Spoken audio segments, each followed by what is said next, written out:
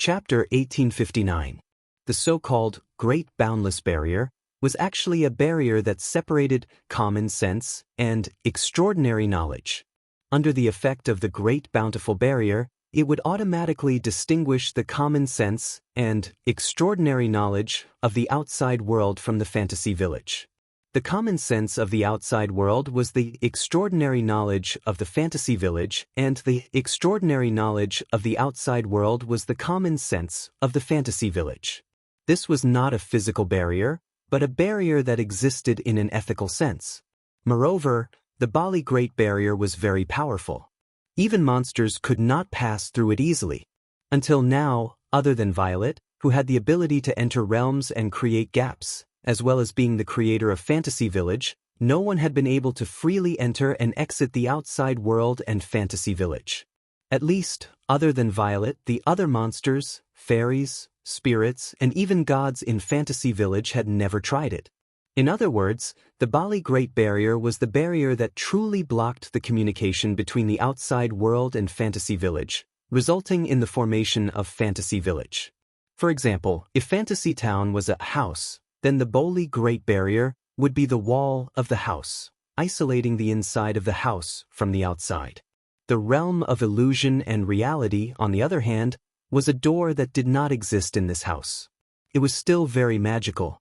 It would automatically lead to the door of the house.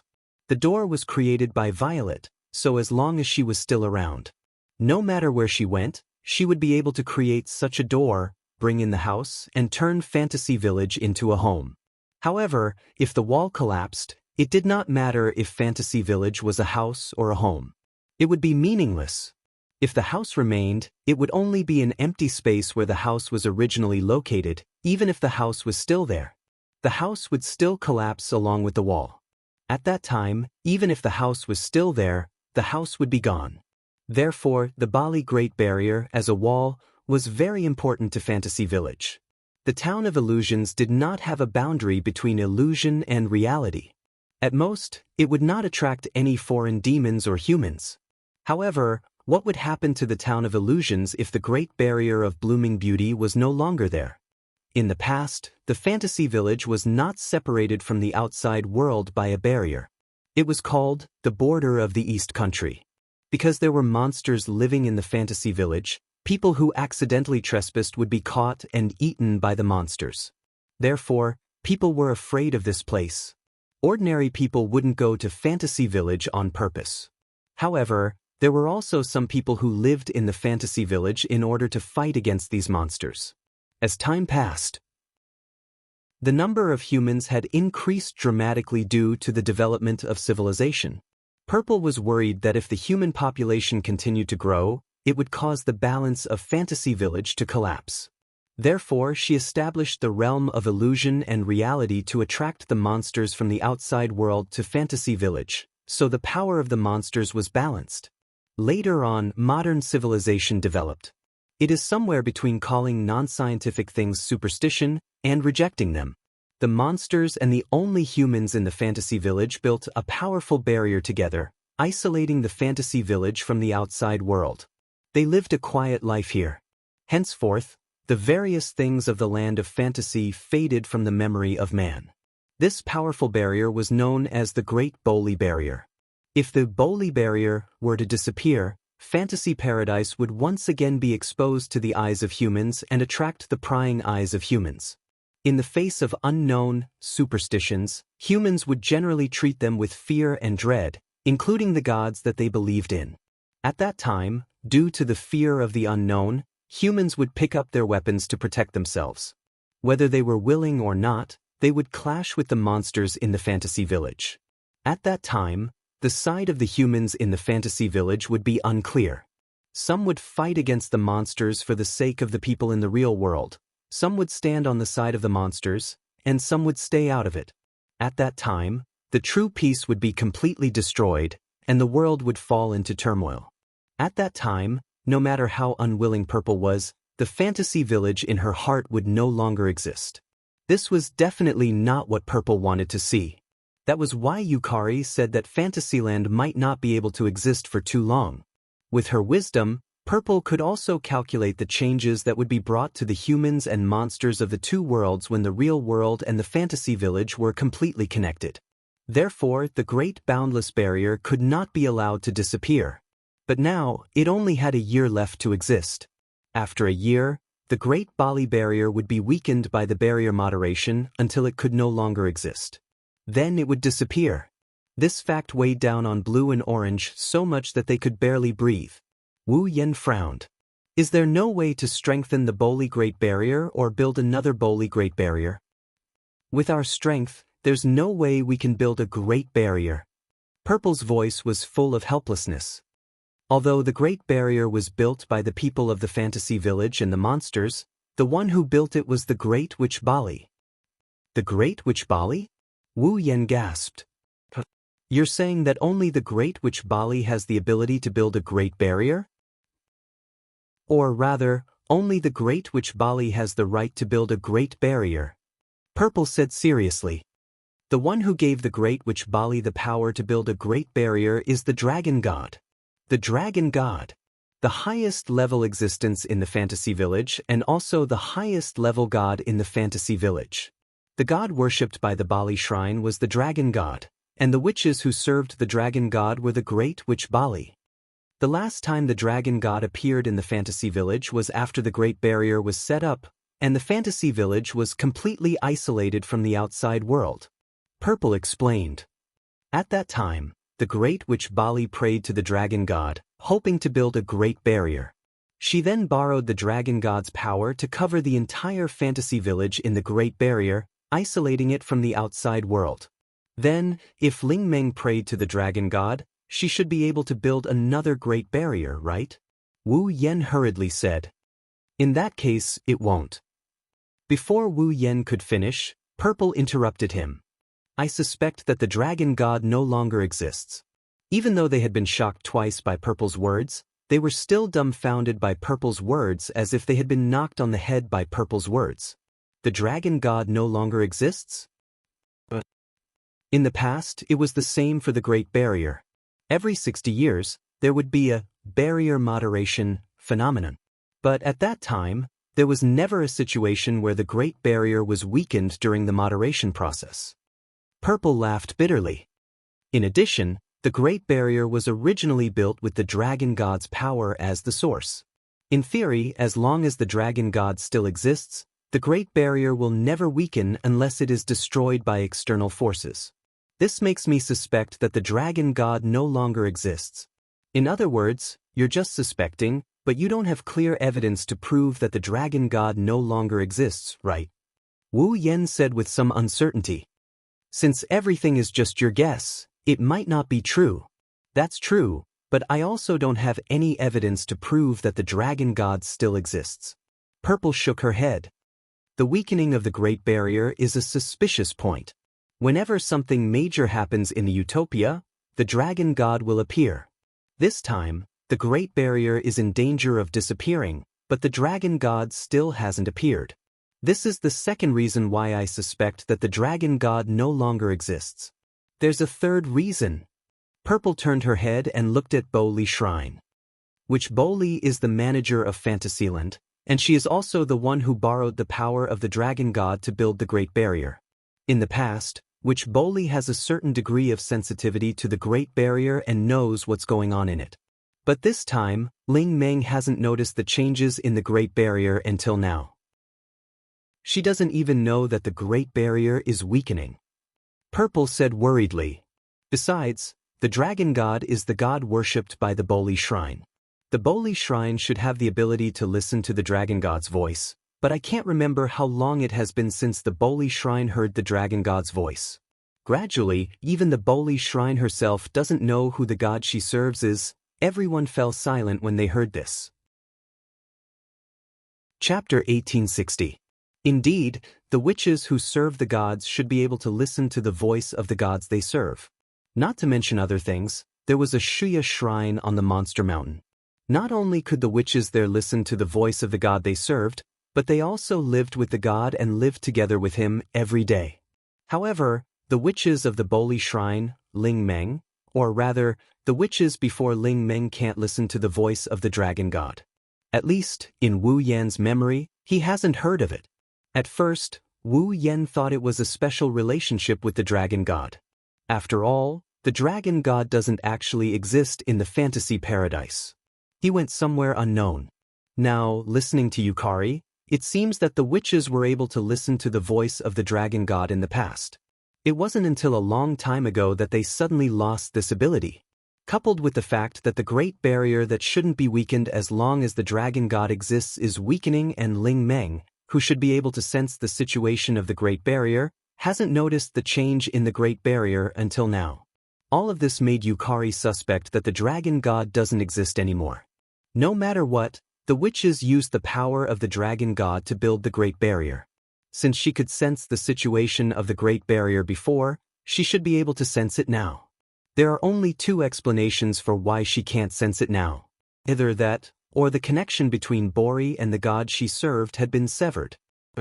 It was the god who gave Boli the power to build the Great Barrier, and the god who connected Boli the Great Barrier to the Great Barrier could no longer maintain this connection.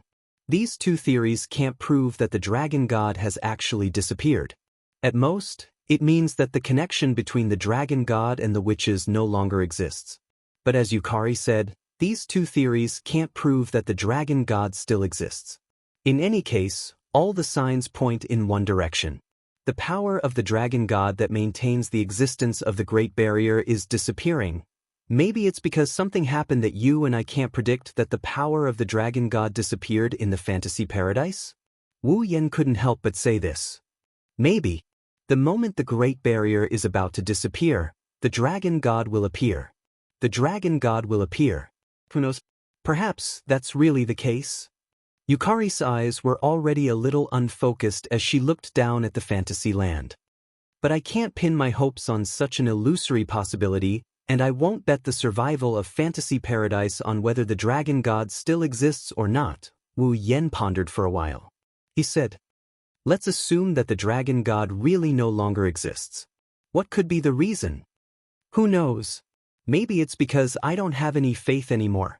Violet shrugged, pretending to be relaxed. After all, there are almost no people who truly believe in the dragon god in the fantasy village. Even Witch Boli has begun to forget the god she serves. No one went to the Boli shrine to worship, so the dragon god who had lost his faith disappeared. For the gods, faith was equivalent to the power of existence. Without faith, some would lose all their power, and some would even disappear. The Shia shrine in the Monster Mountain moved to the fantasy land because it couldn't get any faith in the real world. It tried to collect the faith of the monsters in the fantasy land. The dragon god was a dragon, but at the same time, it existed as the god of the fantasy land. If there was no one who believed in the dragon god in the fantasy land, then the superstitious real world would be even more unlikely to have anyone who believed in the dragon god. Perhaps that's why the dragon god disappeared.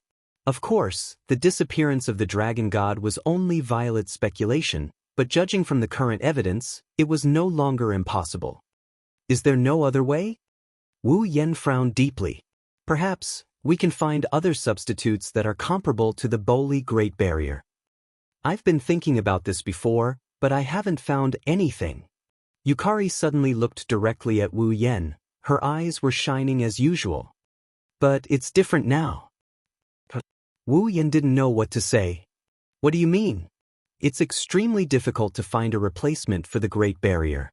At least, I haven't seen one yet. Yukari's gem-like eyes were filled with hope. But, little Yen, you can definitely find one. For a moment, Wu Yan almost didn't react, but after he did, he understood everything. There was something in his soul that was even more magical than the dragon god. System. Yukari couldn't find a replacement, but it didn't mean that the system couldn't find one. It's better to say that the moment I became your summoner, my thoughts were no longer limited to finding a replacement for the Great Barrier and maintaining the status quo of the fantasy paradise. Instead, I had greater ambitions. Ziyu said this sentence as if she was not going to stop until she was shocked to death. I want the fantasy land to become a real world, a world that no longer depends on the real world, a world that can only exist in illusions. This Blue and Orange didn't understand Yukari's words. Wu Yen was the only one who trembled. He looked at Yukari, who was staring at him with a shocked expression, and he blurted out in shock. "Don't tell me you want me to turn the fantasy land into a real world? What's so strange about that?" Yukari smiled. "Since there are so many dungeon worlds, little Yen, it's not impossible for the fantasy land to be separated from this world and become another one, right? Are you kidding me?" Wu Yen almost laughed out loud. "Do you really think the system has a way to create a new world? Or do you think I have that kind of ability?" "That's right. I think you have the ability to do that." Wu Yen was stunned again. Blue and Orange were at a loss again when Yukari nodded her head in agreement. "It's not just because of the system. Xiao Yen, there are no god-level powerhouses in the instance worlds. You know this very well. Even the dragon god isn't a god-level powerhouse. As for you, sooner or later, you will become a god-level powerhouse. With the system's help, little Yen, are you sure you don't have the ability to create a new world?" Yukari's words were filled with anticipation for Wu Yen. "You're underestimating your chances, little Yen. You're destined to soar to the top the moment you got the system. You're destined to reach a height no one can reach." This was Yukari's expectation for Wu Yen. Yukari might have been planning this from the moment she became Wu Yan's summon. She wanted Wu Yen to save the fantasy land that was about to disappear. She even wanted the fantasy land to be like the dungeon worlds Wu Yen had been to, a real world. At that time, Violet would no longer have to worry about what would happen to the fantasy village, nor would she have to worry about its destruction. By then, destroying the fantasy land would be as difficult as destroying an entire world. "I see." Wu Yen laughed bitterly. "I was a fool. How could the sage of the shifter, Yakumo Yukari, help me just because we're fused? Not only did she help me get rid of the Beast King, she even stood by my side." Wu Yen thought that with Yukari's shrewdness and intelligence, she wouldn't protect them when they first met. Even in the fantasy land, there weren't many people who could make Yukari do that. When they first met, he even took Yukari's life. How could he be worthy of Yukari's help? During that time, Yukari got along really well with them. She even acted like an elder sister and took care of them. She even gave Wu Yen advice. Now, Wu Yen knew that Yukari had been planning this earth-shattering event since then.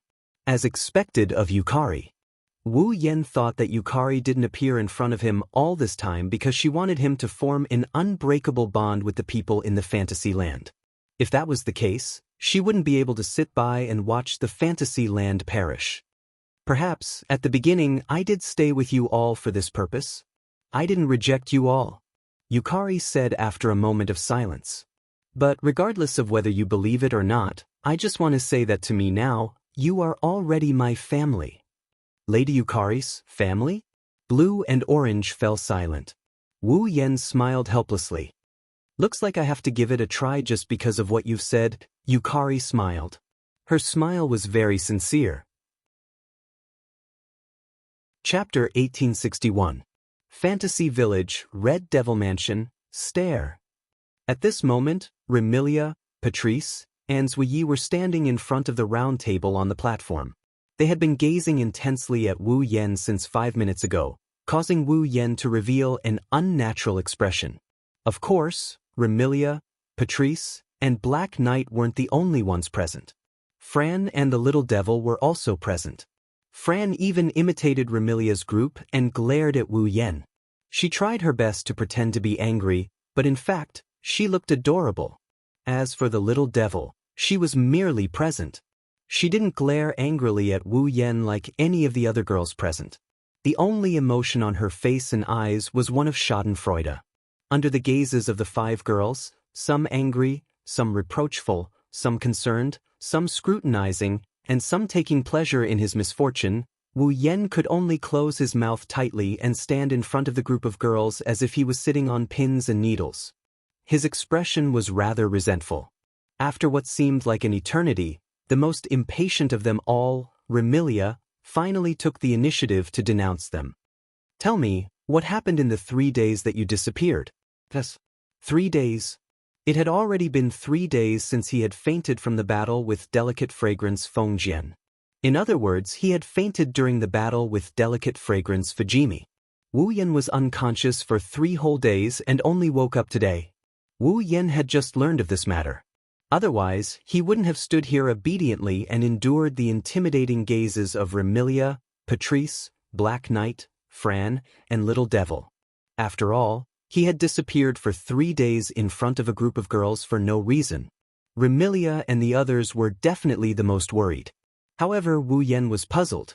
Before I return, Ziming had clearly told her that before bringing her back to the Ba Yun family, she had already greeted the people from the Red Devil Mansion. Why were Remilia and the others still denouncing her? The people from the Yakumo family only said that you will be staying with them for a few days. He seemed to have seen through the doubts in Wu Yan's heart. Patrice replied with her usual indifferent tone. He answered Wu Yan's question. But what exactly is the reason? But he didn't explain anything at all. So that's how it is. Wu Yan was slightly relieved and scratched his cheek. Actually, it's not a big deal. Hence, Wu Yan told Remilia and the others everything that had happened after he left the Red Devil Mansion and went to the Sunflower Field 3 days ago. Although he said it as it is, he still knows how to hide some things that shouldn't be said. For example, the Great Barrier of Fantasy Town would collapse in a year. For example, Ziming suspected that the dragon god no longer existed. For example, Ziming planned to borrow Wu Yan's power to let Wu Yan create a world of his own and transcend from this world. In short, other than the conversation he had with Yukari in the sky above Gensokyo, Wu Yan basically told her everything he could. When they heard that Wu Yan fought with Yu Xiang, other than Fran who was at a loss and didn't know who Yu Xiang was, the rest of the girls were shocked. The Yu Xiang you're talking about, is it the flower demon in the sunflower field? Patrice didn't hide her shock. You actually fought with her? Oh! Seeing the shocked expressions of Remilia, Patrice, and Sanyi, other than Fran, Wu Yan raised an eyebrow. It seems like you all know Yu Xiang. We've only heard of her, we've never seen her before. Remilia raised her hand and curled her lips. I heard that the flower demon is on the same level as the demon sage in Fantasy Town. Lord Bai, did you really fight with her? Zuiyi seemed to know about delicate fragrance Feng Jian's terrifying strength and showed a concerned expression. Could it be that you stayed in Yakumo's house for 3 days because you were injured? Big brother is injured?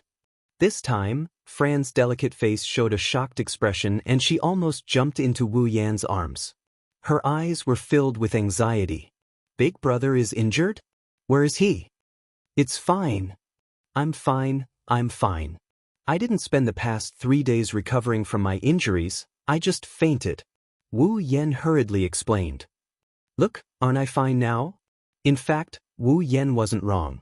With Wu Yan true ancestors' regenerative abilities, the injuries he sustained during the battle with Yuka Fujimi were all healed up.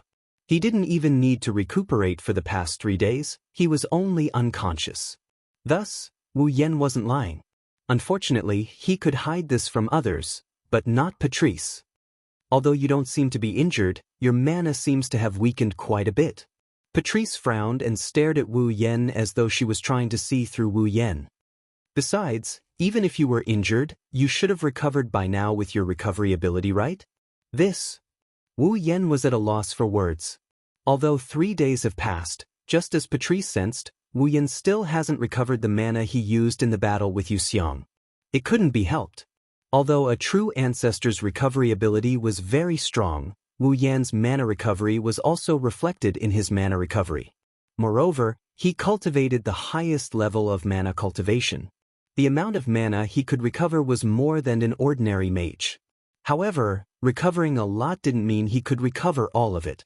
Wu Yan's mana can only be described as an ocean. If his mana was converted to water, then even a real ocean wouldn't be able to compare to the amount of mana he has in his body. So much mana, but in the battle with delicate fragrance Fujimi, almost all of it was consumed. Under such circumstances, how could it be so easy to recover so much mana? Even with Wu Yan's astonishing mana recovery, he only recovered about 30% of his mana in 3 days. However, this wasn't a bad thing. After such a large consumption and recovery, Wu Yan's mana would definitely reach a new height. Thus, Wu Yan let his mana recover on its own while he enjoyed a leisurely time. In any case, even 30% of his mana was enough for Wu Yan to squander. Who would have thought that Patrice would see through it and catch a ready-made one? Well, it's just that the consumption is a bit high.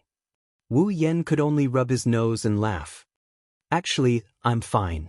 You guys are the ones who are worrying too much. That better be the case. Remilia turned her head away and muttered softly. However, since she dares to bully my Scarlet Fiend Mansion's people, shouldn't I go over and teach her a lesson? Hearing this, the others didn't say anything, but Wu Yan was frightened. Where did Remilia get the confidence to say that she wanted to teach Delicate Fragrance Feng Jian a lesson? That's the Flower Lord of 4 Seasons, the strongest existence in Fantasy Village. Even after leveling up, Yukari only had a 50% chance of victory. She's a terrifying opponent that I can't defeat even if I go all out. This Remilia is only at the 9th rank. If she can't even defeat me in my normal state, how can she deal with an opponent that I can't defeat even if I go all out? I'm afraid that if they really go over, Remilia won't be teaching the other party a lesson. Instead, she'll be delivering fertilizer. My little lady, please don't be rash. Wu Yan bitterly smiled. I don't want to go to Sun Garden to save you. This time, I won't be able to defeat you, Xiang. Wu Yan lost to Fujimi Yuka when he was at full power. Now, he only has 30% of his mana left. If he were to fight Fujimi Yuka, he would lose without a doubt. If even Wu Yan is like this, there's no need to even mention Remilia. Even if the entire Scarlet Fiend Mansion comes out, the result won't change at all. It's the same even with Fran. It isn't that Remilia, Patrice, Xiao Yi, Fran, and the others are too weak. It's that Yu Xiang is too strong. Who needs you to save me? Remilia was slightly angry. A mere flower demoness, boom. As soon as this sentence left Remilia's mouth, a shocking explosion echoed in the Scarlet Fiend Mansion's hall. Chapter 1862. Boom. With such a huge explosion, the door of the Red Devil Hall suddenly exploded, rolling up thick smoke and fire. In an instant, it enveloped the entire hall of the Red Devil Hall. It didn't stop spreading until it reached the stairs. 3W, who's there? Remilia, Patrice, Little Devil, and Little Devil were startled. Shortly after, Remilia revealed a furious expression. Someone actually came to cause trouble in the Red Devil Mansion? Patrice, Little Knight, and Little Fiend seemed to have the same thought. They looked at the entrance of the Scarlet Devil Mansion with vigilance, indifference, or fear. Only Fran seemed to have encountered something fun. Her red eyes were filled with excitement. Not to mention the young ladies, even Wu Yan knitted his brows slightly. He turned around and gazed at the entrance of the Red Devil Mansion. But shortly after, he revealed a startled expression. At the entrance of the Red Devil Mansion that was engulfed in smoke and flames, a figure emerged from the smoke and flames and appeared before everyone's eyes. The owner of the figure had eye-catching emerald green curly hair. She wore a waistcoat with red and dark red checkered patterns and a knee-length skirt of the same style. She wore a yellow bow tie and a white long-sleeved shirt underneath the waistcoat. The young lady stood in the smoke and flames as though she was blocking the light that wasn't beneficial to her body. She held a parasol and sauntered into the hall. She scanned the surroundings with her red eyes and shifted her gaze to the platform at the end of the stairs. When she saw Wu Yan standing on the platform at the end of the stairs, the girl's bored eyes lit up and a gentle smile appeared on her face. Found you? It's you? Wu Yan was astonished. Why you here? Hey, hey! Remilia looked at Wu Yan and she pointed at Yuka Fujimi. Isn't she that flower demoness? The newcomer. It's Delicate Fragrance. That was why Wu Yan was so astonished. As the strongest flower queen in Fantasy Village, Delicate Fragrance Kaze could be said to be the embodiment of the strong. Not only did she like to be alone, but she also never went to any meaningless places. According to Wu Yan's understanding, Delicate Fragrance Feng Jian would only move about in his sunflower field territory. At most, he would go to the human realm for a stroll when he was free. When he had nothing to do, he would wander around the Boli shrine. Aside from these 3 places, he basically wouldn't go anywhere else. Feng Jianyu Xiang came to the Red Devil Hall, and from the looks of it, she seemed to be looking for him. Of course, no matter how astonished Wu Yan was, Yukari's entrance was too aggressive. When Remilia, Patrice, Black Knight, and the others realized that she was here to provoke them, they immediately tensed up. The imp already hid behind Patrice. She didn't look like a tamed demon should protect her master. Fran was curiously sizing up Delicate Fragrance Feng Jianyu Xiang. You're that flower demoness who bullied my Red Devil Hall's butler, right? Remilia looked down at Delicate Fragrance Feng Jianyu Xiang with an unfriendly expression. Now you want to provoke my entire Red Devil Hall? Provoke Red Devil Hall? Delicate Fragrance Feng Jianyu Xiang glanced at Remilia and spoke indifferently. I'm not interested. Wah. Remilia's eyes widened. The anger on her face thickened. Are you looking down on my Red Devil Hall? You want me to look up to you? Delicate Fragrance Feng Jianyu Xiang thought for a moment and nodded. Then, are you strong? In other words, if Remilia and the others were strong enough, Delicate Fragrance Feng Jianyu Xiang wouldn't look down on Remilia and the others. On the contrary, if Remilia and the others were weak, Delicate Fragrance Feng Jianyu Xiang wouldn't look up to them. This is Delicate Fragrance Feng Jianyu Xiang. She's a battle maniac who only cares about fighting. Hee hee. Remilia smiled, but there was no smile in her eyes. Scarlet blood mist began to spread from her body. Do you want to try? Do you want to fight me? Delicate Fragrance Feng Jianyu Xiang's expression became a bit more motivated. Then I can play with you. Hearing this, Patrice, Zuiyi, and the others immediately stood behind Remilia. One held a grimoire in one hand and the other held a glittering throwing knife between her fingers. Even the imp stood out and put on a defensive look. Fran also tilted her head and flew up. Seeing that the 2 sides were about to fight, Wu Yan extended his hand and stopped Remilia and the others. He lowered his head and looked at Delicate Fragrance Feng Jianyu Xiang. You haven't answered me. Why did you come to Red Devil Hall? I've already answered. Seeing that the fight isn't going to happen, Yuka Kaze's eagerness disappeared and she looked at Wu Yan. I'm here to find you. Find me? Delicate Fragrance Feng Jianyu Xiang nodded absent-mindedly. Then she seemed to recall something. Oh right, when I came over, this monster guarding the door kept gesturing at me and even rushed over.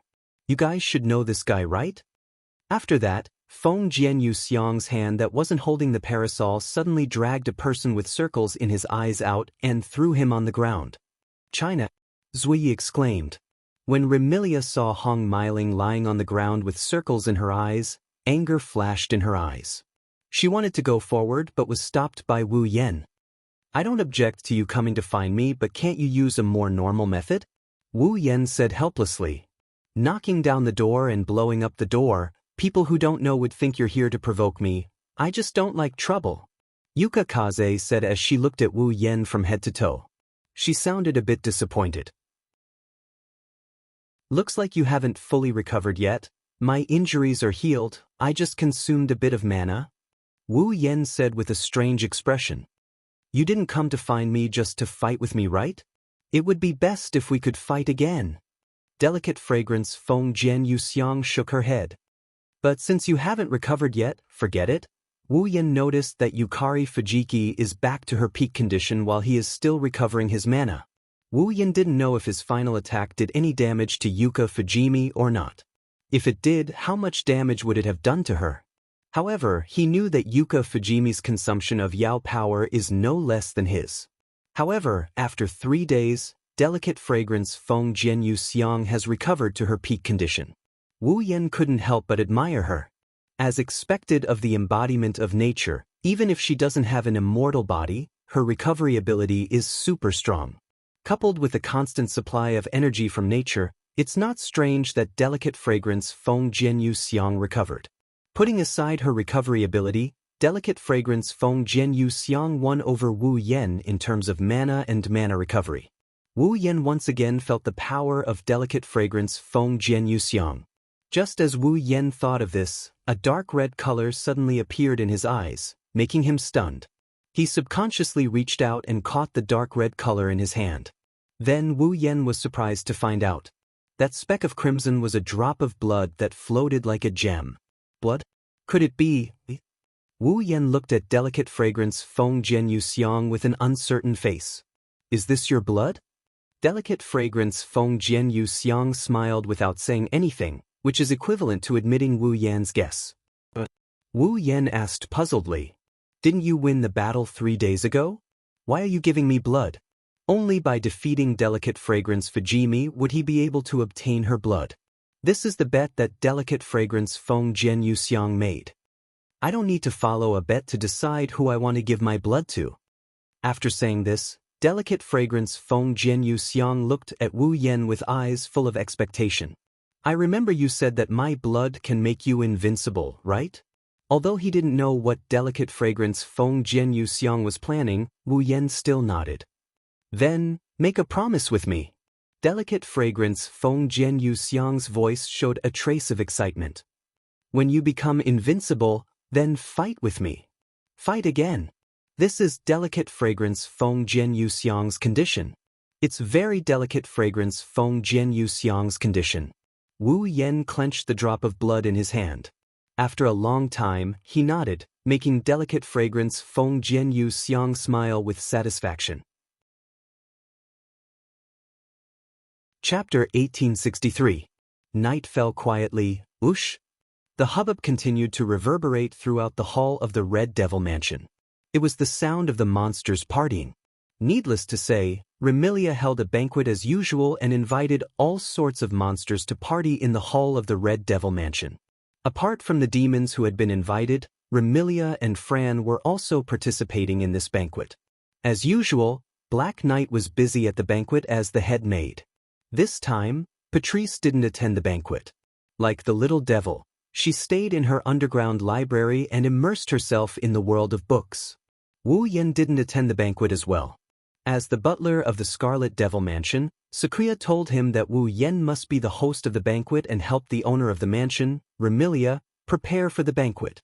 Wu Yan didn't forget about this. Just as Sakria had requested, when Remilia decided to host this banquet, she mobilized all the fairy maids in the Red Devil Mansion to prepare the food and wine needed for the banquet. Then, she sent people to invite the other Yaoma to the Red Devil Mansion to participate in the banquet. However, after all the preparations for the banquet were completed, the Yaoma came by invitation and Remilia brought an excited Fran out. Wu Yan managed to hide his presence from everyone. He left the banquet venue. It wasn't for any other reason but because he wasn't in the mood to attend the banquet. After returning to his room, or rather, the room of Remilia, Fran, and himself, Wu Yan laid on the bed and closed his eyes. The various events that happened in the fantasy village for the past 10 days flashed through his mind. It may sound inconceivable, but even with all the things that have happened, it doesn't change the fact that Wu Yan has only been in Gensokyo for 10 days or so. However, in these short 10 days, many things had happened. Meeting Remilia, Patrice, Black Knight, Spirit Dream, Alice, and the others, inexplicably becoming the butler of the Red Devil Mansion, consuming the medicine of the 8 senses Yonglin and triggering the 7 deadly sins, he got to know Gu Ming's Di-Ju and Gu Ming's Di-Love. He had sex with Patrice and Alice. Indirectly leading to the collapse of the Bori Shrine, she fought with the strongest Lord of Flowers in the fantasy village. In the end, he also learned from Yukari that the fantasy village was about to cease to exist. One thing after another happened. It was hard to believe that all of this had happened in just a short period of 10 days. Not even a month had passed. And in this period of less than a month, Yi Zichen had already made his move. Wu Yan also encountered all kinds of strange girls in Fantasy Village. And have more or less. Perhaps it could not be severed, or perhaps it was a bond that they had only met once. Now that he thought about it, Wu Yan still felt that it was somewhat inconceivable. However, the Fantasy Village was an incredible place. What's so strange about some inconceivable things happening? Of course, there were inconceivable things, but there were also things that should be done as a matter of course. Thinking until here, Wu Yan opened his eyes and raised one of his hands. On the hand, 5 drops of crimson, crystal clear, and beautiful blood that looked like gems were floating on top of it. Beep. Detected blood essence containing power of fantasy, X1. Beep. Detected blood essence containing power of realm, X1. Detected blood essence containing power of eternity, X1. Beep. Detected blood essence containing power of nature, X1. Detected blood essence containing power of time, X1. Ding. Obtained blood essence containing power of fantasy, X1. Blood essence containing power of realm, X1. Blood essence containing power of eternity, X1. Blood essence containing power of nature, X1. Blood essence containing power of time, X1. Ding. Congratulations to user for completing Demigod Path's 4th phase quest. Ding. Demigod Path's 4th phase quest completed. User can now choose to leave the current dungeon world at any time. The dungeon world is now open to user. Upon entering the dungeon world again, the system will no longer issue any more dungeon quests. User can now enter and exit the dungeon world at will. After bringing Fran back to the Red Devil Mansion and battling with Remilia and Black Knight, Wu Yan obtained a drop of blood essence containing power of time from Black Knight's body. After going through the root of the 7 sins, Wu Yan entered the Forever Pavilion. He turned Kagaya of Penglai Mountain into his summon and obtained a drop of essence blood imbued with the power of eternity from Kagaya. With the help of Remilia, Patrice, and Black Knight, Wu Yan obtained a drop of blood essence containing power of fantasy from Red Dream. After the battle with Fengjian Yuxiang personally came to the Red Devil Mansion and gave Wu Yan a drop of blood essence containing power of nature. Not long ago, during the conversation with Yukari also gave Wu Yan a drop of blood essence containing power of realm before she left. Now, the quest items for the Demigod Path's 4th phase quest, the 5 drops of blood essence containing power of mystery, have all been obtained. Wu Yan's Demigod Path's 4th phase quest is finally completed. This means that Wu Yan's goal of reaching the pinnacle of the demigod realm has taken a huge step forward. Wu Yan's thoughts seemed to have drifted to another world as he held the 5 drops of blood in his hand. His eyes that were looking at the ceiling gradually became unfocused. What's wrong? At this moment, a familiar voice resounded from the side and entered Wu Yan's ears. Reluctant to leave Fantasy Paradise? In the corner of the room, right next to the bed Wu Yan was lying on, a pitch-black crack filled with ferocious eyes appeared in the space. Yukari, holding a paper fan, sat inside leisurely, only half of her body poking out. Like Wu Yan, she was looking at the ceiling. Although I want to tell you that it's not necessary, I'm not confident that I won't feel reluctant to leave Fantasy Paradise. Isn't this what you want to see as well? Wu Yan didn't look back, his voice was full of confusion. You want me to like Fantasy Paradise or something? Of course I'm happy that you like Fantasy Paradise. Yukari covered her mouth and smiled. However, if you don't want to leave, it will be quite troublesome for us. In another year, Fantasy Paradise will usher in the 60th anniversary of the Great Barrier's change. At that time, the Great Barrier that could no longer withstand the weakening of the barrier moderation phenomenon would collapse directly, connecting Fantasy Paradise to the outside world and causing unimaginable turbulence in the 2 worlds. A year's time was neither long nor short. For a great monster like Yukari who had lived for thousands of years, it was naturally not much different from a minute. For Wu Yan, if he didn't want to leave Fantasy Paradise and stayed in Fantasy Paradise, this year would pass very quickly. Yukari was counting on Wu Yan to turn Fantasy Paradise into a world for her. In order to do that, Wu Yan had to first become an existence that surpassed the Dragon God. That was a god-level powerhouse. If Wu Yan couldn't become a god-level powerhouse before then, Yukari would indeed be troubled. Are you rushing me? Wu Yan said helplessly. There's no need to rush, right?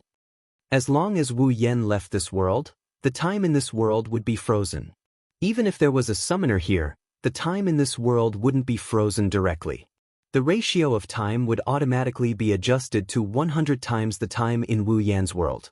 That was, if Wu Yan spent 100 days in another world, only one day would pass in fantasy paradise. If a year passed in fantasy paradise, almost 100 years would have passed in Wu Yan's world. Using 100 years to become a god-level powerhouse? Wu Yan was still somewhat confident. "I'm not rushing you," Purple said with a smile that made people unable to figure out what she was thinking. "I just saw that you seemed to have something on your mind, so I came over to chat with you."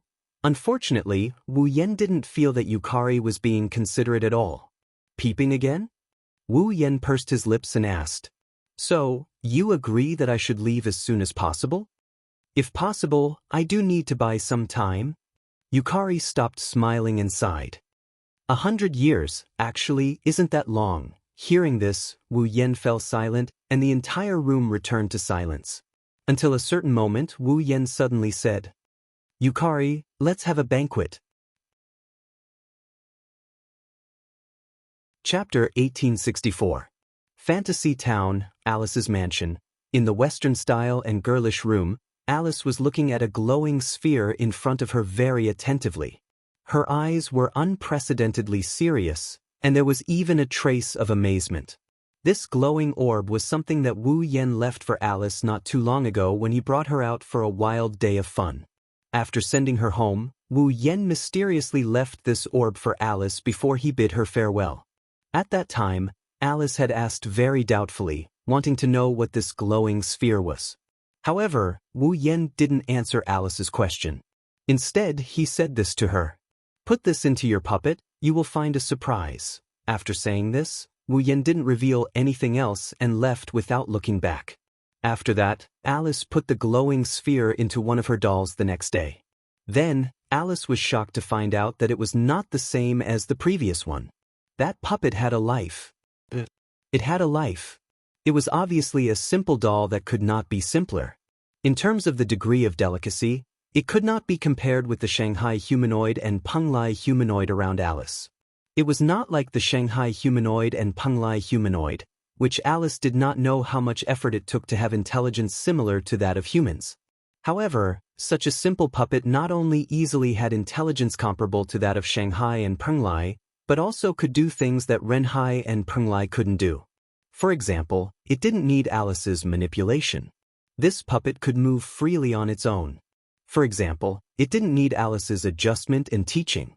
This puppet could speak human language by itself, which was something that Renhai and Penglai couldn't do. For example, it didn't need Alice's guidance. This puppet could distinguish what it could do and what it couldn't do. It could also read and learn. What was even more amazing was that once, Alice also saw that the puppet had a desire for the food it ate. If it wasn't for the fact that this puppet didn't have a digestive system and its body was full of wood, it would probably be able to eat. This series of behavior was extremely human. Some couldn't even be done by Renhai and Penglai. It didn't need Alice's personal manipulation. He was completely self-disciplined, as if he had a real life. How could this not shock Alice? Unfortunately, it was just a simple puppet. Even if it had life, its body couldn't support it to carry out so many human-like actions, and it broke down after a few days. Although Alice felt that it was a pity, fortunately, the glowing sphere was still there. So, Alice quickly took out the glowing sphere and studied it from the morning until now. The more she studied it, the more surprised she was. This was because Alice discovered that this glowing sphere seemed to have the same effect as the Book of Witchcraft. There were spells recorded in the grimoire. If a mage had a grimoire, they could inject magic into the grimoire. They didn't need to cast the spell themselves to be able to use the spells recorded in the grimoire. This glowing sphere was the same. It seemed to contain some kind of magic. It was because of this spell that the doll with the glowing sphere had life. In other words, if the glowing sphere was compared to a magic book, then the magic recorded in it would be the magic of life. Alice was shocked and excited at the same time. What shocked Alice was that she had never heard of any magic that could bring about life. Alice was excited because she saw a bright path ahead. Alice knew that if she could research this magic of life, then all her dolls would be able to have life in the future. It wasn't hard to imagine how attractive this was to Alice, who had always wanted to develop a fully autonomous humanoid with life. However, Alice found that it was more difficult than she thought to research the magic in this glowing sphere. After all, this glowing sphere wasn't like the Book of Witchcraft that could be opened directly. Although the mage's magic attainments had to reach a very high level in order to read the original Book of Witchcraft, this glowing sphere in front of her didn't even have the means to open it. So, how should she research this magic of life? Alice was a little distressed. After a long time, she made this decision. Let's put it in another doll first and see if I can get some inspiration from studying that doll. After making up her mind, Alice's hands started to itch for the first time in a long time. In front of her was a magical item that could bring life to a doll. And the next doll she made would be able to obtain life through it. Although this doll with life wasn't completely created by Alice alone, it had always been Alice's dream to create a doll with life. Now, knowing that the next doll she made would have life, even if it wasn't all by herself, Alice was very excited. And of course, this time, Alice wouldn't make a simple doll. Since it's a doll with life, then at least the degree of delicacy should be on the same level as Shanghai and Penglai. With that said, Alice picked up the glowing sphere. At this moment, the door of Alice's room was pushed open with a loud, dong, sound. At the same time, a loud voice rang out. "Alice, I'm here to see you." The sudden muffled sound and shout gave Alice a fright. Her hand trembled, and the glowing sphere flew high up into the air. It was as if Alice had thrown it out. "Ah!" Alice cried out in shock. It was as if she could see this most important prop breaking into 7 or 8 pieces like a porcelain bowl. Her cry was filled with fear. Fortunately, the direction the glowing sphere fell towards was none other than the entrance to Alice's room. So Wu Yen, who wanted to give Alice a surprise, just opened the door and saw a familiar glowing sphere flying in his direction. Wu Yen subconsciously caught the glowing sphere in his hand and said in confusion, "Isn't this Eve's heart?" This is the Eve's heart that Wu Yen made for Alice. I say, Alice. Wu Yen looked at Alice, who was patting her chest with dissatisfaction. Even if you don't like my gift, you don't have to throw it away, right? Who wants to throw it away? Alice stepped forward and glared at Wu Yen fiercely. Then, she carefully took the Eve's heart. I can't wait to treasure it. After saying that, Alice checked the Eve's heart in her hand. She didn't breathe a sigh of relief until she made sure there were no cracks on it. Seeing this, Wu Yen was a little happy but also a little unhappy. Of course, he was happy because Alice was satisfied with her gift. Moreover, the gloomy look from before had completely disappeared. Now, she was not much different from before she had sex with Wu Yen. Obviously, Alice has gradually walked out of this matter and calmly faced it. As for the dissatisfaction, naturally, it was because after he came, Alice still paid attention to Eve's heart and ignored him. Sigh. Wu Yen became melancholy. When you have a doll, you lose your husband. Alice's pretty face blushed, but she pretended not to understand and changed the topic. This time, what's the matter? If you want to talk about something, there is indeed something. Wu Yen scratched his cheek. I'm here to invite you to a banquet. A banquet? Alice paused for a moment. If there was one thing that was most famous in Fantasy Village, it would be banquets. Be it when Witch Boli was dealing with the mutation, or when some demons or humans were bored, they would hold 1 or 2 banquets to pass the time, or in the name of celebration. Alice likes to attend all kinds of banquets. Thus, when she heard that Wu Yen is here to invite her to a banquet, she nodded nonchalantly. Got it. When is the banquet? Let me know, I'll be there. Looking at Alice's nonchalant attitude, Wu Yen got even angrier. The banquet he held before leaving Fantasy Village was ignored by his own woman just like that? Looks like it's been too long since she was taught a lesson. At an angle that Alice couldn't see, Wu Yen smiled sinisterly and quietly closed the door. Ah! The next moment, Alice's scream rang out. It didn't take long for it to turn into panting and begging for mercy. Chapter 1865. Underground World, Earth Spirit Hall. In Gu Ming Diju's room, at the center of the room, Gu Ming Diju was holding a book and reading it with great interest. To Gu Mingdiju, who could directly read minds and know what others were thinking, even knowing the darkness in many people's hearts, reading was a very meaningful thing. This was because Gu Ming could only understand the content of the book through reading. It was not like when he was facing a human, where he could naturally know what the other person was thinking as long as he opened his third eye. Therefore, reading was one of Gu Ming's favorite activities. There was no other activity like reading. Compared to Gu Mingdiju, who was immersed in the world of books, Gu Mingdiju seemed to be entertaining himself. While Gu Mingdiju was reading the book with great interest, Gu Mingdiju's love was lying on the floor of Gu Mingdiju's room. She didn't care whether her clothes were dirty or not. She stared at the cat with fire on its tail in front of her with big, round, beautiful eyes wide open. That was the famous fire cat in the underground world. The fire cats in Earth Spirit Hall were all Gu Mingdiju's pets. It could also be said that they were Gu Mingdiju's pets. At this moment, Gu Mingdiju was chatting with the fire cat in front of her to pass time. "Hey, why do you have fire on your tail?" "Meow." The fire cat tilted its head and looked confused. Although this fire cat could not turn into a human like the fire cat Phosphorus, it already had the basic intelligence. It was not just this fire cat. In Earth Spirit Hall, Gu Mingdiju's pets all had a certain level of intelligence. Otherwise, why would Gu Mingdiju's love let his pets do all the work in Earth Spirit Hall? Therefore, this fire cat could understand Gu Mingdiju's words. Unfortunately, although it could understand, it could not speak. It could not speak. It didn't know how to do that. It could only give the simplest answer. Of course, such an answer was basically, other than Gu Mingdiju, who could directly read its heart, it was unlikely that anyone else would know what it meant, including Gu Mingdiju. "What is meow?" Gu Mingdiju expressed that the two languages did not seem to be from the same country. She tilted her head. His face was filled with doubt. "Will there be fire in your tail if you say meow?" "Meow." "Meow, Lien Lien is meowing, but there is no fire in her tail. Meow." "I almost forgot that Lien Lien doesn't have a tail. Meow." Meow. Why is it still meow?" Lien Lien started to pout, her face filled with dissatisfaction. "Don't you want to talk to Lien Lien?" Meow.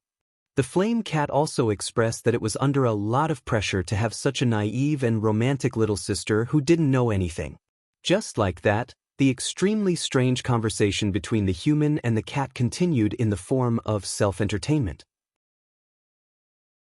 Other than the man and the cat, the only person present, Gu Mingdiju, did not notice this rather annoying scene at all. It was not that Gu Mingdiju did not care about his sister, but first of all, Gu Mingdiju's attention was completely focused on the book in his hand, so she did not have the spare energy to pay attention to anything else. Secondly, that was also the reason why Gu Mingdiju had fallen in love with her. Gu Mingdiju had sealed his soul and had the ability to control his subconscious. Gu Mingdiju's sense of existence was originally weak, so even if she passed by people's sight, it was possible that she would not be noticed. Because of this, and because Gu Mingdiju's attention was focused on the book in his hand, so even if Gu Mingdiju's voice and the cat's meowing were echoing in the room, Gu Mingdiju did not notice. From various aspects, this was indeed a very strange scene. At least, he directly came to the room with the magic of space transfer. Wu Yen, who had just come out of Alice's room, saw this scene and was speechless for a long time. If one looked carefully, one would notice that there was a lingering trace of joy between Wu Yan's brows. It was the lingering pleasure after he did something inexplicable to Alice under the circumstances of not knowing whether it was punishment or venting his dissatisfaction in his heart. Now, when he saw this strange scene in front of him, the lingering pleasure quickly disappeared, leaving behind only an expression of not knowing whether to laugh or cry. After a while, Gu Mingdiju, who was still bored talking to the flame cat, noticed that there seemed to be another person in the room. She turned her head and looked in the direction of Wu Yen. Then her eyes brightened, and she jumped up happily and cheered out loud. "Brother! Brother?" No matter how he did not notice the existence of Gu Mingdiju could not hear Gu Mingdiju's loud voice. Then, Gu Mingdiju raised his head in confusion and looked forward. Then he saw Gu Mingdiju's face was full of excitement, and she rushed to Wu Yan. Suddenly, Gu Mingdiju was stunned. When he found that it was Wu Yan, his eyes also brightened. He put down the book in his hand and stood up with some surprise. "Brother!" Gu Mingdiju jumped in front of Wu Yan excitedly, looking at Wu Yan with big sparkling eyes. Her eyes were full of joy. "Is it you? Did you come to see Diju?" Looking at Gu Mingdiju's strangely happy and cute look, Wu Yan could not help but smile. He reached out his hand and touched Gu Mingdiju's little head. I came to see you guys. Are you happy?" "Happy." Gu Mingdiju also reached out her hand and hugged Wu Yan's leg like a koala bear, laughing softly. Keeping the look of touching Gu Mingdiju's head, Wu Yan raised his eyes and looked forward.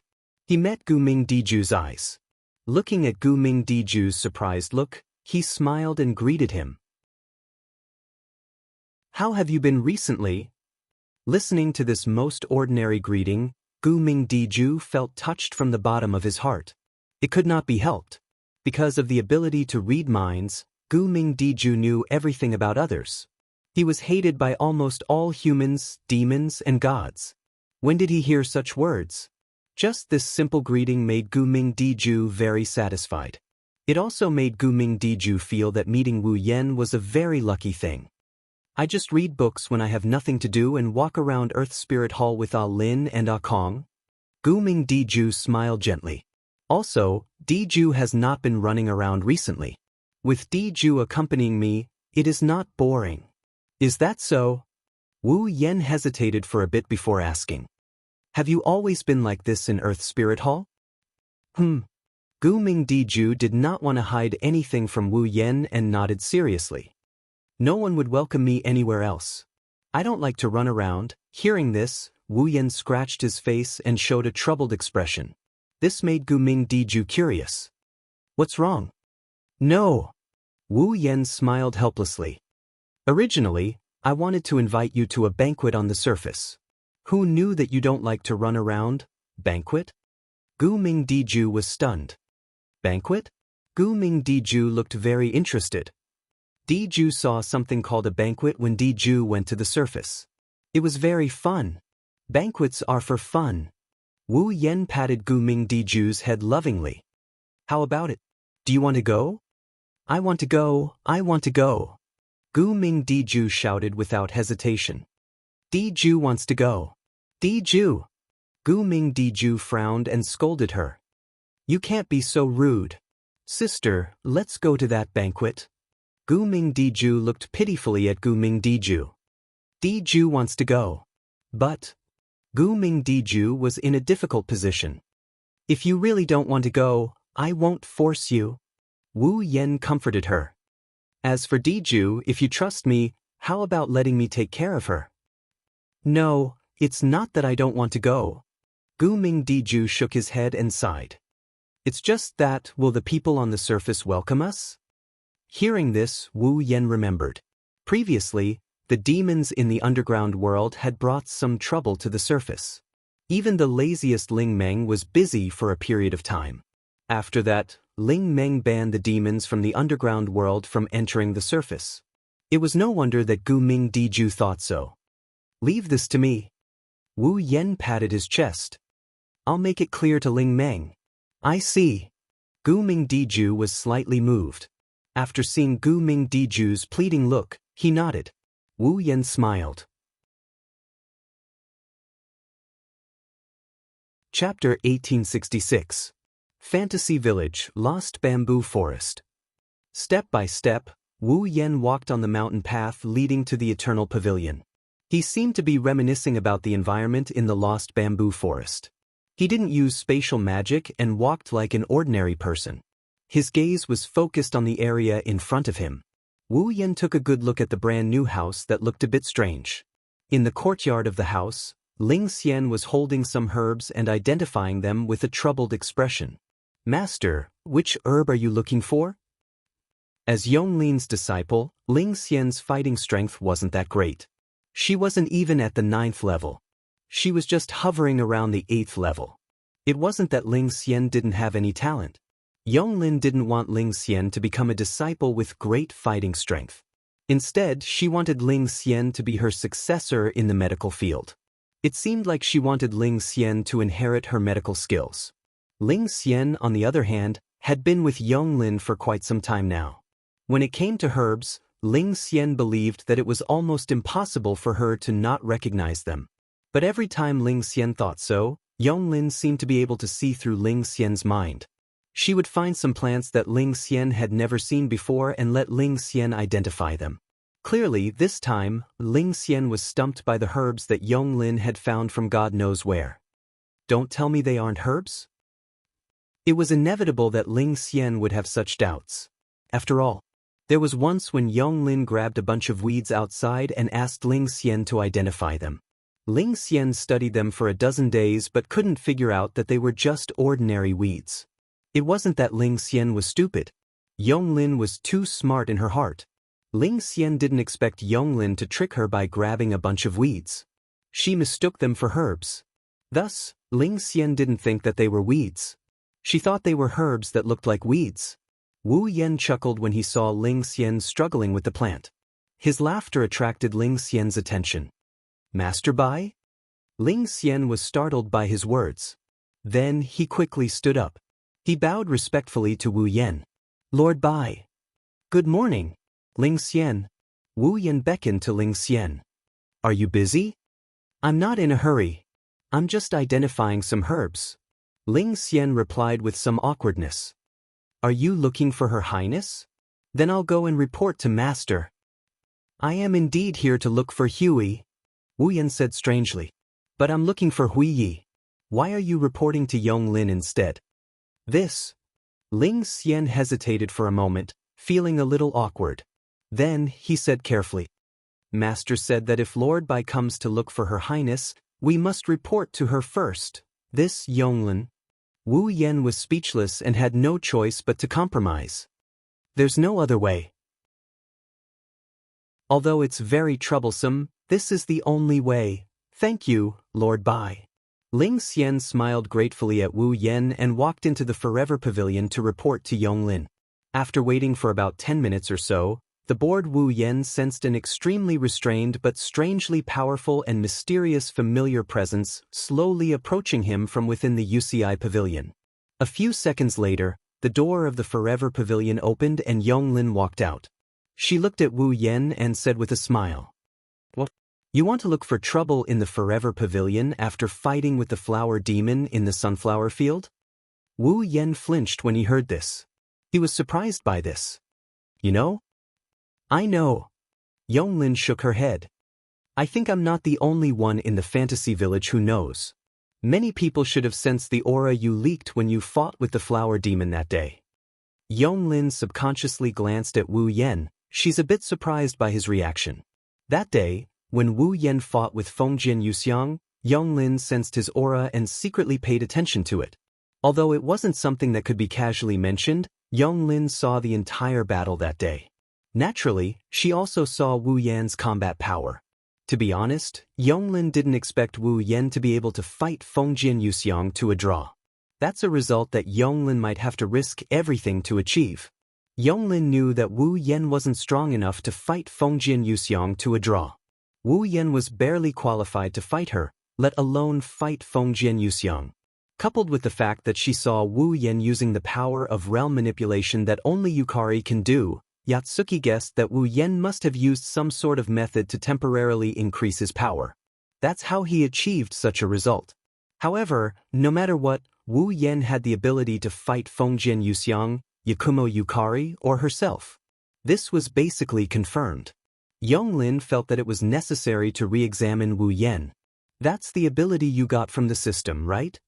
Yonglin looked at Wu Yan with eyes that seemed to be able to see through people's hearts. The method that allows people to temporarily gain power beyond their own and Yakumo Yukari's ability. Wu Yan smiled awkwardly when he saw Yonglin's eyes that looked like she wanted to dissect him. Rather than saying that I got it from the system, it's better to say that I got it from my own blood. Bloodline? Yonglin narrowed her eyes slightly. Vampire's ancestor? You even know that? Wu Yan was puzzled by her reaction. Since you know everything, why are you still asking me? If I could really know everything, I wouldn't have let you have such a relationship with the princess. Yonglin's tone was a little cold. It's just that I've seen a creature of the night just like you over the eons. I don't know how long ago. Have you seen the ancestor? Wu Yen mused for a bit before he finally said something like that. Have you seen the dragon god? Dragon god? Yonglin didn't expect Wu Yen to ask such a question. She frowned slightly. You mean the dragon god in Fantasy Village? You must be one of the oldest existences in Fantasy Village, right? Wu Yen stared at Yonglin. The dragon god appeared in Fantasy Village for the last time when Bori was building the barrier. If it's you, you must have seen the dragon god, right? Fantasy Village used to be a remote place in the world before it was isolated from the outside world.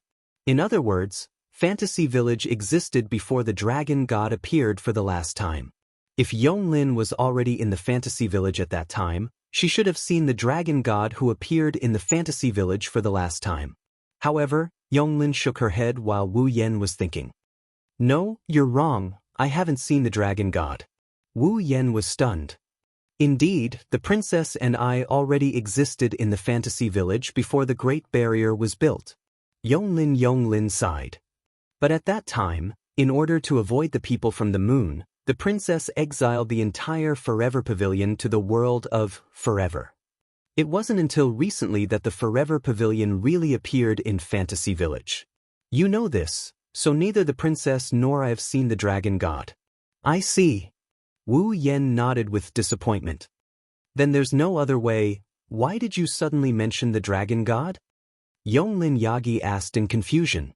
You're not the kind of person who would miss the gods that are almost forgotten by everyone, right? Well, there are all kinds of reasons. Wu Yen said perfunctorily, then smiled bitterly. By the way, I'm here for Kagaya. Where is she? You're looking for the princess because of the banquet, right? Yonglin glanced at Wu Yen. That crow seems to have gotten the news from somewhere and is spreading it everywhere. The Forever Pavilion also got the news, so you don't have to run around anymore, just go back and prepare. Paparazzi? Wu Yen was stunned, then pursed his lips. I almost forgot about her, I should have just let her invite her, so I don't have to run around. Just like that, the news that a grand banquet was about to be held spread throughout Fantasy Town. The venue of the banquet was Bori Shrine. Chapter 1867. Fantasy Village, Bori Shrine. Today, early in the morning, there were people flying in from afar and landing in front of the newly built Bori Shrine. In fact, although they were called humans, there were only a few real humans among the many existences that came to the Bori Shrine. The rest were all monsters, fairies, spirits, and other races that only existed in fantasy villages. There was only one reason why so many monsters, spirits, and other kinds of existences would fill the open space in front of the Bori Shrine. That is, today, a grand banquet will be held in the Bori Shrine. It was precisely because the banquet was held in the Bori Shrine that so many monsters, spirits, and other kinds of existences came. After all, if there is a place in Fantasy Village that is the most famous, it is definitely the Bori Shrine. Although the Bori Shrine is not the only shrine in Fantasy Village, the importance of the Bori Shrine to Fantasy Village is even more important than the various races that live here. Not for other reasons, just because, without the Bori Shrine, Fantasy Village would not exist. The Bori shaman who managed the Fantasy Village was here. The Bori shaman was also the one who established the Great Barrier and gave birth to the current Fantasy Village. Not to mention, the Bori Shrine also worshipped the highest level god in the Fantasy Village, the Dragon God. Of course not. In Fantasy Village, except for those who have lived for a long time, basically no one knows about the existence of the Dragon God. This was not surprising. The Dragon God had never shown his miracles, unlike the Guardian Arrow Shrine on the Demon Mountain. As long as someone offered faith, the god there would definitely give back a certain miracle. It made people wonder whether the so-called highest-level god in the Fantasy Village really existed. And this is also one of the phenomena that made the Purple Association doubt whether the Dragon God still exists. No one knows whether the god worshipped exists or not. In addition, the Bori shrines, which is lazy all day long. They were cold and indifferent to everyone. On the way to the shrine, monsters that were good at attacking humans would appear from time to time. Due to various reasons, very few humans would come to the Bori shrine to worship. However, this does not affect the popularity of the Bori shrine in Fantasy Village. Even if the god they worshipped was no longer around, there were only a few worshippers. Magus Bo Lee was the manager of Fantasy Village on the surface. Furthermore, she would come out from time to time to deal with troublesome demons and resolve any anomalies. The most well-known place in Fantasy Village was undoubtedly the Bori Shrine. Therefore, even though the Bori Shrine was not very popular, there were still many monsters and even great monsters who liked to visit the Bori Shrine. Needless to say, the moment they heard that the Bori Shrine was going to hold a banquet, basically all the well-known, unknown, powerful, and not so powerful monsters in the Fantasy Village came here in groups of 2s and 3s, filling the open space in front of the Bori Shrine with people. Standing in the hallway of the Bori Shrine, Ling Meng looked at the noisy area in front of her. There were at least a few hundred demons, and Ling Meng fidgeted with her jet black hair, almost causing the huge red bow to fall off. Is it so difficult to spend a few days leisurely? Well, isn't this good? Marissa stood beside Ling Meng. Unlike the resentful Ling Meng, Marissa appeared to be in high spirits. This banquet is sponsored by the little brother from the Yakumo family. You don't have to pay for it. Furthermore, you can eat and drink for free. That's very enviable. We can eat and drink for free, but we can forget about the banquet. Princess Ling Meng did not hesitate to say those words. It wasn't easy for me to rebuild my shrine. What if these guys cause me trouble again? What should I do? It seems that Wenwen and I have been the ones who have been rebuilding the shrine. Marissa laughed dryly and muttered. Besides, it's not like you don't have any benefits. The bow on Ling Meng's head shook slightly and she snorted coldly. However, no matter how one looked at it, it seemed like she was faking it. What are you talking about? Hee. Marissa let out an extremely mischievous laugh. Do you think I don't know? The little brother from the Yakumo family has already paid you for the venue, right? How is that possible? Ling Meng's face stiffened slightly and she put on a fake smile. How could I possibly agree to lend the venue to such a troublesome person? Is that so? It was rare for Marissa to speak in a tone as if she had the upper hand. She was immensely pleased with herself. Stop hiding it, Ling Meng. When the little brother from the Yakumo family came to borrow the venue from you, he said that he would pay you for the venue. Wenwen saw it and told me everything. You can't lie to me. Wenwen? Ling Meng was startled and she clenched her teeth. It's that damned paparazzi again. See if I don't teach you a lesson. Ling Meng, just confess. Marissa patted Ling Meng's shoulder and said in a gentle tone. Why don't I go find the little brother from the Yakumo family and tell him personally that you won't be borrowing the venue for this banquet? You won't be charging him for the venue either. How is that possible? Ling Meng's eyes widened. I am the noble Boli witch. How can I let the gold in my hands fly away? Hearing this, even with Marissa's thick nerves, the corner of her mouth couldn't help but twitch. Let's not talk about the relationship between gold coin and the witch. Just the words noble character and unquestionable integrity, when used on Princess Ling Meng, was already worth pondering over. You actually hid such a big matter from me. On the other side, Remilia was hovering in the air in a corner of the noisy crowd. She angrily shouted at Wu Yen, whose ears were hurting from being yelled at. Why didn't I know that you were planning to hold such a big banquet? Calm down. Calm down. Wu Yen hurriedly waved his hand in an attempt to calm Remilia down.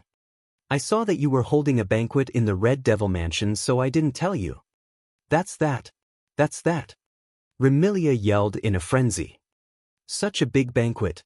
If others find out that the Red Devil Mansion's butler paid for it and the Red Devil Mansion didn't contribute a single cent, where am I supposed to put my face? You said it yourself. This is this and that is that. I didn't hold this banquet as the Red Devil Mansion's butler. Wu Yan didn't know whether to laugh or cry. Besides, if it doesn't work, I can just tell others that the Red Devil Mansion is the one behind this banquet. All right, your head. Remilia's anger didn't lessen. It won't take long for people to dig out the truth about this matter. Do you think that paparazzi has been faking it all this time? Remy, calm down first. Patrice silently closed the book in her hand. She seemed to be annoyed by the ruckus and said helplessly, "The banquet is already held and most of the invited guests are here. The banquet will officially begin soon. Even if you keep making a ruckus here, it won't be of any use." "Yes. Now isn't the time to quarrel." Remilia snapped out of her daze and glared at Wu Yen before turning to Zuyi. "While there's still time, Zuyi, hurry up and prepare some dishes and wine for the banquet. At the very least, these things should be provided by us. That way, others won't have anything to say." "Yes, miss."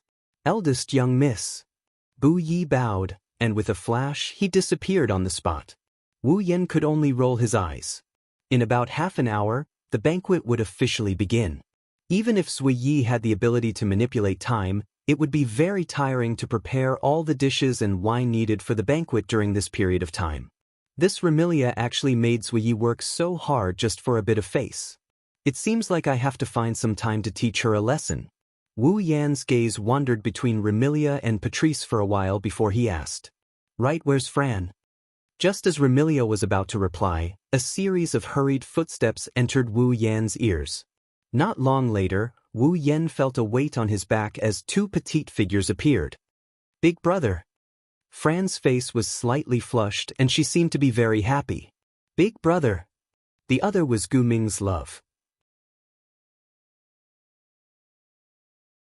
Chapter 1868. Lian Lian? Looking at the naughty Furan who is lying on his back with her head peeking out from his shoulder, Wu Yan laughed. "You're here?" Gu Ming Di Lian nodded his head heavily, his little feet dangling in the air, swaying non-stop. "Lian Lian is here, and there's a lot of people with her." Gu Ming's love, who had come to the surface more than once, naturally had seen the scene of the banquet. Moreover, after the mutation caused by the monsters in the underground world was resolved by Ling Meng, the fantasy paradise held a banquet as usual. At that time, Gu Ming's love had also participated. However, the scale of the banquet then was on a completely different level compared to this one. Putting everything else aside, the number of monsters attending the banquet alone was so large that even Gu Ming's love was surprised. "Where's your sister?" Wu Yan pinched Gu Ming Di Lian's nose. "Don't tell me that you abandoned your sister and ran over here by yourself? That's not bad. Lian Lian is not that bad. Besides, I won't let Lian Lian come alone." Gu Ming Lian wrinkled her nose and pointed in a direction. "Sister is over there." Wu Yan, Remilia, and Patrice looked in the direction Gu Ming Di Lian pointed. Gu Ming Di Lian was looking around with Spirit Wu Lu Kong and Flaming Cat Phosphor. They seemed to be looking for something. Gu Ming Di Lian scanned the surroundings, nimbly passing by demons and walking towards them. "Sister!" Gu Ming Di Lian shouted. "I'm here!" Gu Ming Dijue looked over when he heard Gu Ming Dijue. When he saw Furan and Gu Ming Dijue lying on Wu Yan's back, he couldn't help but grin as he walked over. "Sorry to keep you waiting." Gu Ming Di Lian smiled. "I'm not late, right?" "Thank goodness the banquet hasn't started yet." Wu Yan greeted Gu Ming Di Lian and waved at Spirit Wu Lu Kong and Flaming Cat Phosphor. "Hello, you do." Facing this one and only friend that their master thought about every day, Spirit Crow Lukong and Flaming Cat Phosphor did not dare to be negligent. They quickly bowed. "Why are you two here?" At this moment, Remilia frowned and glared at Wu Yan. "You even informed the people of Earth Spirit Hall, but not me. What is the meaning of this?" "Oh please. You know they live in the underworld. They'll need some time to get here. Of course I have to inform them in advance." Remilia seemed to be brooding over the fact that he didn't inform her beforehand. Wu Yan didn't know what expression he should show. "Also, it's not like I didn't inform you. It's not like you came uninvited, so why are you still brooding over it?" "I don't care," Remilia said willfully. "If there's a next time, you have to inform me first. Do you hear me?" "Yes." Wu Yan could only reply helplessly. Patrice, Gu Mingdi Lian and the others found it funny. And in just a short while, another familiar figure appeared on the scene. Lord Bai. Following this voice, 3 figures appeared in Wu Yan's vision. One of them is a girl with bunny ears who greeted Wu Yan just now. One of them was a young girl with a cold and elegant temperament walking at the side. There was also an elegant young lady who walked in front of them. She was dressed in a Japanese outfit and had long, silky black hair that flowed like a waterfall. She looked like a princess. They were Penglai Mountain's Hui Yi, Yonglin Ba Yi and Ling Xian. How lively! Penglai Mountain's Hui Yi looked at the lively scene and seemed to be lost in thought. How long has it been since this concubine saw such a lively scene? Since betraying the moon, Hui of Mount Penglai had been living in the Forever Pavilion for a long time. He did not even appear in people's sight when the Forever Pavilion held an exhibition. He hid in his room and lived an otaku life. Thus, Penglai Mountain's Hui Yi didn't know how long it had been since she went out. She also didn't know how long it had been since she saw such a lively scene. Yonglin Ba Yi also seemed to be reminiscing. Now that I think about it, it's been a long time since I saw so many people. At this moment, these 2 girls who didn't seem to be over 20 years old were filled with an aura of vicissitudes. It was hard for people to get used to it. Wu Yan was the only one who teased him. Now you finally know how much of an otaku you are? This sentence was naturally directed at Penglai Mountain's Hui Yi. As a lady of a noble family, it's not strange that you don't go out. Penglai Mountain's Hui Yi finally recovered from her absent-minded state. She dragged her long sleeves and covered the corner of her mouth. Her beautiful eyes curved into crescent moons. Besides, the human heart is very complicated. For a weak girl like me, if I run around, I don't know when I will be abducted by a strange uncle. Saying these words, Mount Penglai's Hui still acted as if it was a serious matter, tenderly stroking his cheek. Without a doubt, Mount Penglai Kagaya was a great beauty. She was a woman who was much more beautiful than those who called themselves beauties. Otherwise, she wouldn't have conquered an entire era with her beauty and written her own monogatari. When such a great beauty touched the side of her face, it was indeed breathtaking. Even Remilia, Gu Mingdi and the other young girls couldn't help but cast sidelong glances. Wu Yan couldn't help but retort. Let's not talk about whether you're weak or not. Only a little lowly would be abducted by a strange uncle. You're not a delicate lowly. You won't attract a strange uncle. Don't worry.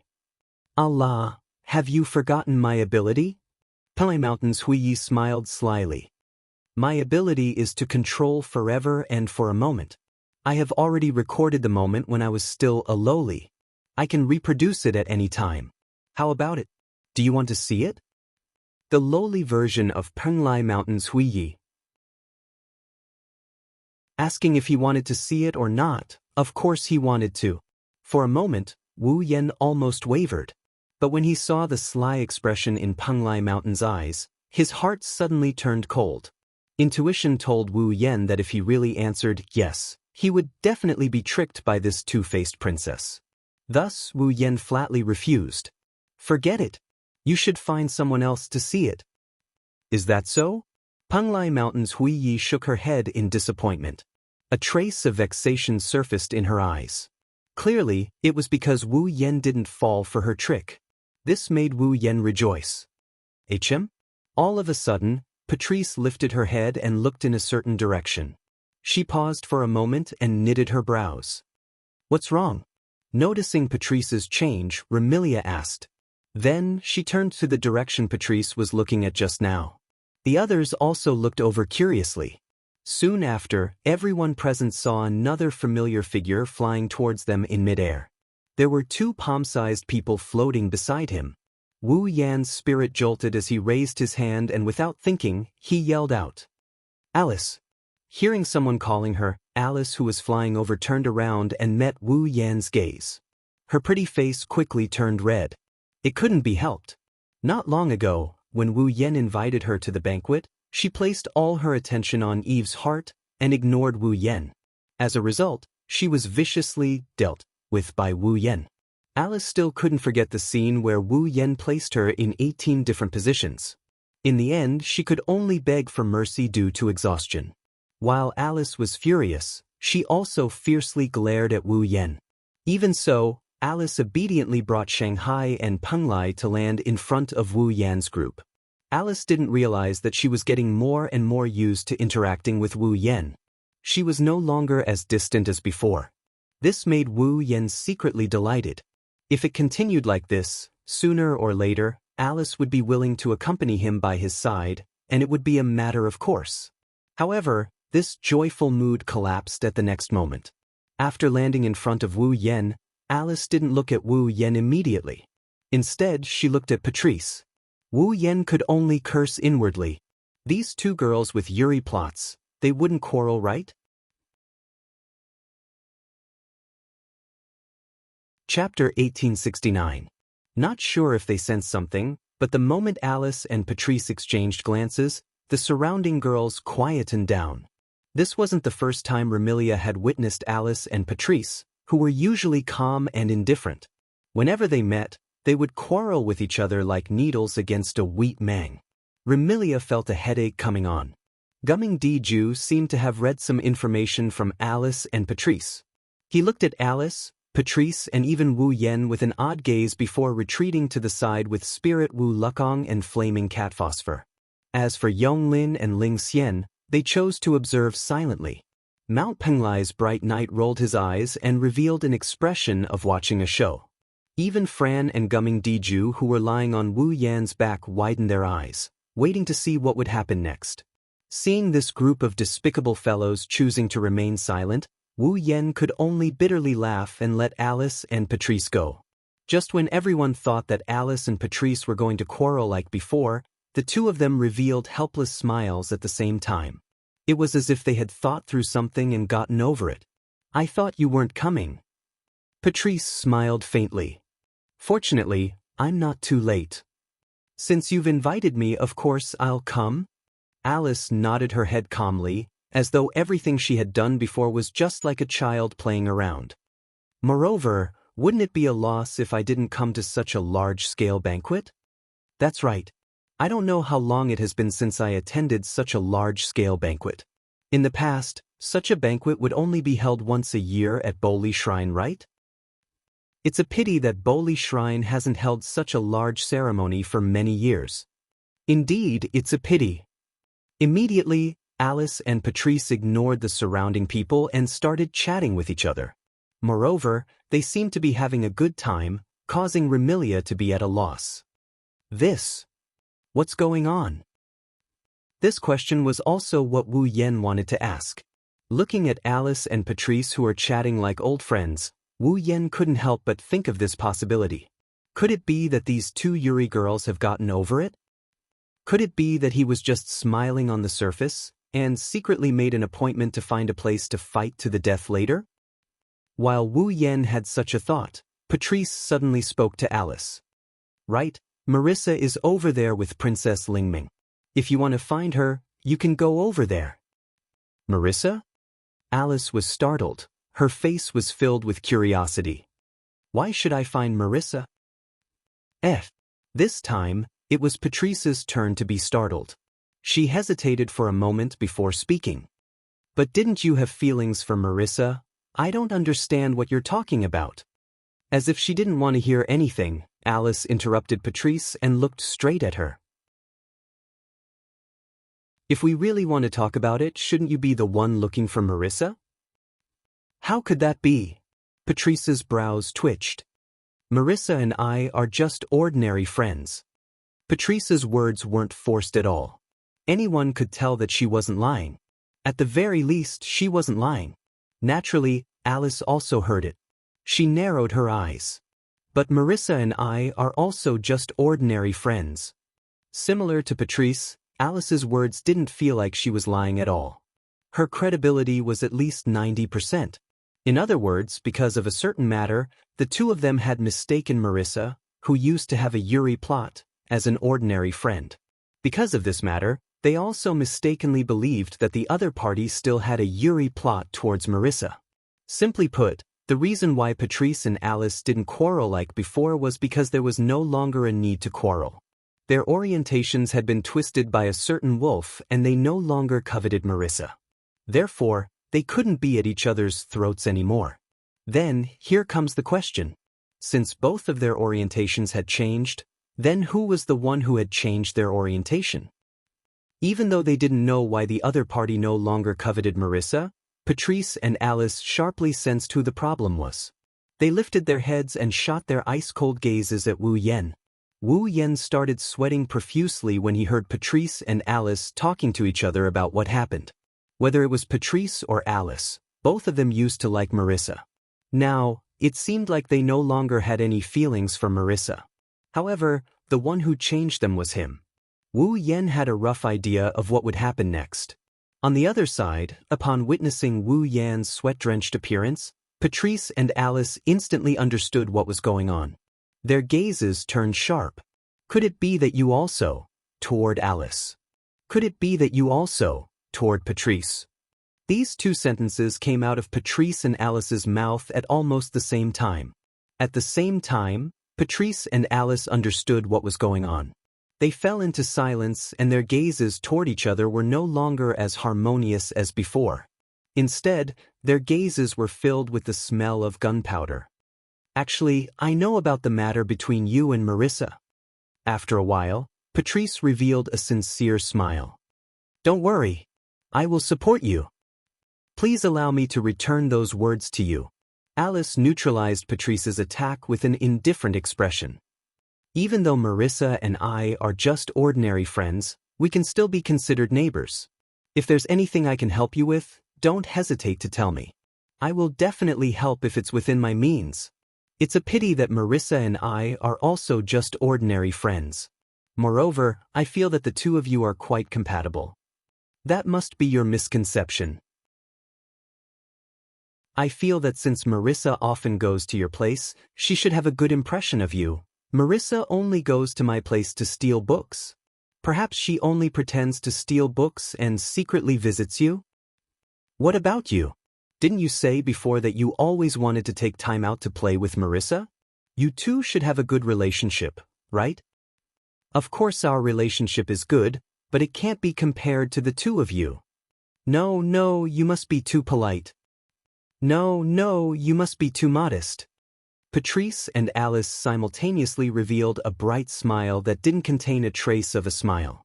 The content of their conversation changed from a joyous conversation to an intense battle of offense and defense. Remilia's blank expression became more and more intense. What the hell is going on? Era.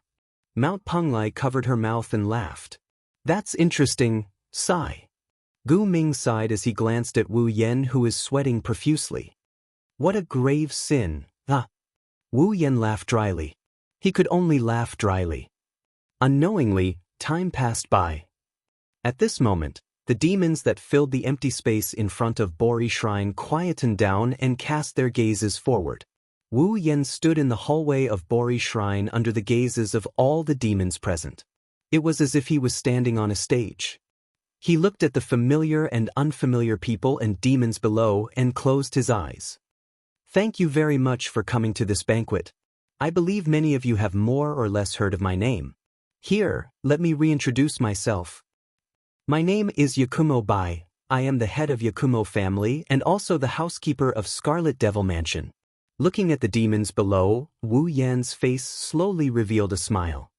Truth be told, although I have the surname Yakumo, I am actually an outsider. I have only been in Fantasy Village for less than 10 days. During this period of time, I've met a lot of people, encountered a lot of things, traveled to a lot of places, and caused a lot of trouble. But because of this, I've also made a lot of connections, felt the beauty of the fantasy town, and seen a lot of interesting things. It makes me feel that the fantasy town is really a very incredible place. Wu Yen recalled what happened to him in the short span of 10 days in Gensokyo. He grinned as he looked in a certain direction. There, Remilia, Fran, Patrice, Zhuyi, Alice, Guming Diju, Ling Wu Lukong, Flaming Cat, Mount Penglai Kagaya, Yonglin Ba Yi, and Ling Xian were all standing there. They seemed to have resonated with Wu Yan's words and their expressions softened. Ling Meng, Marissa, and Fumaru-sensei were also standing on the other side. They seemed to be reminiscing. In the sky, in a pitch-black spatial crack, Zi, Lan, and Cheng were there as well. They had sincere smiles on their faces, which calmed people down involuntarily. Wu Yan took in a deep breath. Today's banquet is not for any other reason but for this fantasy village that has touched me a lot. I hope that this banquet will leave everyone with beautiful memories and let everyone feel the incredible things that only belong to Fantasy Village. Wu Yan raised his hand high up in the air. Let us enjoy this incredible fantasy village at this banquet. Oh! At this moment, cheers resounded in the sky of Fantasy Village and didn't die down for a long time.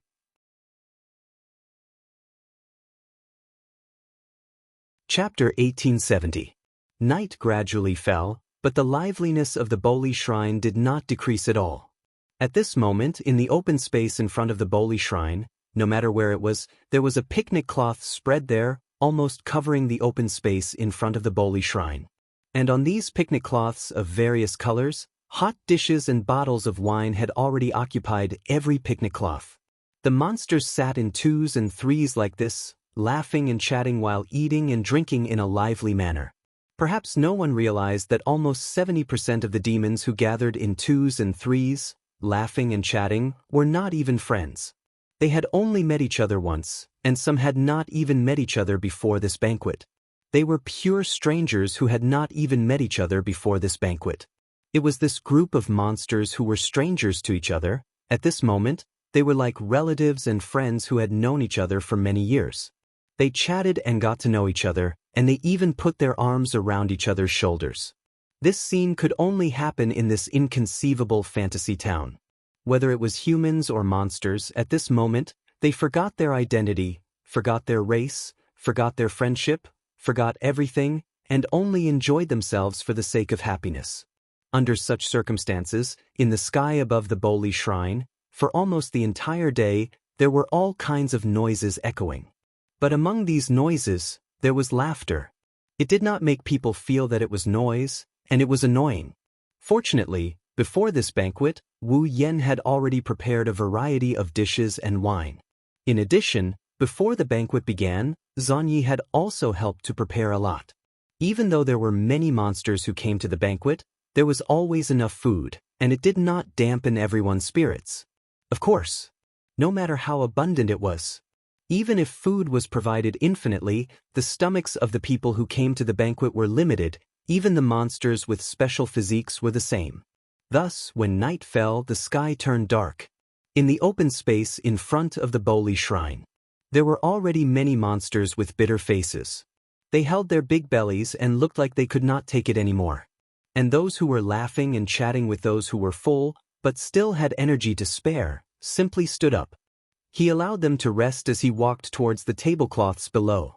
He continued to drink in big gulps and laughed loudly. He was having a great time. In addition to food, drinking was also a problem. They had been drinking since the morning, and by noon, many of them had already collapsed to the ground with flushed faces. They even burped from time to time, as if they were in a drunken stupor. There was even a silly smile on their faces. Those who were still awake continued to play, from noon until late at night. Some people who woke up in the middle of the night continued to drink, and naturally, they were going to faint anyway, so they might as well just get drunk. In this place, some people liked the atmosphere of drinking, some people liked to be drunk, some people just kept drinking, some people simply lay down on the ground and fell into a deep sleep. Wu Yan had already prepared for all of this before the banquet began. Moreover, in every banquet, there were bound to be people drunk all over the ground, and the way to deal with it had already been decided long ago. Thus, under Wu Yan's guidance, every time a drunk person passes out, the Yoshi maids of Scarlet Devil Mansion would bring thick clothes or blankets and cover the drunk person or monster on the ground. Then, they would let the drunk person go to sleep. In any case, most of the people who came to the banquet were monsters, and it was impossible for them to catch a cold or have a fever from sleeping on the ground for a night, right? Just like this, the banquet was still lively. Sitting in a corner, Wu Yan held a wine plate full of wine in his hand and took small sips as he looked around. Oh, continue drinking. Lying on Wu Yan's left were Remilia and Guming Dijue. These two girls were at odds from the beginning, as if they wanted to continue the battle that day, and kept drinking, and in the end, naturally, they fell there drunk and could not get up again. Big brother. On Wu Yan's right, Furan and Guming Dijue were also lying down, sleeping very comfortably with faint smiles on their faces. Unlike her elder sister, these two girls were only tired because they had been running around the banquet hall all day. I won't lose. Look at my power. On the side, Patrice and Alice also laid down, looking at their flushed faces. It seems like they drank quite a bit as well. Moreover, they were also competing, even more so than Remilia and Guming Dijue. As for Spirit Crow Lu Kong and Flame Catlin, they were also unable to bear the effects of the alcohol, and had been lying down since noon, sleeping soundly until now. Only Sakuya was left alone. Looking at the drunk eldest miss, the tired second miss, and the drunk Patrice, he had a conflicted expression. He seemed to want to bid farewell to his mistress and return home to rest. But before he could say anything, he was pulled away by Marissa and Sensei Marumi. Right now, Zuyi is still being persuaded to drink by Princess Ling Meng, Marissa, and Fumer. Looking at his swaying appearance, he should not be drunk for long. Sigh. Wu Yan helplessly shook his head as he looked at this pitiful scene. He gently picked up some clothes and covered the bodies of the drunk and sleeping girls with them. In the sky, a dazzling full moon had unknowingly risen. The clamor continued. Some of the demons who were not drunk were still chatting with each other and eating and drinking. Compared to the morning, the scene was a little quieter, but it was still very lively. Looking at the beautiful full moon in the distance, Wu Yan picked up a wine plate and poured wine into it. While admiring the moon, he continued to sip the wine in his hand. Not long later, light footsteps could be heard. The person who came did not have the slightest intention to avoid arousing suspicion and directly sat beside Wu Yan, allowing that beautiful black hair to enter Wu Yan's eyes. Although he didn't turn his head to look, in his impression, among all the people he knows here, there is only one person who has such beautiful long black hair that cascades down like a waterfall. Moreover, he personally combed this long black hair before. Wu Yan chuckled. He didn't stop looking at the full moon, he didn't even turn his head around. Do you want a drink? Forget it. Like a dignified princess, the girl did not have any intention to play around, her tone was tranquil. I just drank a little with Yonglin, but perhaps it's because I haven't drunk for too long, my alcohol tolerance can't be compared to before. Wu Yan didn't try to persuade him any further. He just filled his own plate to the brim. Mount Penglai did not reply. She raised her head and looked at the full moon that was emitting a silver light. Strange ripples appeared in her beautiful eyes. It's still as beautiful as ever, is that so? Wu Yan gently shook the wine in the wine plate in his hand. You can't see the moon on the moon, right? But you can see the ground. Mount Penglai's face was serene as if he was reminiscing. It's different in the moon capital. You don't have to wait until nighttime to see the moon. In the moon capital, you can see the ground at any time. Perhaps it's because I've seen too much of the beauty of the ground and the coldness of the moon capital that I'm looking forward to life on the ground. That might be the case. Wu Yan closed his eyes and smiled, no longer answering. After a long time, Mount Penglai's Huiyi suddenly spoke. You're planning to leave the land of fantasy, right? Can you tell? Wu Yan was not surprised. He knew that he could not hide it from Mount Penglai's Huiyi. Even if he could hide it from Mount Penglai's Huiyi, he could not hide it from Yonglin. Even if I say yes, you won't leave with me, right? Including this time, we've only met 3 times. Mount Penglai's Huiyi said with a smile that was not a smile.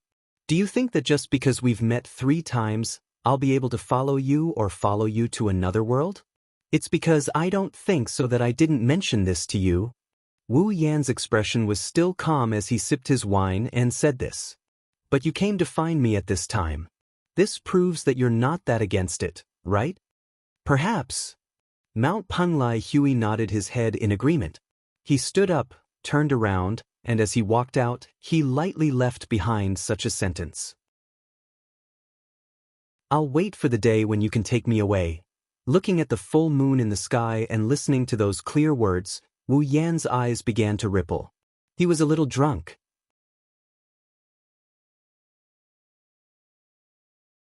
Chapter 1871. When the moon rose to the highest position in the night sky, the clamor that had been resounding in the sky above the Boli shrine had disappeared without a trace, as if it had been completely extinguished. Ignoring those who were already drunk, those who were still sober had quieted down. They held their wine plates, raised their heads, and looked at the night sky. Except for the full moon, there was no light at all. In the endless pitch-black night sky, all the sober monsters saw it. An extremely weak red stream of light, as weak as the flame on a match, suddenly rose from the back of the Boli shrine, broke through the air, and flew toward the deep night sky at a speed that was neither fast nor slow. Boom! Along with such a loud noise, the pitch-black night sky was instantly illuminated by an inexplicable light source. An incomparably bright and colorful flower exploded in the sky, and at the same time, a beautiful flower-like picture was imprinted in everyone's eyes. It was a firework that was bright and dazzling to the extreme, enough to cover the night sky in everyone's field of vision. When the firework exploded in the night sky, everyone present felt a ringing in their ears and a tremor in their chests. Their hearts stopped beating in an instant. And before the bright and dazzling flower of light disappeared from the eyes of the monsters, another loud noise, another explosion, and a bright flower of light bloomed in the night sky. Boom, boom, boom, boom. Not long after, the entire night sky above the Boli shrine was covered with bright fireworks, blooming in the sky along with the loud noises that rang out one after another. The pupils and faces of the monsters were all rendered colorful by the colors of the fireworks in the night sky. It looked so brilliant that everyone present seemed to be in a daze.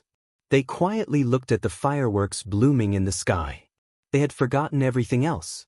As the priestess of the Boli shrine and the manager of the fantasy paradise, Ling Meng was drunk and unconscious, so she regretfully missed this scene.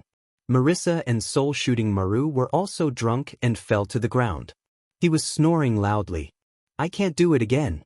Many of the monsters had been drinking for the entire day. There was so much wine, it was enough to make all the demons drunk. Some even drank until they vomited. After vomiting and drinking again, even their faces had turned green. However, the demons who were still sober were extremely glad that they didn't fall drunk and miss this wonderful night of fireworks.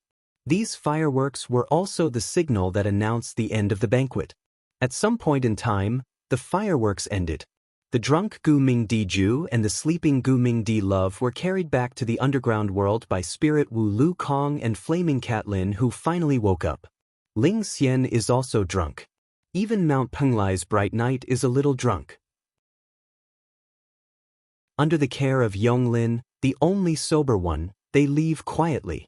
As for Ling Meng, Marissa, and Fumi Maru, the three of them were directly thrown into the Boli shrine, where they continued to sleep. The rest of the demons also began to bid farewell to the others. Then, they brought along those they were familiar with and left in groups of 3 to 5. When they left, the demons didn't have a trace of reluctance. In the fantasy paradise, there would be a banquet every once in a while. Thus, there was no need to be reluctant at the end of the banquet. Thus, after a joyous farewell, the demons left the Boli shrine with a face full of joy. At this point, the banquet that was held for the sake of this incredible fantasy land was finally completed. It had come to an end. Ugh! Holding their heads, Patrice and Alice staggered as they walked. Their bodies swayed as though they could fall at any moment. Before the fireworks started, Patrice and Alice woke up. Perhaps it was an agreement, but they miraculously woke up at the same time. Thus, Patrice and Alice were fortunate enough to witness the rarely seen fireworks in the fantasy paradise. However, even after waking up, the hangover headache still affected Patrice and Alice. The two of them could barely walk and couldn't fly as they trudged forward step by step. In order to take care of Patrice and Alice, Wu Yen and Zhang Yi, who were carrying Fran and Remilia, purposely slowed down their pace. They walked on both sides of Patrice and Alice, taking care of them while walking at a tortoise's pace. Wu-Yen didn't know whether to laugh or cry. Can't I just use spatial teleportation to bring you back? Why do you have to walk? Muck. Patrice muttered cute words as she held her head. Her face was still red, but she stubbornly shook her head. I haven't reached the stage where I can't walk. After speaking, Patrice shot a glance at Alice beside her, allowing Alice to put on a brave front and speak. Obviously, the two of them wanted to compete with each other. That's why they didn't let Wu Yen carry them. It took them a lot of effort to walk. Wu Yen and Zhang Yi glanced at each other and could only reveal a bitter smile. Fortunately, Zhang Yi didn't get drunk by Ling Meng and Marissa. Otherwise, who knows what kind of mess it would be. Looking at Patrice and Alice wobbling as they walk, Kuye's delicate face is flushed red. Wu Yen thought for a bit before he spoke up. Let's go. Oh right, let me tell you something. Alice and Sakuya looked at Wu Yen in confusion. Patrice rolled her eyes at Wu Yen, which is a rare sight to see.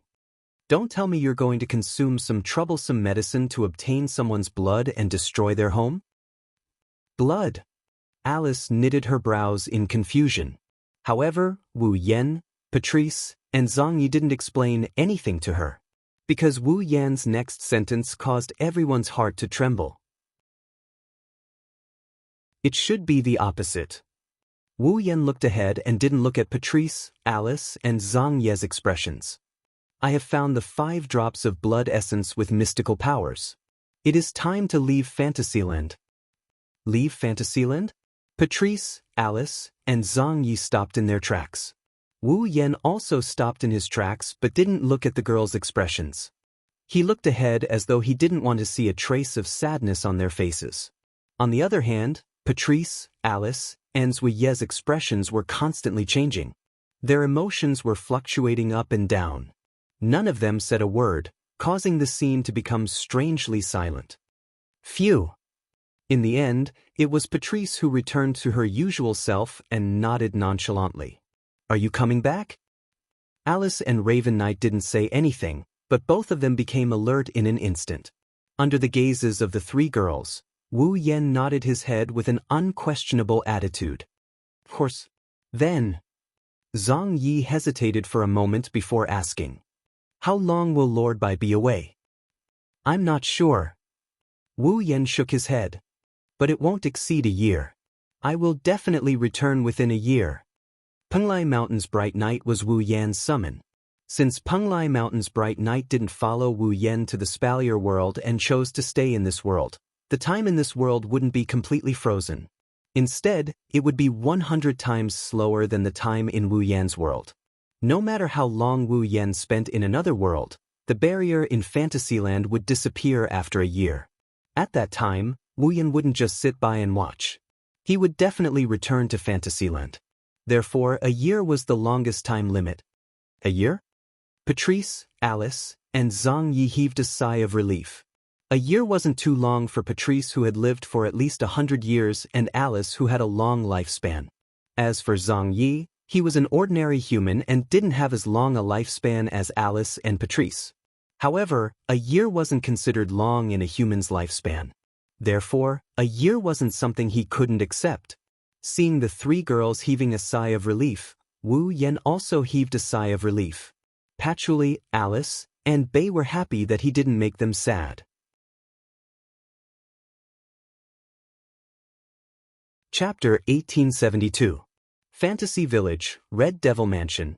Passing through the long corridor of the Red Devil Mansion that was surrounded by bright red without many windows, Ruo Yi came to the front of a staircase. Ruo Yi directly climbed up the stairs, walked out of the Red Devil Mansion, and came to the roof of the Red Devil Mansion. Ding dong, ding dong, ding dong, ding dong, ding dong. Just as she reached the roof, before the night wind could blow on Ruo Yi's body, the high bell tower that belonged to the Red Devil Mansion sounded midnight, representing the passing of a day and the arrival of a new day. The pleasant sound of the bell mixed with the sound of the wind and spread in all directions. Only then did the slightly cold night wind gently blow on Ruo Yi's body, causing her bright silver hair to flutter. The skirt of the maid dress also rose and fell with the arrival of the wind, and the corners of the skirt swayed in a beautiful circle. This scene could not be described as not beautiful. At this moment, the soul-stirring beauty Ruo Yi reached out her hand and casually pushed the hair that fluttered up and down in front of her eyes behind her ear. She raised her eyes and looked forward. There, after coming to the Red Devil Mansion, he had been wearing a suit that could be used as both casual clothes and formal clothes. Wu Yan, who had changed into an ordinary black shirt, trousers, and a black coat, stood there with his back to Ruo Yi. As if he did not notice Ruo Yi's arrival, he looked into the distance. Looking at the figure that was looking into the distance, Ruo Yi unknowingly became infatuated. It had to be said that Wu Yan was really suitable to exist at night. This was not to say that Wu Yan's character was darker and shameful, but that Wu Yan's body emitted a deep and mysterious aura from time to time. Under the influence of the night, he was like the king of the night. It made people reluctant to part with him. And Ruo Yi also knew. The person in front of her was indeed the true king of the night. Because he was the fantasy village and even the entire world. The one and only true ancestor of vampires. The person she served was originally a noble among vampires. Jaya was already used to the aura of vampires. In addition, an extremely important position in his heart had been taken away by the man in front of him in a short period of 10 days. Lu Yi couldn't stop himself from being obsessed with that figure.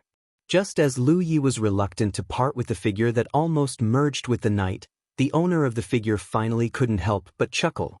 He spoke. "Since you are here, why don't you come over?" Only then did Ruo Yi come to her senses as if she was startled awake. After realizing her performance just now, her pretty face couldn't help but blush slightly, but she still walked forward. However, Zui Yi stopped some distance away from Wu Yan. This was Dark Knight's position. Zui Yi had always positioned himself as a servant, not as a friend or lover who could sit on the same level as Wu Yan. Even if one day Zui Yi would follow Wu Yan as a lover, she would never emphasize her position by Wu Yan's side as a lover. It wasn't that Zui Yi felt inferior, or that she didn't think she was worthy of Wu Yan. However, this kind of positioning was the only way for Zui Yi to truly express himself. She would always be the perfect and chic head maid. There was no one else. The soft moonlight sprinkled from the sky, shining on the man and woman who were like master and servant. Tonight, there were no bright stars in the night sky of the fantasy village, nor was there a mysterious light source. There was only the round moon emitting soft light. The cool night breeze was like a cold breath, drilling into the noses of Wu Yan and Zui Yi, but both of them were staring at the night scene in front of them. The bright night sky, the walls of the Red Devil Mansion, the quiet courtyard, the huge clock tower, even the scenery of the entire fantasy village seemed to be seen by the man and woman who were like master and servant at this moment. Everything was presented in front of Wu Yan and Zui Yi. Wu Yan didn't look back to look. Zui Yi didn't express all the words she wanted to say. It was as if thousands of words were no longer important. On this night of parting, Zui Yi spat out these words. "Don't you want to tell Miss and Miss?" With Remilia's current good impression of Wu Yan, if she knew that Wu Yan left without saying goodbye, she would definitely be furious, or even depressed for a while. According to Wu Yan himself, this time, he wouldn't take Fran with him.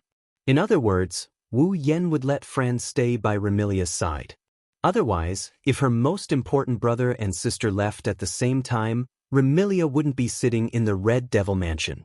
It was more likely that she would cause a ruckus in the fantasy village and look for Wu Yan and Fran. In any case, Penglai Mountain's Hui Yi was also here and couldn't be taken away. Letting Fran stay might not be a bad choice. But at the same time, if she knew that Wu Yan left without saying goodbye, wouldn't Fran cause a huge ruckus?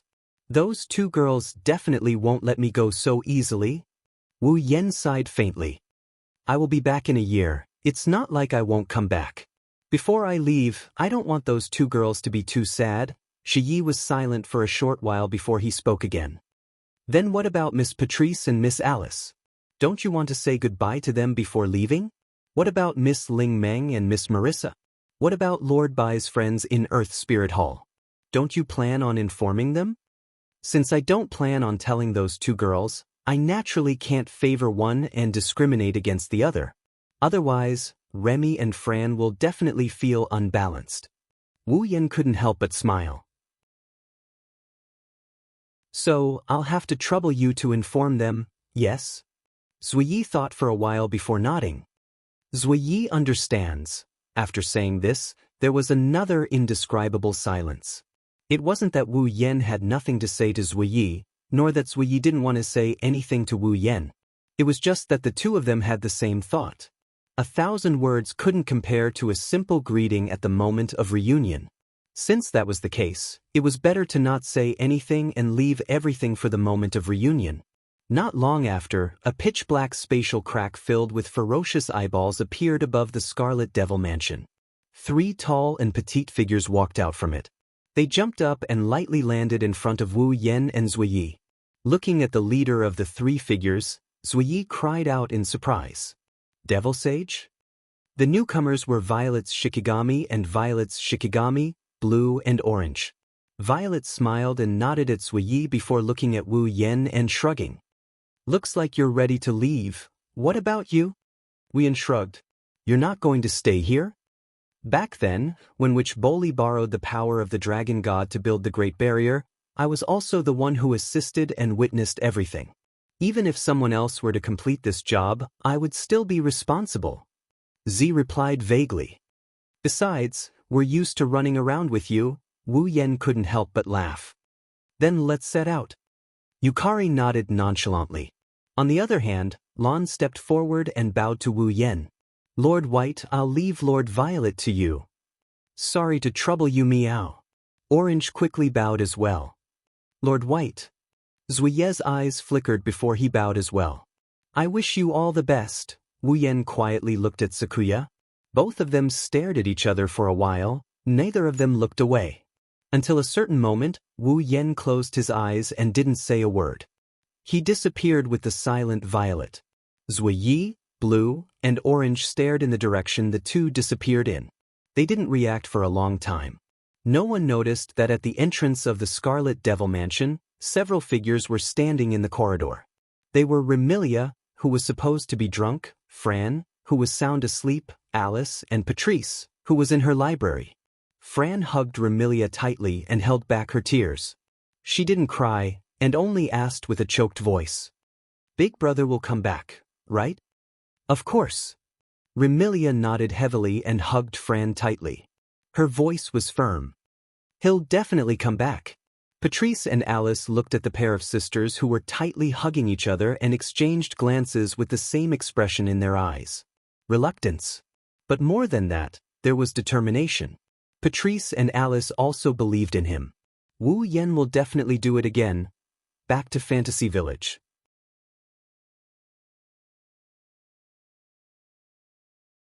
Chapter 1873.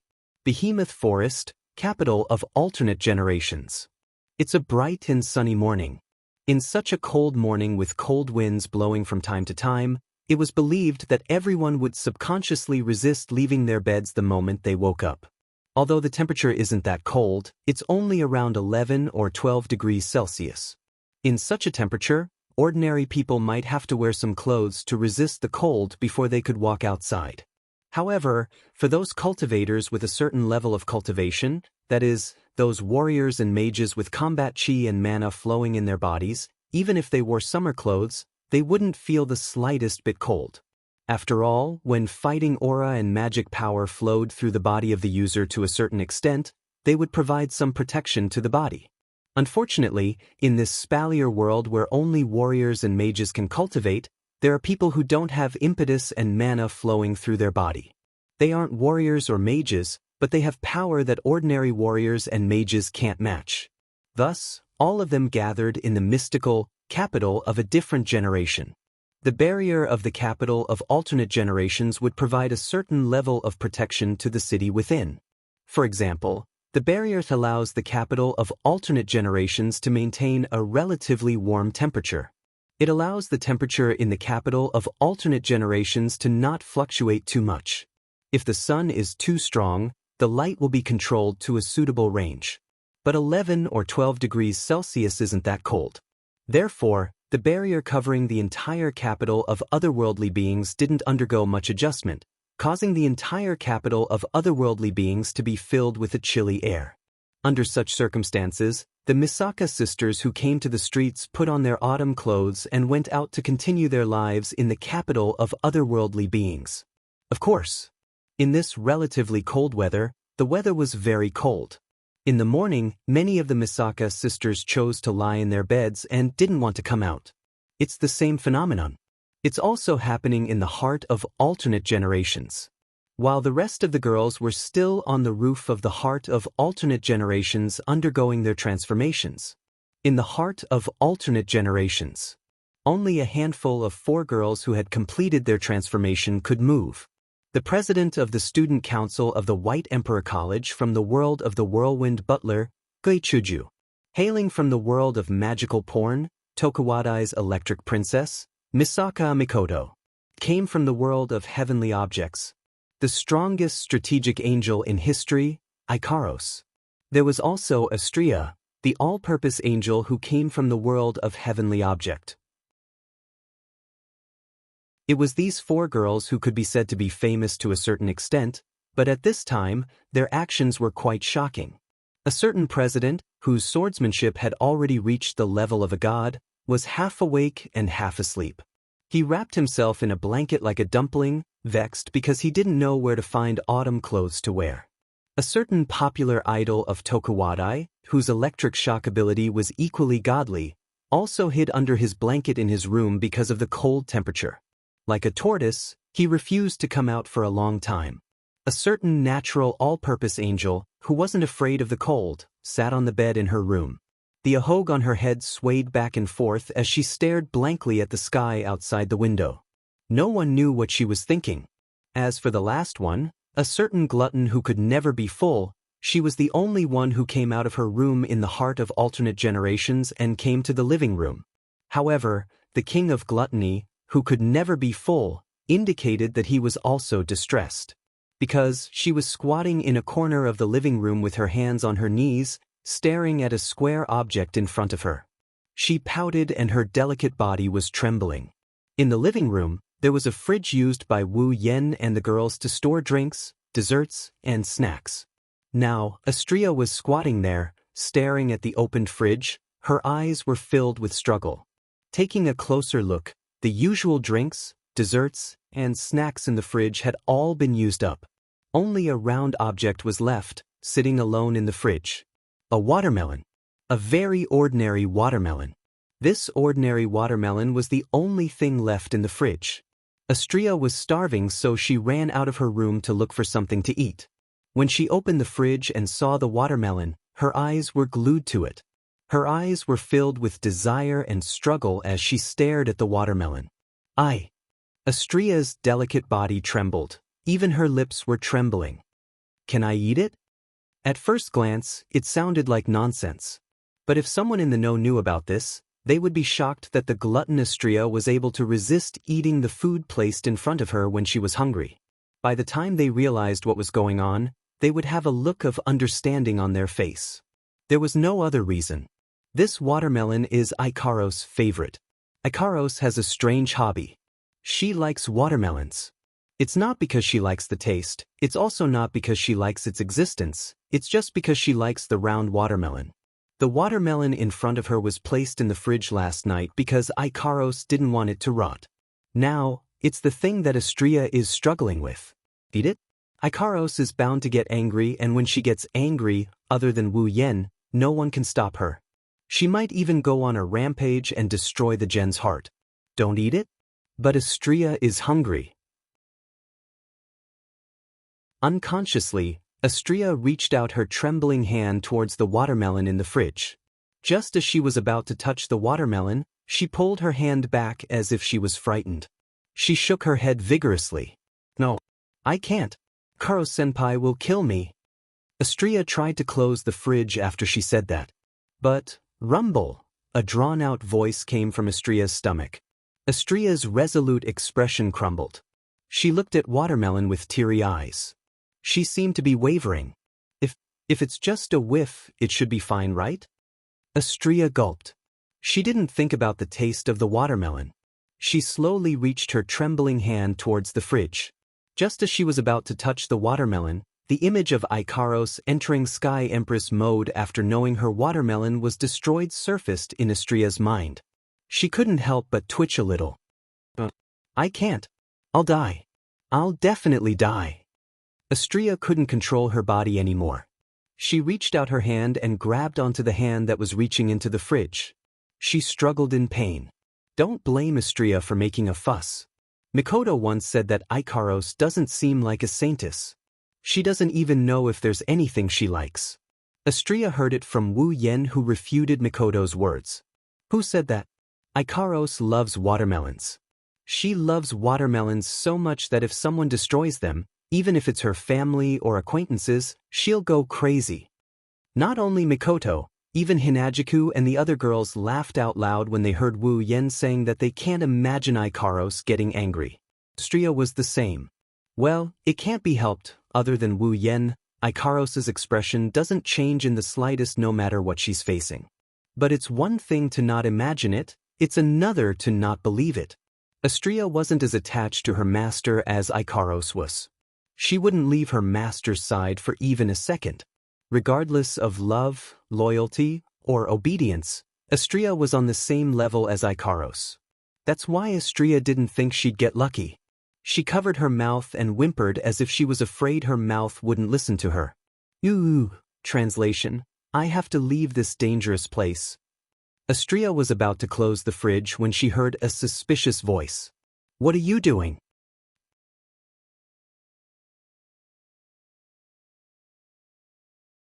Chapter 1874. What are you doing? The voice came from behind Astria. Astria's hand that was reaching for the fridge froze. Her face turned pale. As expected, Astria, who thought she was captured, let out a sorrowful cry. The pure white wings on her back flapped, and she fell to the ground like she was paralyzed. But before Astria could fall to the ground, a hand reached out from the side and wrapped around Astria's slender waist. After that, the voice that was filled with doubt earlier was now filled with helplessness. What the hell are you doing? Astria was shocked. Astria was familiar with the voice. Even the temperature of the hand around her waist was familiar. Astria recognized the owner of the hand. Astria raised her head in fear. She saw a pair of wine-red eyes filled with helplessness and helplessness. A face she would never forget. Astria's pale face was replaced with joy. Master? Do you still remember that I am your master? Wu Yen said in an annoyed tone. You looked like you saw a ghost when you heard my voice. I thought you didn't recognize me anymore. Wu Yen helped Astria up so that she wouldn't fall down again. Then he let go of Astria. Only then did Astria notice that Wu Yen isn't the only one in the hall. There's also a girl with waist-length golden hair holding a paper fan. She's also looking at Astria with a helpless expression. Sister Yukari? Era, I thought Astria-chan didn't notice us. Yukari chuckled when she saw Astria's shocked expression. She didn't seem to be able to react to the situation. Thank goodness. I'm not completely invisible. Astria heard that. Astria finally realized what was going on. Wu Yen and Yukari are back. Alas, before Astria could cry out in joy, a voice came from the other side of the hall. In the hallway, a series of hurried footsteps and anxious shouts echoed in the air. What's going on?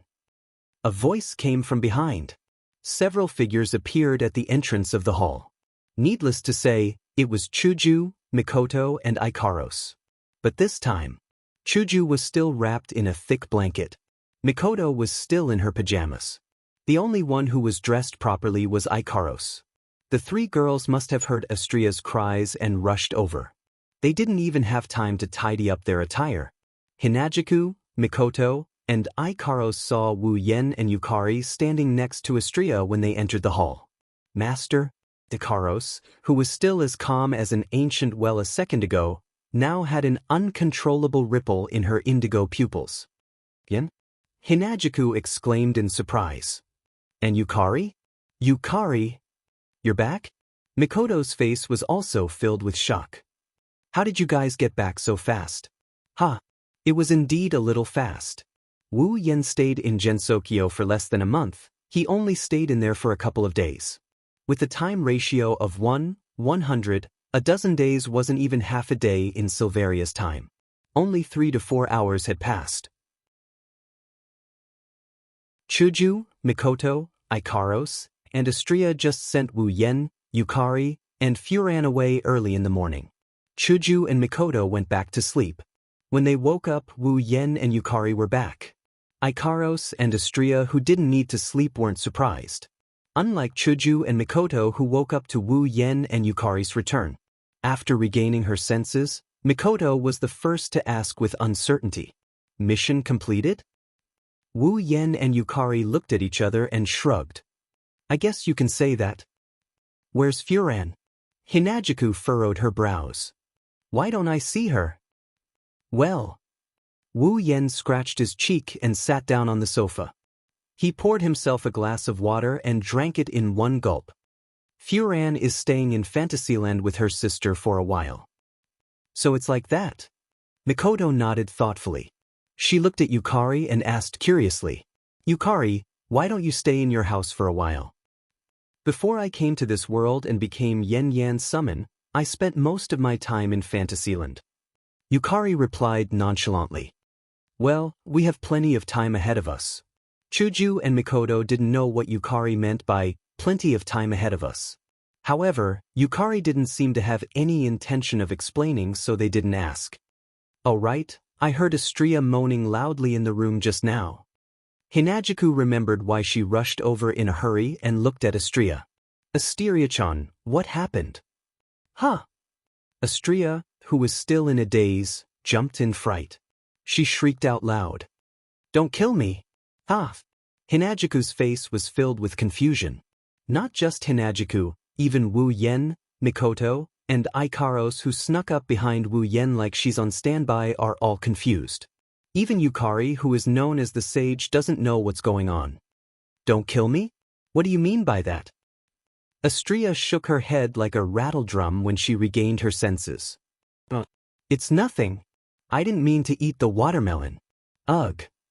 Everyone was speechless. Is that self-destruction? As expected of an idiot with an IQ lower than 9. That's great. Both Hinajuku and Mikoto rolled their eyes at the same time, yawned, waved their hands and walked towards their rooms. Let's go back and change.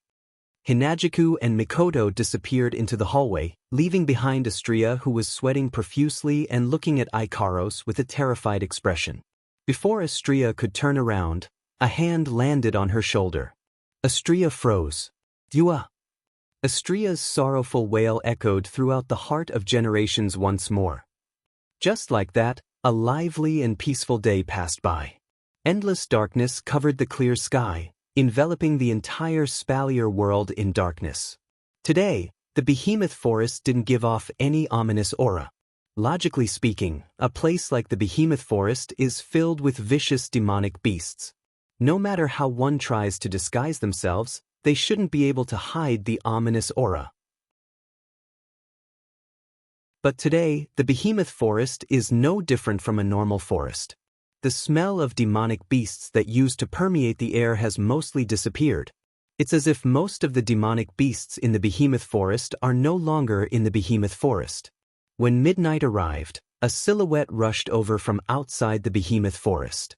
The silhouette seemed to be enchanted with some sort of magic that boosted her speed. She rushed towards the behemoth forest and stopped right in front of the behemoth forest. Moonlight shone down from the sky and shrouded the silhouette standing in front of the behemoth forest. Her face was covered in sweat, her breathing was ragged, and her eyes were filled with exhaustion. She wore a robe befitting of a sorcerer, but it wasn't a terrifying black. Instead, it was a beautiful silver-white robe. The silhouette had long black hair that reached her waist. She looked to be around 17 or 18 years old. She was very young, but her face was so beautiful that it wouldn't be an exaggeration to call her a beauty capable of causing the downfall of a city. If Wu Yen and the other girls were here, they would definitely recognize this girl. Mei Lilu? Lori, the only daughter of the Ailu Empire's #1 family, the Lori family. It's Lulu, the girl who is still studying at the Spalier World Academy. However, on Lulu's delicate face, there was not only a strong sense of anxiety, but also a great sense of fear. I must find him quickly. Raising her eyes and looking at the eerily silent forest, Lulu mustered her courage, wiped her sweat and tears, and without hesitation, rushed into this dangerous place.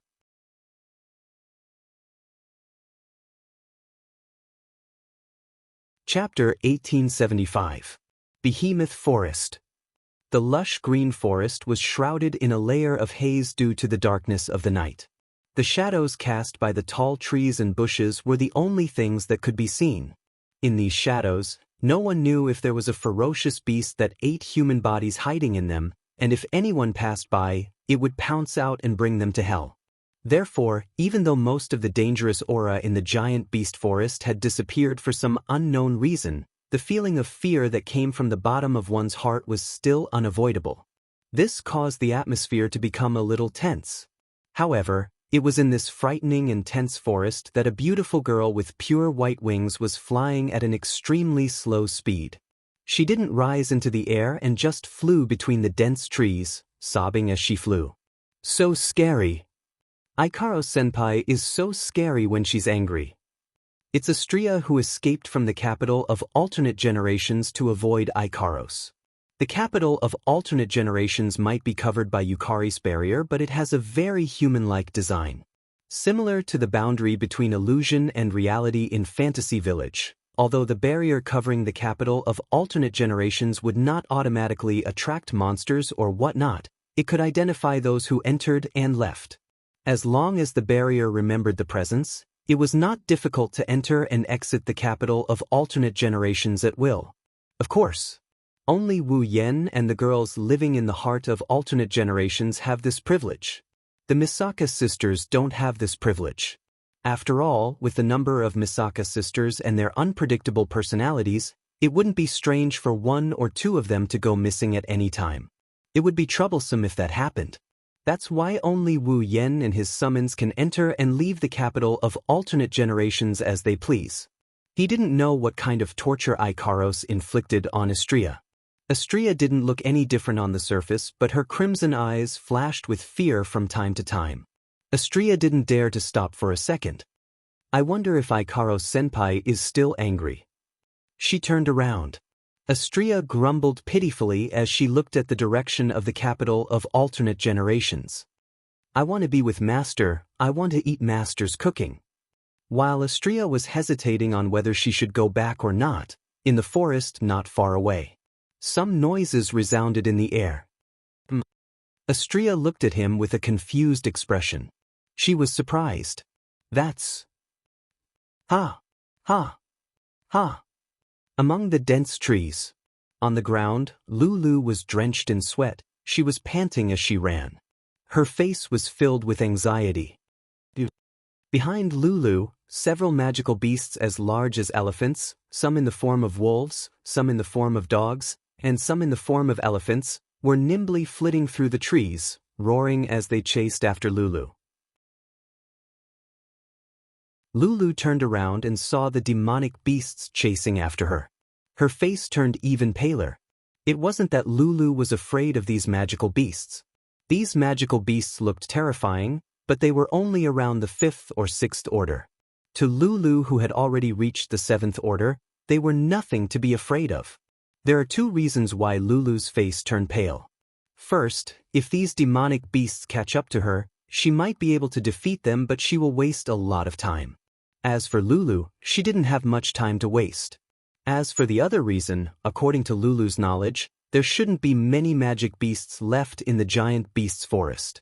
Most of the magic beasts that were left were rank 1, 2, and 3 magic beasts. Most of the magic beasts that were left were already gone. Rank 5 and 6 demonic beasts aren't that high, but there shouldn't be many left in the behemoth forest. Lulu didn't expect that she would be so unlucky to encounter these demonic beasts when she was in a hurry. Seeing that the demonic beasts were getting closer, Lulu gritted her teeth and turned around.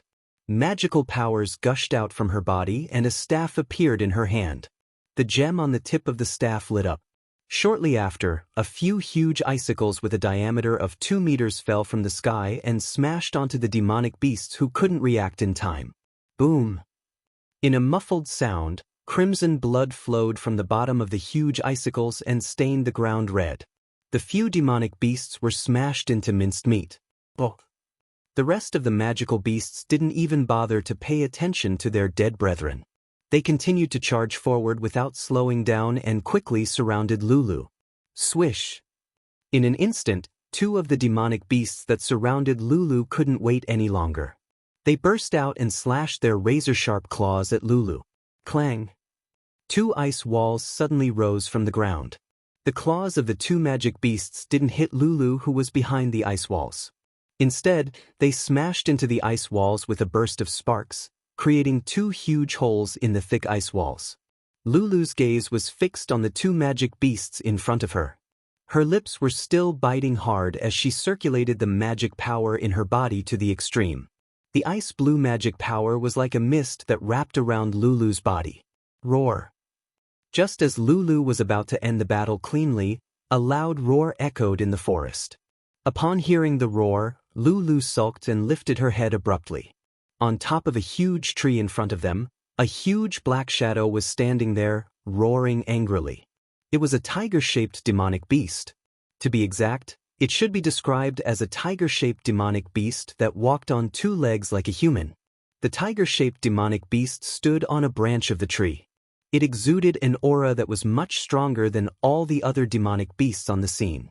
The surrounding air rippled and split apart like waves. Lulu's face finally revealed a look of shock. That was actually a Class 7 demonic beast. Even though Lulu had advanced to Class 7, Lulu had only just advanced. She was level 60 and was the weakest among Class 7 demonic beasts.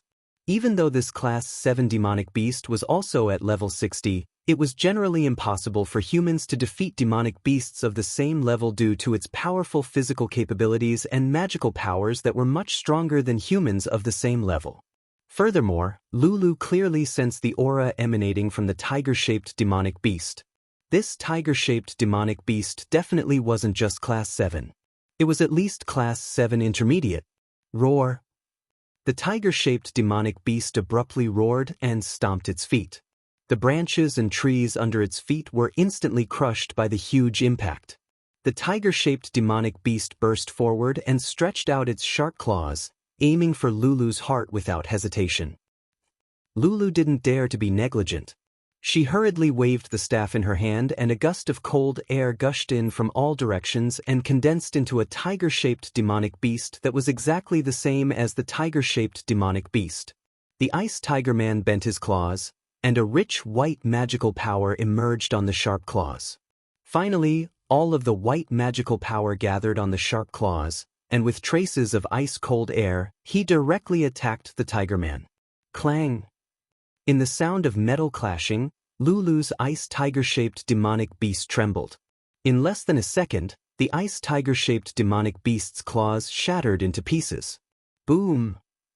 In the end, even the Ice Tiger Man exploded into ice shards under the attack of the Tiger Man magical beast. The tiger-shaped demonic beast's claws continued to reach for Lulu. Swish! Just when Lulu's face was filled with horror and despair, an air-piercing sound suddenly resounded in the forest. A streak of light flitted past every demonic beast at the scene, including the tiger-shaped demonic beast. Poochie! Lulu only saw a blur in front of her eyes. Then, one by one, blood blossomed on the bodies of the demonic beasts. All the demonic beasts at the scene were slashed into 2 halves, including the Class 7 demonic beast that almost killed Lulu. Lulu didn't have time to react and all the demonic beasts at the scene were slashed into 2 halves. Then, a young lady with a pair of pure white wings and a laser sword in her hand appeared in Lulu's vision. Although she couldn't understand what had happened, Lulu recognized this angelic girl. She immediately revealed a look of ecstasy, and the taut strings in her head loosened. Lulu's vision turned black, and she fell to the ground. Sister Lulu! This was the last sound Lulu heard before she lost consciousness.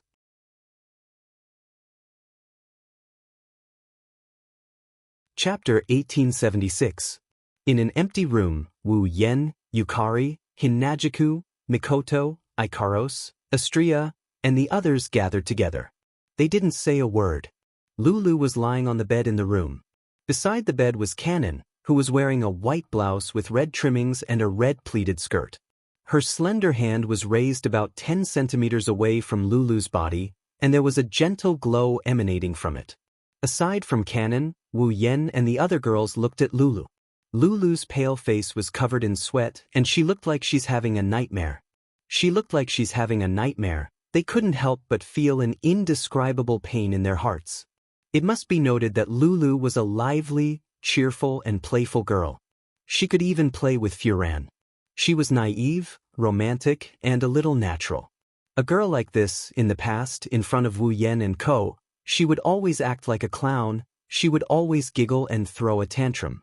When has she ever laid on the bed with a pained expression on her face?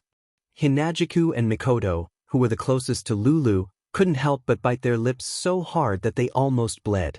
Astria couldn't bear to look at Lulu anymore. Even Yukari furrowed her brows. Even the other girls were in such a state. Wu Yen didn't know what to feel. Lulu is the first person Wu Yen met and the first person he met in Silveria since he came to this world without any family or friends. Lulu's cheerful personality and the way she protected and cared for Wu Yen. Lulu's position in Wu Yan's heart was second only to the other girls. Wu Yen didn't say anything when he saw Lulu in such a state. His expression was as calm as an ancient well. She clenched her fists so tightly that her nails dug into her palms. Blood dripped out of her palms. In this heavy atmosphere, Kanon's treatment continued in an orderly manner. Until a certain moment, the gentle light on Kanon's palm dimmed. Kanon saw this. Chuju, Mikoto, and Astria perked up. Wu Yen asked in a hurry, "Kanon, how are you?" I'm fine now." Kanon smiled. She looked like a devout saint. She answered Wu Yan's question with a clear and gentle voice. "Actually, Wu-san isn't injured at all." "Not injured?" Hinajiku, Mikoto, and Astria froze at the same time. "Not injured?" Wu Yen was also surprised by this. Then why did Lulu faint? Lu-san fainted due to exhaustion of mana. She wasn't injured. Kanon shook her head. That's why she'll recover after resting for a while. Wu Yen and the others sighed in relief. Kanon was a familiar with healing abilities. Apart from that, she also had a purifying ability. She didn't have any combat abilities at all. Vassal beasts were synonymous with destruction. It was hard to imagine a vassal beast without any fighting prowess. However, it was also because of this that Kanon's purification and healing abilities were extraordinarily powerful. In addition, due to her purification and healing abilities, Kanon also knew how to deal with foul energy such as curses and the physical condition of the target she needed to heal. Since Kanon said that Lulu was just exhausted and wasn't hurt, then that must be the case. There was no doubt about it. "Kanon, thank you." Wu Yen rubbed Kanon's head. "Thank goodness you're here. We wouldn't have known what to do otherwise. I'm glad I was able to help Sensei." Kanon was a little shy as she enjoyed Wu Yan's pat. "Then I'll be heading back." Wu Yen didn't object. He nodded and cut off the mana channeling to Kanon. Her body turned into particles of light and disappeared from the scene. When Kanon returned to Wu Yan's body, the girls looked at each other. Lack of stamina, too much mana, mental exhaustion. Mikoto used her finger to point at her cheeks, her eyebrows furrowed deeply. Why is Lulu so exhausted? Why did she use so much mana? Hinajiku tilted her head and asked in confusion. Isn't it because of the battle with the demonic beasts? Lulu is a pure magus. Even if she used up a lot of mana fighting demonic beasts, there's no way she would use up all her stamina. Wu Yen said in a low voice. Besides, Kanon also said that Lulu was too mentally exhausted. That's the main reason why she fainted. So, Lulu definitely didn't fall into a coma because she was fighting a magical beast. That's strange. Chuju seemed to have noticed the abnormality as well. Why did Lulu go to the behemoth forest? This is indeed a problem. Due to the existence of the Beast King, the Behemoth Forest is off-limits. Only the 3 empires have set up camps outside the Behemoth Forest are allowed to enter the Behemoth Forest to hunt. Lulu is a special student studying at the Spalier World Academy. Logically speaking, the camps wouldn't allow a talented student to hunt in the Behemoth Forest. It's too dangerous. Lulu is also the only daughter of the Ailu Empire's #1 family, the Lori family. Even if she wanted to enter the Behemoth Forest, there would be plenty of experts protecting her. Lulu's grandfather, the Thunder King, and father, Lars, might even be escorting her. At the very least, Feifei would be there. But this time, Feifei isn't by Lulu's side. Lulu even entered the dangerous Behemoth Forest alone. This doesn't make sense. Could it be because she encountered a high-level demonic beast? Mikoto pondered for a moment before saying, maybe because they encountered a high-level magic beast, the team that escorted Lulu was annihilated and only Lulu escaped. That's hard to say, right? I can't say that it's impossible. Wu Yen rubbed his forehead. But first, we have to figure out why Lulu came to the Behemoth Forest. Everyone fell silent. Yukari spoke up. Isn't the reason obvious? The group of people turned their heads and looked at Z. Yukari. Wu Yen turned his attention to her. Do you know why Lulu came to the Behemoth Forest? You're all too concerned, that's why you didn't think. Yukari laughed and shook her head. Isn't the most likely reason for this girl to come to the giant beast's forest to look for us? Find us. Realization dawned on everyone's faces. Find us? Only Wu Yan's frown deepened. Indeed, with the relationship between Lulu and Wu Yan's group, it's not surprising that she came here to look for them because she missed Wu Yan and the others. However, Wu Yan's intuition told him that Lulu didn't come here just because she wanted to see them. Yukari had her own considerations as well. She tapped her face with the paper fan in her hand and said thoughtfully, what we're more curious about is why this girl exhausted her stamina to the point that she fainted due to exhaustion. Because the team escorting him was wiped out, he exhausted all his stamina trying to escape. Also, because he was being chased by demonic beasts, his mental state was highly strained. In the end, when he saw Astria saving him, he let his guard down and fainted. Mikoto suggested. Isn't that the case? Is that so? Violet said with a smile. She didn't deny it. That's right. But I think something important must have happened to this girl. She rushed all the way to the Behemoth Forest to look for us. That's why she fainted due to exhaustion. Everyone present shuddered at the thought of this. Lulu, who was lying on the bed, suddenly moaned. Her eyelids trembled and she slowly opened her eyes. Lulu! Wu Yen and the others were overjoyed. They rushed forward. Lulu also saw Wu Yen and company. Her eyes, which were still a bit unfocused, focused, and then they turned red. Tears flowed down her cheeks as she stood up and threw herself at Wu Yen. Yen! What's wrong? Wu Yen and the others were shocked. What happened? Yen! Lulu hugged Wu Yen tightly. She cried as if she was hugging a life-saving straw. She shouted at the top of her lungs. The Ailu Empire is about to be destroyed.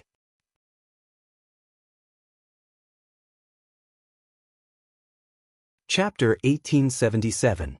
Time returned to the morning. In the Spalier world, there was an academy. It was the only academy in the Spalier world.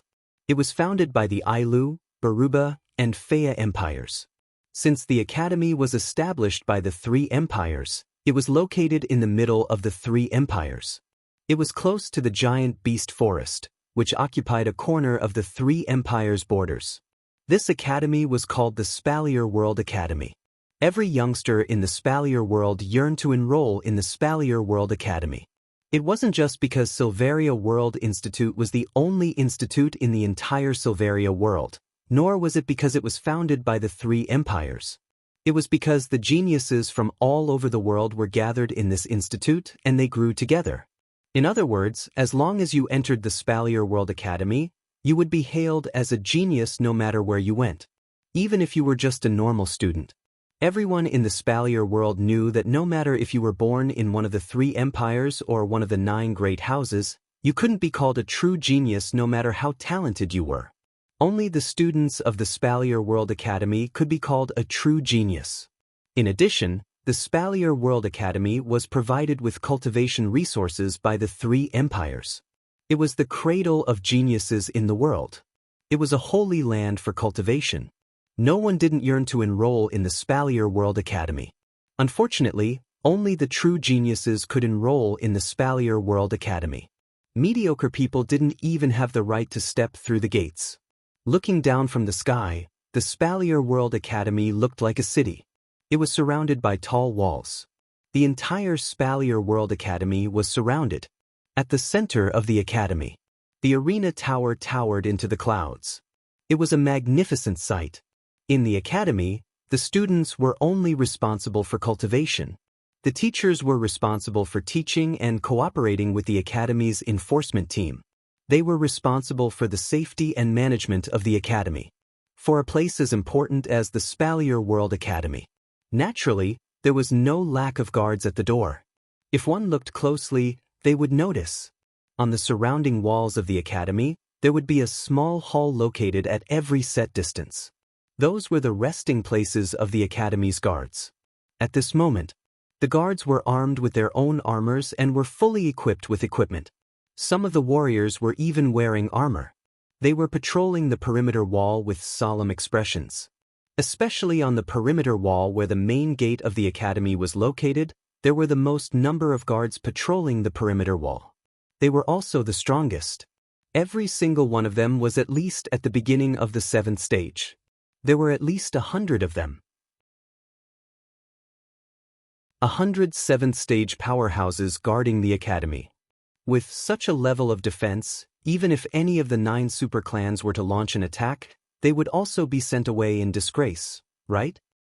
In fact, no one had ever dared to attack the Spalier World Academy. After all, it was an academy created by the 3 great empires. The 3 great empires were the 3 powers that occupied the Spalier world. Unless they were tired of living, who would dare to attack? Even if they succeeded, the invaders wouldn't even have a place to stay. Unless they went out to sea, they wouldn't be able to survive in the world of Silveria. They would be nothing more than rats on the streets. Because of this, many guards on the wall seemed to be patrolling solemnly, but in fact, they were not nervous at all. Some of them even secretly yawned, looking bored. It could not be said that they were not relaxed. At a certain moment, one of the guards who was looking into the distance was startled. He rubbed his eyes as if he couldn't believe what he saw. Far away from Silveria World Institute, the guards could see a cloud of dust rising from the horizon. It was slowly rising into the sky. The guard wasn't the only one who discovered this phenomenon. The other guards gradually discovered it as well. What is that? Is it fog? That's not fog, right? Could it be a sandstorm? How can there be a sandstorm in the Ailu Empire? Only the Baruba Empire has deserts. The guards on the walls started to clamor. Not long later, all of the guards gathered and looked at the dust rising from the horizon. After a long time, the sharp-eyed guards suddenly widened their eyes. They saw it. Below the cloud of dust, a large group of black figures was running madly. They were like cows running in the wild, kicking up clouds of dust. Roar. Oh. Woo. Not long after, the roars of wild beasts began to reverberate in the air, causing the atmosphere to be filled with the atmosphere of a storm. Only then did the guards reveal a look of horror. Rumble. The ground was already trembling, proving that the troops formed by the black shadows were not illusions, but real. Roar. Oh. Woo. The roar of the wild beast finally became clear. Not only did it reverberate into the ears of the guards, even some of the students in the academy could hear it. At the same time, the shadows also revealed their true faces. They were actually demonic beasts. Impossible. The guards cried out in unison. Demonic beasts only appear in the Behemoth Forest. They only move around in the Behemoth Forest. Why would they appear outside the Behemoth Forest? Why would they come to the Spalier World Academy? This was absolutely impossible. Even if the demonic beasts rushed out of the behemoth forest like the time when the Beast King was born, there were still camps set up by the three empires outside the behemoth forest. The elite members of the three empires and the 9 great families were there. It was impossible for the demonic beasts to rush out. However, the tremors on the ground, the tension in the air, and the magical beast army that was getting closer and closer, to the point where they could even feel their auras, told the guards that something was wrong. Everything in front of them was real. "Quick!" one of the guards roared. "Inform the higher-ups of the academy and the elders of the academy council." It was a pity. It was too late. Roar. Oh. Woo. Amidst the roars of the demonic beasts, the demonic beast army came into contact with the walls of the academy. An earth-shattering sound reverberated through the sky of the academy, causing the ground and buildings of the entire academy to tremble. What happened? In a villa of a special student, there was a rare moment of excitement. Lulu, who was about to cultivate, was shocked by the sudden loud sound and vibration. She quickly rushed out of the villa. However, the scene that appeared in front of Lulu made Lulu completely stunned. It was as if the end of the world. It was a scene of despair. Roar. Oh. Woo. Numerous gigantic magical beasts were swarming over from all directions. They roared and destroyed the buildings in the academy. Some of the weaker students were running for their lives. The lucky ones were still running for their lives. The unlucky ones were already caught by the demonic beasts. Go. Kill them. The rather powerful students had already gathered together and formed a battle line. Amidst the angry shouts, they fought against the magical beasts one after another. However, there were too many demonic beasts. There were so many of them that the students in the academy could not compete with them. Even if they formed a battle line, the battle line was constantly shrinking and retreating. For a moment, the roars of the demonic beasts, the screams of the students, and the angry shouts of the people who were fighting against the demonic beasts echoed in the academy. What happened? Lulu's delicate body trembled. Her beautiful face was pale. What happened? What happened? Wasn't it obvious? The demonic beasts attacked the academy. But it was such an obvious fact.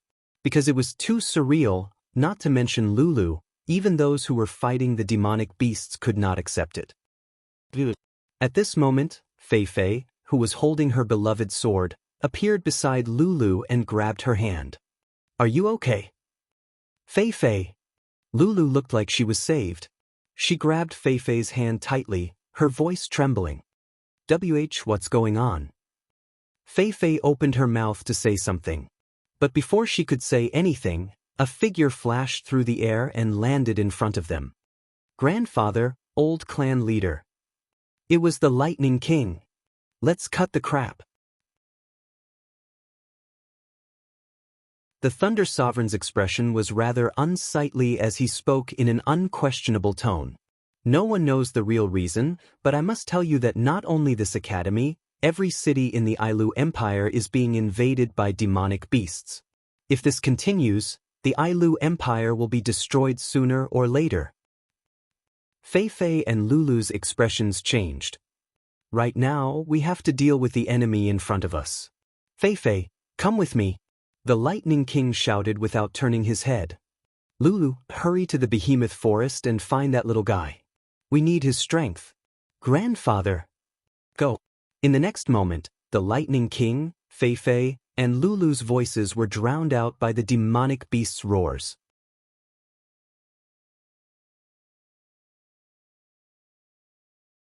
Chapter 1878. Silence, an indescribable silence. A deathly stillness seemed to have merged with the air, filling every corner of the room, making it difficult to breathe. In the entire room, only Lulu's sobbing could be heard. She had just explained the whole thing from beginning to end. Other than Lulu, everyone else was silent. Now, Lulu had brought 3 pieces of information to everyone. 1. Due to unknown reasons, demonic beasts attacked the Spalier World Academy. 2. Due to the demonic beasts' attack, Lei Wang, Fei Fei, and the Academy's students were fighting back. Their current situation is unknown. 3. The demonic beasts didn't just attack the Spalier World Academy. From Lei Wang's words, every city in Ailu Empire was attacked by demonic beasts. Based on these 3 pieces of information, many guesses began to surface. First of all, even though they didn't know the current situation, they could guess. Even if the situation wasn't that bad, it was at least an emergency. Otherwise, Lei Wang wouldn't have sent Lulu alone into the demonic beast space to search for Wu Yan and the others. Secondly, since the demonic beasts had rushed out of the Behemoth Forest and attacked the cities in Ailu Empire, then the Behemoth Forest space must be in a bad situation. After all, the Behemoth Forest space was built right outside the Behemoth Forest. If the demonic beasts wanted to attack the cities in Ailu Empire, they would have to rush out of the Behemoth Forest and pass through the Behemoth Forest space to enter Ailu Empire's borders. Now that the demonic beasts had started to attack the cities in Ailu Empire, it was obvious that the Behemoth Forest space was in danger. Even the supply town might have been destroyed. No matter how one looked at it, the situation had reached a critical point. But soon, more and more questions appeared in everyone's mind. Why did the demonic beasts rush out of the Behemoth Forest? Why did they attack Ailu Empire? Of course, it was just a question. However, he believed that many people who were in the know could guess the answer to this question. Is it the Beast King? Chuju took a deep breath. One could even faintly hear the sound of him gnashing his teeth. Other than the Beast King, no one can break the rules of the magical beasts and make them rush out of their own territory. In other words, the Beast King, who had been hiding in the Behemoth Forest to recuperate, has fully recovered from his injuries? Mikoto clenched her fist and said angrily. Could it be that he wants to take revenge for what happened before? Then why didn't they come to us? Ever since the Beast King had become a demigod, he had only appeared twice. The first time, it was Violet who had severely injured him. The second time, it was Wu Yan who had used Violet's ruby mode to almost kill the Beast King. If the Beast King had to say who he hated the most, it wouldn't be the humans of the Spalier world who treated the magical beasts as prey, but Wu Yan and Violet. Since the Beast King had attacked Ailu Empire, there was no way he wouldn't go after Wu Yan's group. Compared to the outside world of the Behemoth Forest, the Behemoth Forest's capital of Otherworld should be the first to be attacked by the Beast King and his magical beasts. No matter what, the capital of Otherworld is located in the Behemoth Forest, in the enemy's main camp. I'm afraid it's not that the Beast King doesn't want to bother us, it's just that he hasn't found us yet. Wu Yan's tone was unexpectedly calm. Even if it's him, he wouldn't be able to guess that we're in his territory and have set up a base. Violet's barrier also provides us with concealment. Normal people wouldn't be able to detect the capital of Otherworld from the outside. That's why the Beast King didn't attack us first. A blind spot? Mikoto agreed with Kiran's statement. She seemed a little frustrated. If I knew this would happen, I would have left a way to communicate with the outside world. When the capital of Otherworld was built, Wu Yan's group didn't want to have anything to do with the camp. They didn't want to cause too much trouble. That's why they only told Sylph, Fei Fei, Lulu and a few others about the location of the capital of Otherworld. They cut off all contact with the outside world. Originally, this consideration was not without reason. In the entire Silveria world, within the 3 empires and the 9 great clans, there were only a dozen or so Type 9 powerhouses. As for the demigod realm, there were only 5 of them. On Wu Yan's side, Chuju, Mikoto, Ikaros, and Astria are all Tier 9 powerhouses. Ikaros and Astria, who can use Pandora mode, are considered rare even among Tier 9 powerhouses. Wu Yan, who's at the pinnacle of Tier 9, and Violet, who's at the demigod level, they have enough power to rival any of the 3 empires.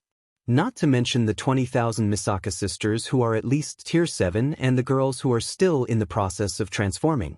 If Wu Yan wants to gain a foothold in the Spalier world, they're more than enough. It's a pity that Wu Yan doesn't have the ambition to conquer the world. He just wants to live a peaceful life with his summons. Even the capital of Otherworldly was built to give his sisters a place to settle down. Even if Wu Yan doesn't have any ambition, There are bound to be people in the Spalier world who are on tenterhooks because of Wu Yan's group. In order to avoid causing too much trouble and disputes, it wasn't entirely unnecessary for them to conceal themselves. But now, there's a drawback. It's hard for news from the outside world to reach the capital of Otherworldly. Otherwise, there's no way Wu Yan's group wouldn't be in the dark. Yan, what should we do now? Lulu's eyes revealed a hint of excitement. Grandpa and Feifei are fighting against the demonic beasts at the academy. I don't know how Dad is doing. Everyone must be in danger. We have to save them. There's no need to call for help anymore. Violet shook her head and said, according to what you said, the demonic beasts' attack started in the morning. You only arrived at the behemoth forest at night. In addition to the time you were unconscious, it's almost dawn now. One whole day is enough for them to successfully resist the demonic beasts, retreat, or die. In other words, the Thunder Lord and Feifei have either repelled the demonic beasts and are safe and sound, or they were defeated by the demonic beasts and have retreated. Otherwise, they died in the academy. No matter how you look at it, there's no need to rescue them now. Then what should we do? Lulu waved her hands helplessly. Grandpa said that he needs your strength now. Lu, calm down first. Wu Yan patted Lulu's shoulder and looked at Violet. Violet, what do you think we should do? You should be asking, what do you think we should do? Yukari asked Wu Yan back with a question. The behemoth forest is in the middle of the three empires. If the demonic beasts attacked the Ailu Empire, the Baruba Empire and Fea Empire would be attacked as well. In other words, the entire world is under attack by the demonic beasts. Do you only want to save the people you know? Or save the entire Ailu Empire? Or save the entire Spalier world? Wu Yan was speechless. He admitted that he wasn't so noble as to save the entire world. However, he still wanted to save the people he knew. However, the people Wu Yan wanted to save would definitely not allow the Spalier world to fall into the hands of the demonic beasts. They would definitely fight back. When that happens, Wu Yan's group would be dragged into the mess. That's why Violet was asking Wu Yan if he wanted to be dragged into this mess or take the initiative to solve this crisis. Or he could just stay out of this mess. The girls seemed to understand Violet's meaning. They all looked at Wu Yan. Other than Lulu, who was looking forward to it, Chuju, Mikoto, Ikaros, and Astria all expressed one thing. That is, no matter what Wu Yan chooses, the girls will stay by his side. Wu Yan felt warmth in his heart. He looked at Violet. When Wu Yan was about to make a decision, Violet's calm expression froze for a moment before a smile appeared on her face. It seems like they don't intend to give us a choice.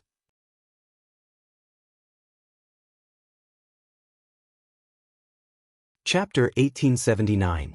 At the same time, in one of the open spaces in the behemoth forest, a scene like this was playing out.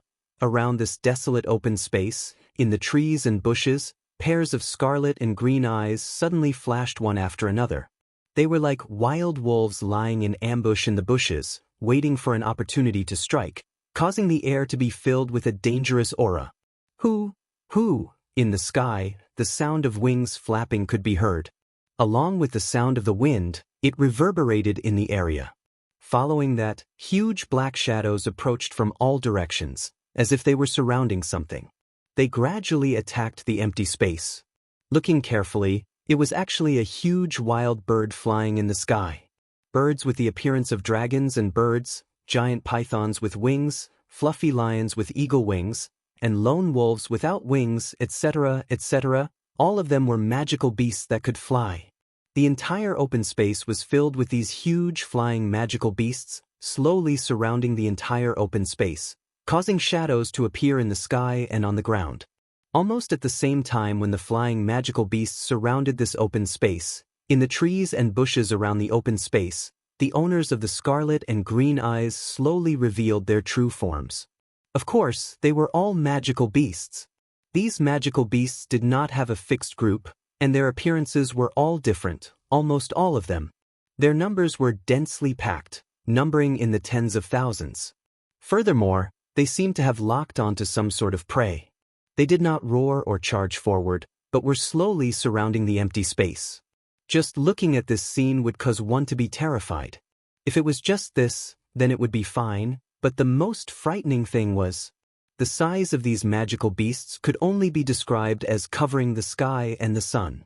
Their height was comparable to a building, and with the densely packed numbers and various appearances, anyone who saw it would tremble. Among these magical beasts, there were also some dragons. Of course, these were not real dragons, but magical beasts that only had the appearance of dragons. These magical beasts that had the appearance of dragons were mainly divided into two types. One type was dragons with wings, like the Western lizard dragon. Their colors were green, red, silver, black, and even gold. Together with other magical beasts, they surrounded the open space in the sky. The other type was naturally the wingless dragons. They had the appearance of dinosaurs, stegosauruses, tyrannosauruses, and other dragon-shaped magical beasts. Together with the magical beasts that couldn't fly, they surrounded the open space on the ground. If someone were to identify these magical beasts, they would be horrified to find out. Among the magical beasts that surrounded this open space, regardless of whether it was the flying magical beasts in the sky or on the ground, the weakest one was a rank 7 magical beast. In other words, there were at least 10,000 rank 7 magical beasts here. As for the rank 8 magical beasts, if there were not 1,000 of them, there were at least hundreds of them. 10,000 rank 7 magical beasts. Hundreds of them 8 magical beasts. Who could stop such a magical beast army? Even if the Ailu Empire's strongest knight regiment came, their chances of victory wouldn't be higher than 30%. However, the most terrifying of all were the dozen or so magical beasts that occupied the front of the magical beast army, as if they were the leaders of the magical beasts. These magical beasts were all rank 9 magical beasts. Under the lead of the dozen or so class 9 magical beasts, this terrifying army of magical beasts slowly surrounded the empty space. They only stopped when they were 100 meters away from the empty space. Then, the magical beasts that surrounded the open space suddenly parted to form a path. A figure slowly emerged from the path and walked to the front of the magical beast army. It was a person, a man in his 20s with a devilish appearance. His body was wrapped in clothes made of animal skin, his entire body exuding a murderous aura that made people tremble. The moment the devilish man appeared, the magical beasts in the sky and on the ground lowered their heads as if they were worshipping him. However, the devilish man did not even spare them a glance. A pair of beast-like eyes stared at the open space below. A cold glint flashed in his eyes. So that's how it is. Hiding here?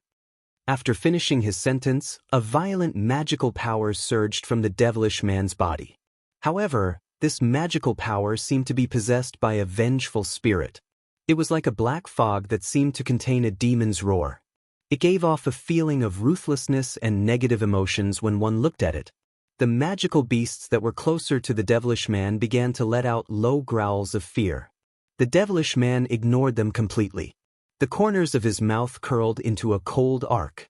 A cruel glint flashed in his eyes as he looked at the open space below. They don't intend to give us a choice? As soon as Purple said this, everyone present was stunned. Boom! Before they could react, a terrifying force suddenly descended from the sky and landed on the enchanted field that enveloped the capital of a different era. The enchanted field of the capital of a different era emerged abruptly and flickered with a rich radiance. The Misaka sisters, who were doing their own things on the street, all raised their heads expressionlessly and looked at the thin film-like barrier that appeared above them. What's going on? Wu Yen and the others who were still in the room were shocked. Violet closed her paper fan and looked out of the window. Boom! Another terrifying force descended and slammed into the barrier of the capital of a different era. This time, the entire barrier trembled as if it could not bear the burden. A part of it even cracked, allowing the residual force that surged in through the cracks to take effect. The entire capital of a different era trembled violently as if it was hit by a magnitude 10 earthquake. Ah! Lulu screamed and almost fell to the ground. Ikaros stepped forward and caught Lulu in time. What's wrong? What's wrong? Astria was a little flustered. Barrier. Hinagiku, Mikoto, and Yukari raised their heads and looked outside the window. When they saw the cracked barrier, they froze on the spot. The enchanted field, cracked? Wu Yen didn't look out of the window, but his expression turned ugly. Someone's attacking this place. Boom.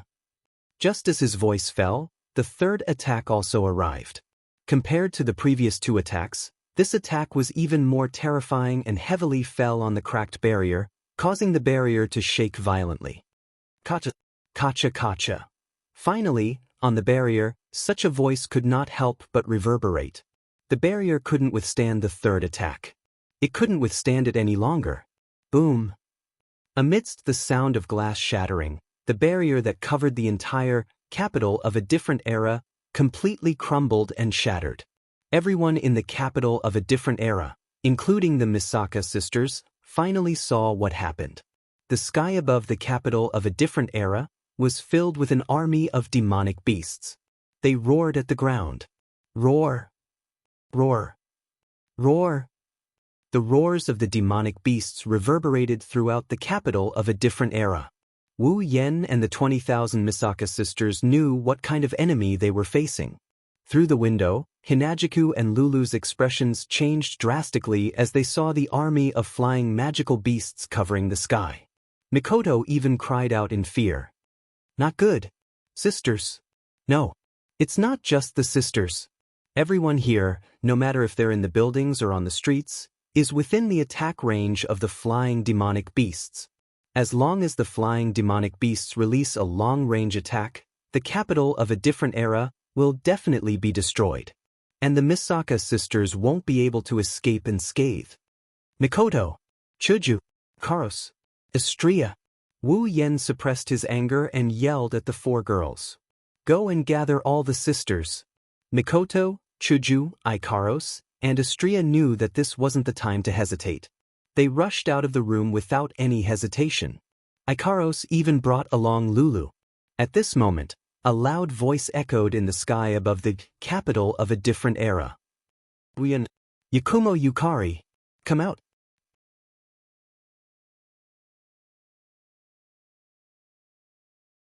Chapter 1880. Uyen, Yakumo Yukari, come out. Her voice reverberated through the air. Not only did it reach Wu Yen and Yukari's ears, it also reached Hinagiku, Mikoto, Ikaros, Astria, and Lulu, who rushed into the street to gather the Misaka sisters. Chuju, Mikoto, Ikaros, and Astria have heard this voice before. It's the Beast King's voice. I knew it. Chuju gritted her teeth. It's the Beast King. He's looking for Master and Yukari Nei-san? Astria started to get anxious. Chuju Nei-san, Mikoto Nei-san, Ikaro-senpai, shouldn't we go help Master and Yukari? Wait. Wait a little longer. Mikoto's face was full of struggle, but in the end she still chose to look at the bigger picture. Let's gather the sisters first. This way, we'll have an advantage whether we fight or retreat. With Yukari and Yan's ruby mode, we'll be fine. Chuju and Astria hesitated for a moment before nodding. Lulu couldn't make the decision, so she followed the girls. Only Ikaros turned her head and looked at the sky. Master! On the other side, Wu Yen and Yukari, who are still in the room, also recognized the owner of this voice. They exchanged glances with each other. Be careful. Yukari nodded as if she knew what Wu Yen was thinking. If the Beast King dares to come looking for us, he must have the confidence to defeat us. Since we don't know what the Beast King has up his sleeves, we need to buy as much time as we can. Wu Yen nodded. He looked at the sky filled with flying demonic beasts. A golden light flashed in his eyes. In the sky, all kinds of flying magical beasts flapped their wings as they let out low roars. There were at least hundreds and thousands of magical beasts densely packed in the sky. It was truly a scene that made people tremble from the bottom of their hearts. Outside the fortress-like sturdy walls of the capital of alternate generations, there were a shocking number of various magical beasts on the ground. In front of the capital of alternate generations, there are more than a dozen gigantic demonic beasts. These demonic beasts are all rank 9 demonic beasts that have lived for God knows how long. In front of this group of demonic beasts, there's a human standing in the air. It's a demonic man. A dark golden fur robe made of beast skin fluttered in the wind. His body emitted an aura that made people's hearts palpitate. The bewitching man coldly looked down at the Misaka sisters who were methodically gathering in one place. He didn't make a move and just quietly floated in the air. Not long after, a pitch-black crack filled with ferocious eyeballs appeared not far from the bewitching man. Wu Yen and Yukari walked out from the crack, and they were surrounded by the flying demonic beasts in the sky. Roar! Roar! Roar! The army of flying demonic beasts that surrounded Wu Yen and Yukari let out roars that were strong enough to form airwaves. However, Wu Yen and Yukari ignored these demonic beasts that were bluffing. They shifted their gazes to the demonic man opposite them. At the same time, a stream of light flashed in their eyes from the system's perception. Beast King? When the system sent this message to Wu Yen and Yukari, they were stunned. What does this mean?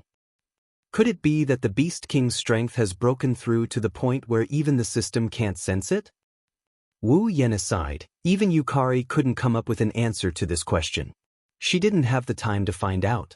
This was because when the Beast King saw the two of them appear at the same time, a ferocious glint flashed in his eyes and he sneered. We finally meet again. The two of you, I wonder if the gifts I gave you are to your liking? Gifts? Wu Yen narrowed his eyes slightly. Gifts? Yukari smiled. Even in the face of tens of thousands of flying demonic beasts, her expression remained unchanged. Are you referring to the entire world being attacked by you? Or are you referring to breaking a barrier here? All of these are just the prelude. The Beast King looked directly at the young lady who had defeated him effortlessly. Since I have shown myself once again, the entire world should be under my control.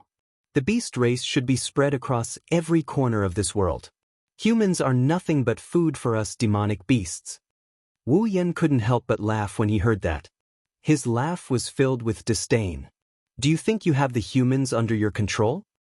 Why can't I think so? The Beast King waved his hand. The demonic beasts behind him all roared in unison, their voices deafening to the ears. Compared to us demonic beasts, how are the humans superior? Humans have 9th grade demonic beasts, but so do we. The humans have Class 8 powerhouses, but the beasts also have Class 8 magical beasts, and they have far more than the humans. In terms of numbers, we demonic beasts may have been holed up in this forest for a long time, but our reproductive ability is strong and our numbers are no less than that of humans. In terms of strength, demonic beasts are born with strong physique and magic power. Compared to humans of the same level, demonic beasts have an absolute advantage. That is why I can attack all 3 empires of the Spalier world at the same time. In just one day, we demonic beasts have conquered 1/3 of the Ailu Empire, 1/3 of the Baruba Empire, and 1/3 of the Fea Empire. It won't be long before the human world, the continent of Silveria, falls under the control of us magical beasts.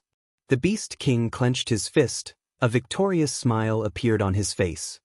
Tell me, why wouldn't I think I have the humans under my control? Yes. Demonic beasts are generally stronger than humans in terms of both numbers and strength.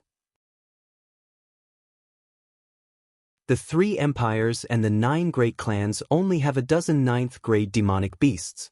Even if the other 9th grade demonic beasts are included, the total number won't exceed 30. Demonic beasts have a long lifespan. Those that have lived for a very long time are all 9th grade demonic beasts. Disregarding the others, when the Beast King was born, there were a dozen 9th grade demonic beasts guarding him. In addition to the other demonic beasts scattered around, there are at least 50 9th grade demonic beasts. Demonic beasts can't even compare to 9th grade demonic beasts, let alone 7th and 8th grade demonic beasts.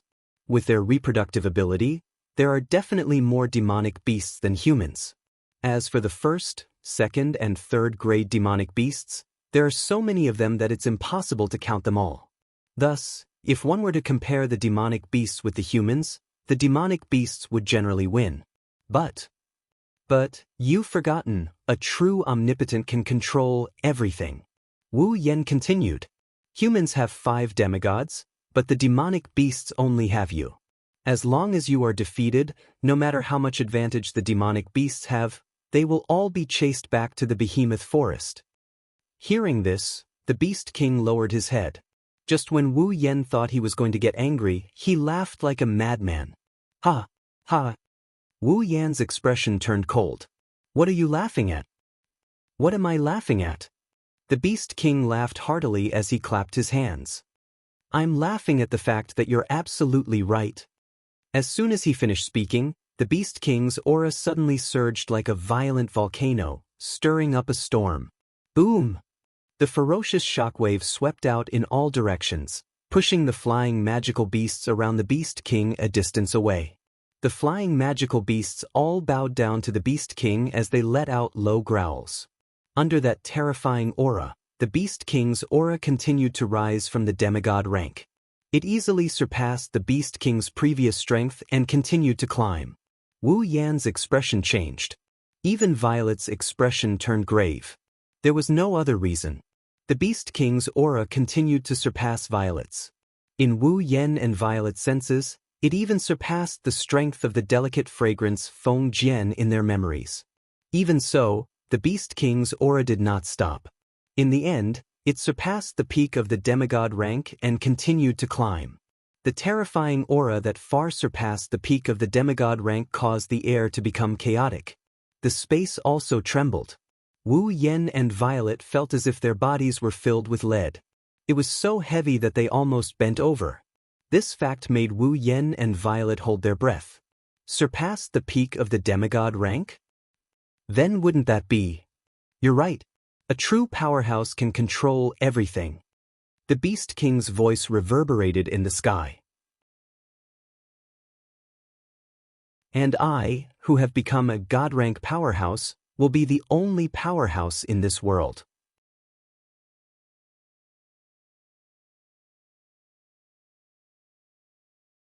Chapter 1881.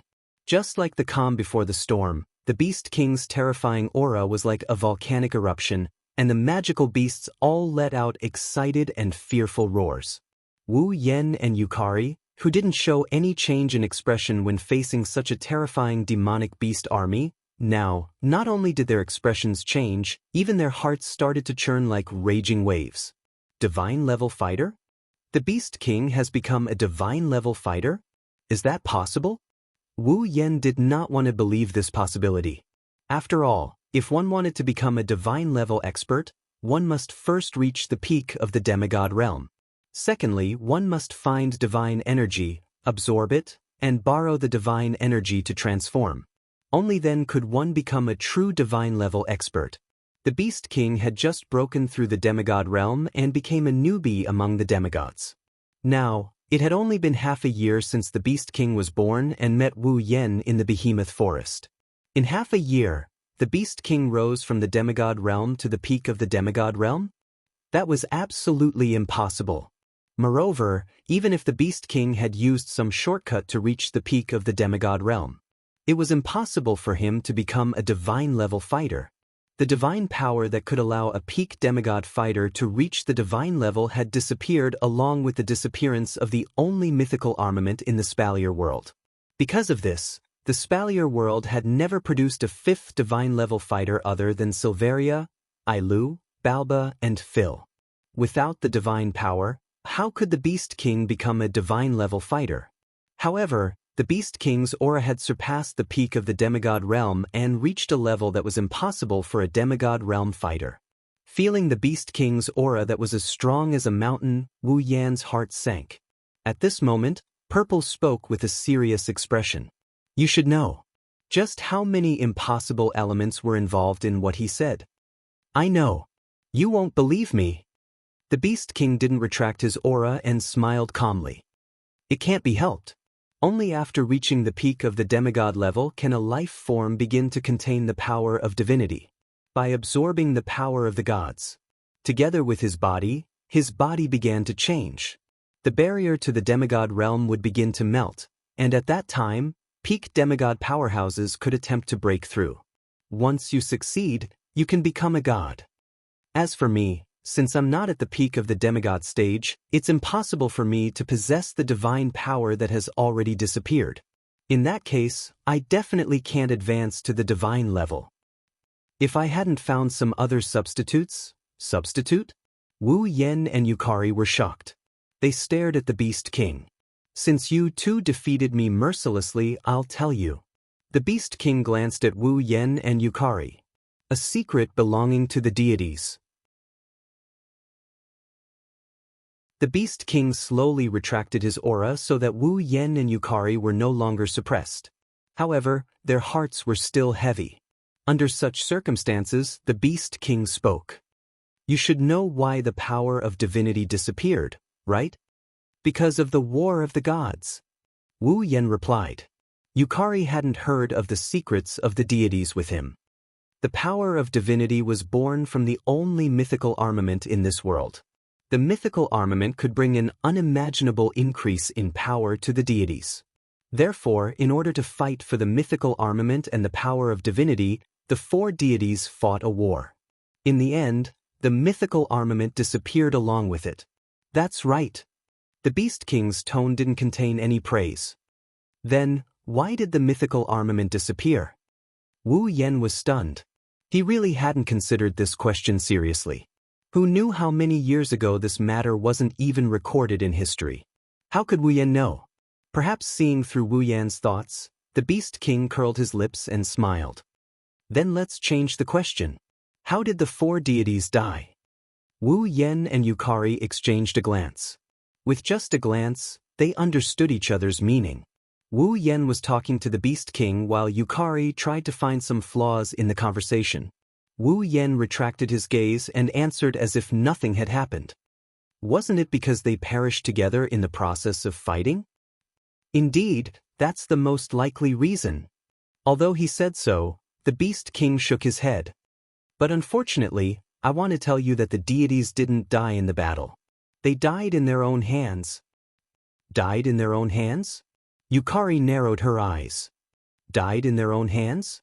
Wu Yen frowned tightly. What's going on? The Beast King sneered as if he didn't care about the four deities. He slowly revealed a secret that no one in the Spalier world knew. There was no limit to human greed. The battle of the gods between the four divine-level experts had started because of greed. Since the power of God could allow experts at the peak of the demigod level to obtain the opportunity to break through to the divine level, one of the four divine spirits became greedy and attempted to seize the power of God to cultivate a divine-level expert for his own faction. Because of this, the other three deities couldn't stand by and watch all the deities being born in other factions. Naturally, they couldn't avoid conflict. In the end, the conflict even involved the only deity without a faction. In order to fight for the ownership of the divine power, the four deities broke out into a battle. Thus, the existence and secret of the mythical armament were dug out. From Kite, Wu Yen learned that the battle lasted for an unknown period of time. In the end, after it ended, all four deities fell and the only mythical armament disappeared. However, how did they fall and how did they disappear? Even the five demigods didn't know, let alone Kite. However, at this moment, the Beast King revealed this secret. Actually, in that War of the Gods, the only mythical armament was destroyed during the chaotic battle of the four gods. Destroyed? Yukari was stunned. Wu Yen was even more shocked. The mythical armament was destroyed? Is it strange? The Beast King sneered. After all, the mythical armament is just a natural weapon. If it was attacked by four deities at the same time, it's not impossible for it to be destroyed, right? How could the four deities fall? Wu Yen refuted. If the source of the dispute, the mythical armament, was destroyed, then the four deities didn't have to continue fighting, right? That's why I said that the four deities didn't die in the battle at all. The Beast King threw out such a sentence impatiently. However, humans are indeed despicable creatures, and so are the deities. Their crazy ambition is the reason for the fall of the four deities. Ambition? That's right. That's right. The Beast King sneered. Unwilling to accept the destruction of the mythical armament, unwilling to accept the disappearance of the power of God and the fact that Silveria could no longer produce a divine-level expert, the four gods brought back the fragments of the destroyed mythical armament in an attempt to research the power of God and the manufacturing method of the mythical armament. In the end, the Beast King smiled disdainfully. It's this kind of ambition that brought them to the end of the mythical armament. You mean? Wu Yen said uncertainly.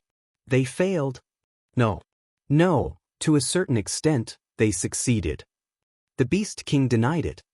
However, what they studied was not the divine power and the manufacturing method of the mythical armament. Instead, it was a byproduct that could help people break through the current level and improve their strength by chance. It's also because of this byproduct. The Beast King slowly raised his hand. That's why I am now. As these words came out of the Beast King's mouth, an indescribable aura suddenly rose from the Beast King's body. What kind of aura was that? Cold. Decay. Insidious. Corrosion. All the negative words that could be used to describe bad things could be used to describe it. Under the influence of this dark aura, the Beast King slowly raised his hand, and a black clump-like object actually rose up into the air. It was a black fog.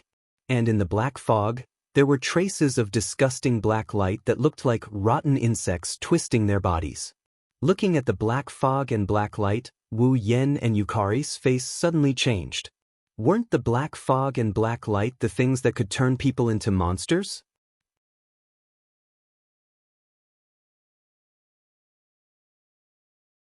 Chapter 1882. Once upon a time, Marcus from the second family of the Saito family had absorbed a strange black light. Although he borrowed the power of the black light to reach the Type 9 Divine Warrior realm, his appearance had turned into a monster that was neither human nor ghost. In the end, he died without a complete corpse. The black light that escaped from Marcus' body returned to the Saito family's base. It possessed the second young master of the Saito family, Bing Mian. In the end, Wu Yen chased the Saito family's base and destroyed both the black light and Bing Mian. Not only that, but the strange black light also appeared in large numbers and wreaked havoc in the giant beast's forest. Many people died in the giant beast's forest camp, and many magic beasts were also affected. In the end, many of them died with grievances. Wu Yen had Ikaros and Astrea investigate the behemoth forest. In the end, he released cannon to eliminate the black light that wreaked havoc in the behemoth forest. How could Wu Yen not recognize the black light that can increase the power of the possessor but at the same time turn the possessor into a monster? Yukari was the same. Don't forget that Violet personally came to the giant beast's forest to search for this black light. She even met up with 5 demigods from Silveria. It's impossible for her not to recognize this black light. I thought you two forgot about this.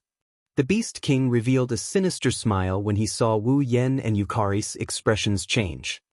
You forgot about the power of a false god. False god? Wu Yan's expression darkened. Disgusting thing. Is this the power of a god created by the 4 great gods by researching the fragments of mythical armaments? Is this the substitute you speak of? That's right. The Beast King fiercely clenched his fist, and the black light and black fog were immediately absorbed into the Beast King's body. This is the byproduct of the power of divinity that the 4 great gods developed by chance. I think all of you have already seen its effects. This pseudo-god power can unconditionally increase the power of the user, and its effects are even more pleasing than the power of divinity that can only give a peak demigod a chance to advance to the divine level. Better? Unconditionally? Wu Yen couldn't help but mock him. Indeed, it can increase the power of the possessed. However, it can also turn the possessed into a monster. From the looks of it, it can also affect the possessed's emotions. You call this unconditionally? Compared to the increase in power, what's the big deal about the body turning into a monster? The Beast King laughed mockingly. Let's talk about it later. Demonic beasts are monsters in your hearts as well? Wu Yen didn't know what to say. The Beast King was right. For humans, this was the case. Demonic beasts are monsters. However, compared to the monsters possessed by the black light, demonic beasts are more adorable. You reached the celestial rank by absorbing this so-called power of a false god? Yukari looked at the Beast King and finally spoke. Is this so-called power of a false god really that powerful? Could it allow someone who had just entered the demigod level to skip a level and directly advance to the divine level? 1 or 2 is naturally impossible. The Beast King laughed out loud. His laughter was filled with madness. But I absorbed hundreds of billions of rays of the power of a false god. I finally achieved this impossible miracle and became a celestial. Go! Wu Yen inhaled a breath of cold air. Hundreds of billions of rays of black light? To be more precise, it's all the power of a false god created by the 4 great gods. The Beast King did not hide his joy.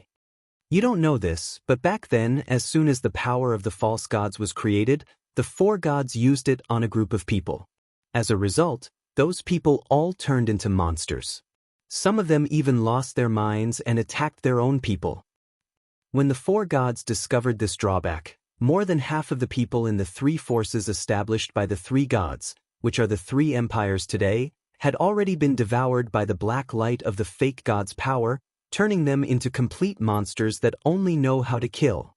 The 4 great gods realized that if this continued, let alone the 3 great empires, even the entire Spalier world would be harmed by the power of a false god. It would become a world of monsters. Therefore, the 4 great gods could only kill those who had become monsters. In order to prevent the power of a false god from harming the entire Spalier world, the 4 great gods chose to seal all the power of a false god into their own bodies. They used their own divine power to suppress the power of a false god. At this point, the Beast King's tone became regretful. In the end, the bodies of the 4 great gods were corroded by the false god's power, and their vitality was completely devoured. The god-level powerhouses who should have lived as long as heaven and earth died because of the disaster and ambition that they created. They used up their last bit of strength and turned their bodies into a seal, suppressing the false god's power in their bodies in a sealed place. And the place where the power of a false god was sealed is the behemoth forest. The Beast King spread his hands, as if he was very lucky. Very lucky, I found a small part of the power of a false god in the bodies of some of my kin who had turned into monsters. By absorbing the power of a false god, I was able to obtain this secret memory. From there, I found the place where the power of a false god was sealed. I absorbed all the power of a false god and became a celestial. Listening to the Beast King's loud shout, as if he was announcing his own birth to the entire world, Wu Yen and Yukari both fell silent. Wu Yen finally understood why the Ailu Empire's god left behind an image in the land of gods that said he was the cause of the calamity. He also understood why the god said he was lying to himself and the people around him. It was because the power of a false god that caused the disaster was created by the 4 great gods themselves. In other words, it was the 4 great gods who brought the disaster to the entire Spalier world. They were unwilling to accept the disappearance of the mythical armament, unwilling to accept the disappearance of the power of a celestial, unwilling to accept the fact that a celestial could never be born again, unwilling to accept the fact that they had fought until the end and gained nothing. In the end, the 4 great gods could only use their own lives to make up for the disaster they brought upon themselves. They also left behind a seed of disaster for their descendants. It was really sad. Yukari also seemed to be a little sad that the 4 great gods of the Spalier world had disappeared in this way. She shook her head. Since the 4 great gods used their lives to create the seal, why did the power of a false god break out of the seal? Although there is no record of this secret in history, the power of a false god did endanger the entire Spalier world. It almost caused the destruction of the entire Spalier world. Even if the 4 great gods tried to hide the truth, it was impossible for them to hide everything. The Beast King sneered. Back then, some of the survivors of the disaster tried their best to find the truth. Finally, they found a clue and found the location of the seal. They spent a lot of effort and energy to find a way to tear a hole in the seal. I don't know why, but Marcus managed to get his hands on this method. The Beast King laughed joyfully. What happened next, you should have guessed. Guessed. Of course. With Marcus' sinister personality, he must have used this method to tear open the seal and obtain the power of a false god in order to take revenge on Wu Yen. As a result, the power of a false god leaked out and was obtained by the Beast King. The Beast King, who obtained this secret memory from the power of the false god, found the place where it was sealed. He completely shattered the seal that had been torn apart and absorbed all the power of the false god. With the endless power of the false god, he broke through the level of his own power. In the end, the Beast King became a god. To you, the power of the false god is a disaster, but to me, the power of the false god is the best tonic. The Beast King laughed out loud again. When magical beasts advance to demigod Beast King, they will shed their original body and take on human form. When they advance to deity Beast God, they will also get a chance to transform their body. Therefore, I abandoned the body that had absorbed the power of a false god and turned into a monster. It was not affected in the slightest. Now, I am no longer the Beast King of the past. The former king of beasts declared loudly. I am the new beast god of the Beast Clan.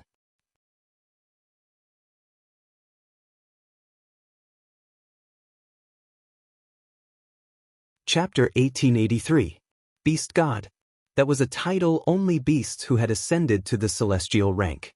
In the past, there had been a demigod beast king in the behemoth forest who had obtained the power of a god and broken through to become a beast god. However, because the beast god had ruled over the beasts to resist the human gods had joined forces to kill the beast god and beast king who had the power to rule over the beasts. Since then, the behemoth forest had never given birth to another beast king or beast god. It was only now that the beast king, a demigod, had been born. Now, this newly born beast king had become the new beast deity? In terms of numbers, we beasts outnumber the humans by leaps and bounds. In terms of strength, none of us beasts lose to the humans. Now, in terms of combat power, we have me. The beast king's eyes burned with a cruel light. In front of me, who has become the beast god, even if all 5 of the human demigods were to stand in front of me, it would not take much effort to kill them. This world is destined to fall into my hands. The Beast King raised his eyes and looked at Wu Yen and Violet who were floating in front of him. He extended his hand to them. So, do you want to come with me? Hearing this, Wu Yen and Violet were stunned. Together? Wu Yen looked at the Beast King in shock. Are you trying to recruit us? Don't doubt it. The Beast King's tone was neither sincere nor fake. It was completely calm. Both of you defeated me effortlessly. I can honestly say that among the 5 demigod rank powerhouses in the human world, not a single one of them could do that, but both of you did. No one knows your abilities better than I do. The Beast King's lips slowly curved into a smile. Of course, the most important thing is that neither of you are human, right? Hearing this, Wu Yen and Violet finally understood. The Beast King was recruiting them not because he cherished talent, but because they were not human. Other than the humans and beasts, they were the third force. And now that the Beast King was planning to wage an all-out war with the humans. In order to not increase the strength of the humans, the Beast King wanted to recruit them as a third force. One had to admit that the Beast King was not only very thoughtful, but also very rational. After all, Wu Yen and Violet had almost sent the Beast King to hell. The Beast King chose to give up on revenge for the sake of the big picture, as expected of the King of the Beasts. However, the Beast King had obviously overlooked a problem. Violet aside, Wu Yen was not as magnanimous as the Beast King had imagined. Recruit? Wu Yen sighed and cast his cold eyes on the Beast King. You surrounded my capital of alternate generations with your magical beast army, and even brazenly attacked the barrier, almost injuring my people. Now, you actually want to recruit me. You also know that my magical beast army has surrounded your so-called capital of a different era? The Beast King's expression remained unchanged as he continued to extend his arm. Then, you should also know that if you refuse to stand on the same side as me, I won't mind letting them attack directly, right? Coercion and bribery? Wu Yan let out a sarcastic laugh. Unfortunately, I can't stand being threatened. The Beast King fell silent. I see. The Beast King retracted his arm and nodded. In that case, I don't need to keep you any longer. However, as soon as the Beast King finished his sentence and before he could make his next move, a pitch-black crack filled with eyeballs appeared behind him. Swish. Immediately afterwards, an extremely dense beam of black light shot out from the pitch-black cracks that were filled with eyeballs. It tore through the air and viciously struck the Beast King's back.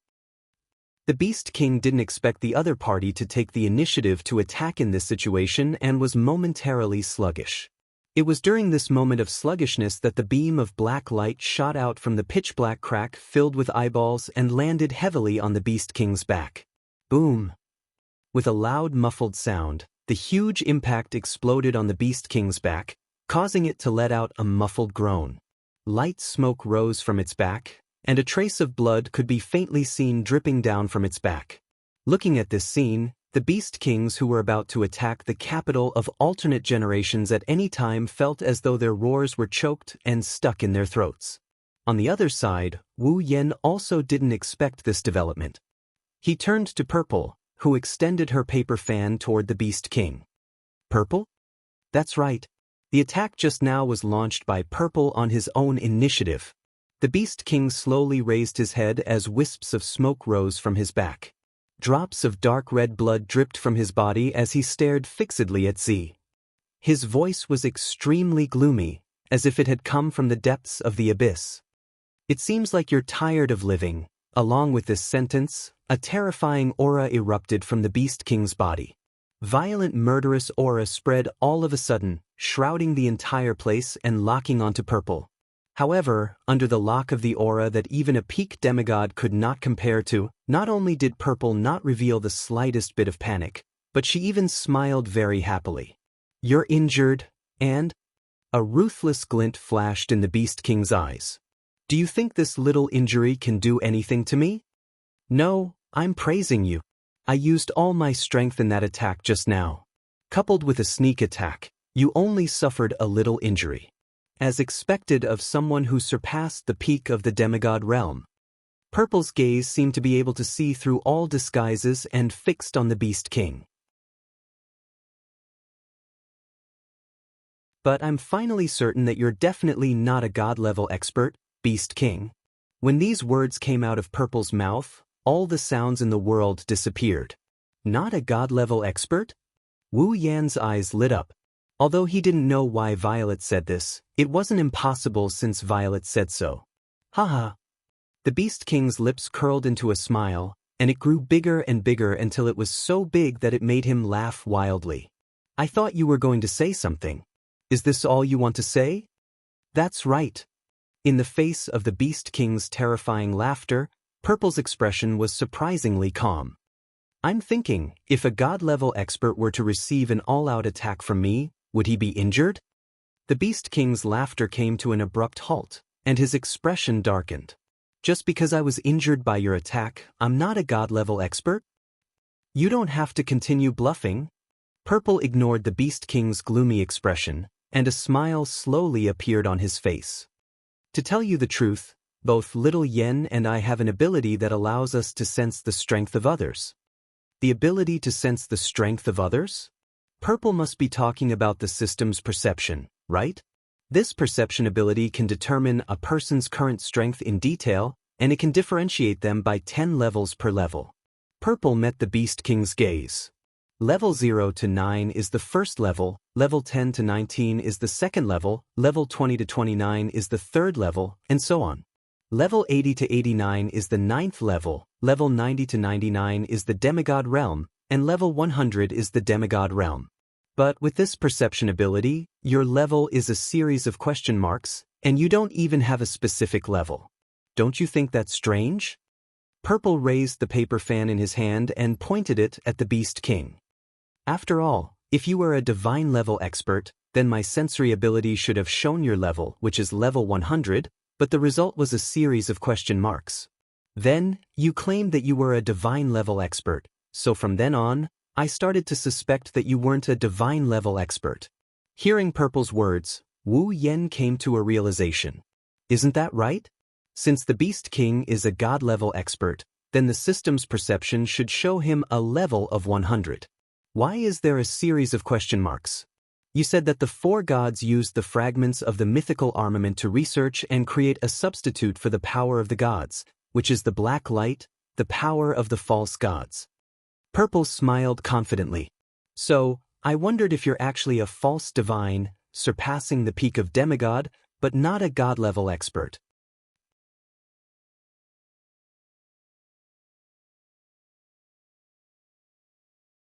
Chapter 1884. He surpassed the peak of demigod but failed to reach celestial rank.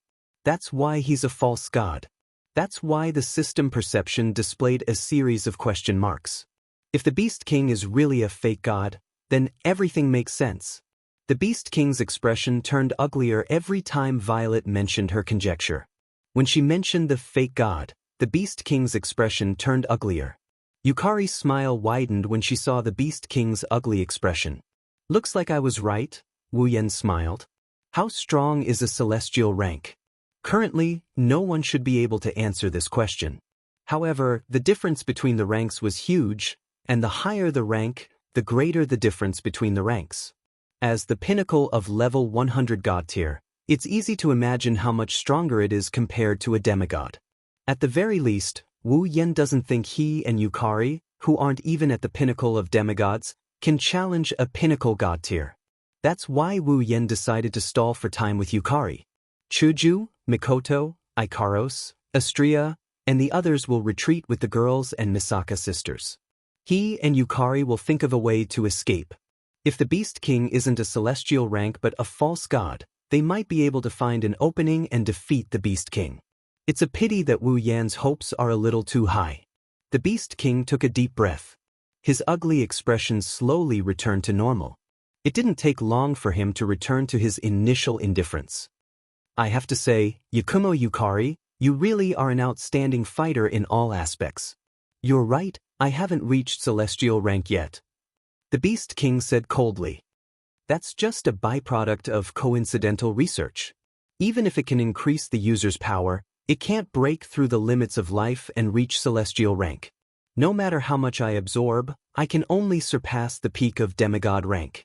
I can't reach celestial rank. In your words, I should be a false god. The Beast King sneered. But so what? Don't tell me that the two of you, who aren't even demigods, can defeat me, who has surpassed demigods.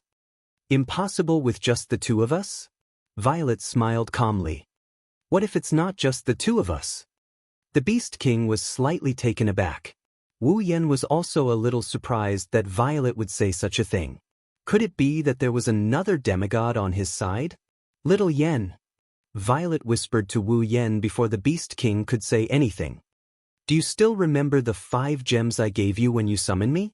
I went to the Behemoth Forest to investigate the power of the false gods. Wu Yen paused for a moment before he remembered. With a flip of his hand, 5 gems of different colors appeared in his palm. They were the gems that Violet gave to Wu Yen the day after he summoned her to the Spalier world. The next day, Violet went to the Behemoth Forest to investigate the ominous aura she sensed. She ended up encountering the power of the false gods. After explaining the situation to Violet, she tossed the gems to Wu Yen. At that time, Violet even told him that if he couldn't defeat his opponent in a fight, he could show off the gems. Perhaps he could scare his opponent away. However, Violet's expression was too casual at that time. It was as if she didn't care about the gems at all. Wu Yen didn't see anything special about the gems and gradually forgot about them. Violet didn't bother explaining to Wu Yen. With a wave of her hand, the gems in Wu Yan's palm exploded into powder with a bang. Buzz! Just as the 5 different colored gems exploded into powder, 5 ripples of the same color as the gems spread out in the sky like a door. The door gradually solidified, like a reflection in a lake, swaying in an illusory manner. At a certain moment, with a crack, it opened at the same time like a real door. Then, 5 figures slowly descended from the 5 doors. They were an old man in a gray robe, a man in a white robe with a thunderbolt pattern on his chest, an old man in a black robe, a gorgeous woman, and a beautiful girl in a blue gauze dress. The 5 figures emerged from the doors in the sky and slowly descended. They didn't stop until they reached Violet's side and raised their heads. Looking at the 5 figures descending from the sky, the Beast King's face broke into a terrifying smile. Helpers? Wu Yen cried out in surprise. 3 guardian deities? Among the 5 people that appeared out of nowhere, there was an old man in a gray robe, a man in a white robe with a lightning emblem, and a beautiful woman. They were the 3 guardians of the Ailu, Baruba, and Fea empires, Jaren, Magnubi, and Linya. Not only Garen, Magnubi, and Linya, Wu Yen also had an impression of the old man in the black robe. One can imagine the shock on his face. Isn't he the owner of the magic crystal shop in the academy? This is the 4th demigod of Silveria, Mula. He met Wu Yenzi in the academy once before, the 4th demigod of Silveria. As for the beautiful girl, Wu Yen didn't recognize her, but he was also surprised. She looks like she's only 20 years old. She's just too young.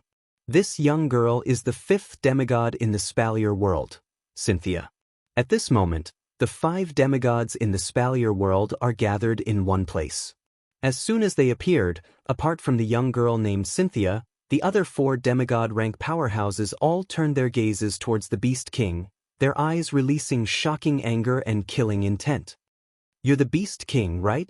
Jarlin suppressed his anger as his voice echoed. You're the one who ordered the demonic beasts to attack my Ailu Empire? You're the one who caused my Ailu Empire to fall into an abyss of suffering? So the Ailu Empire was also attacked by demonic beasts.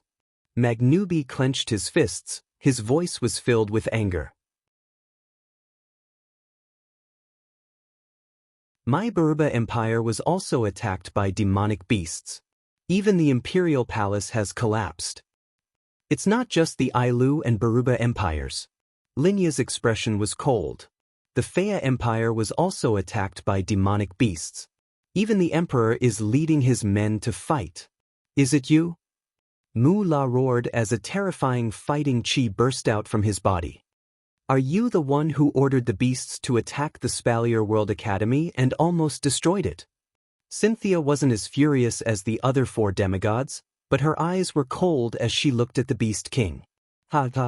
The Beast King was neither afraid nor panicked in the face of the 5 demigods attacking him at the same time.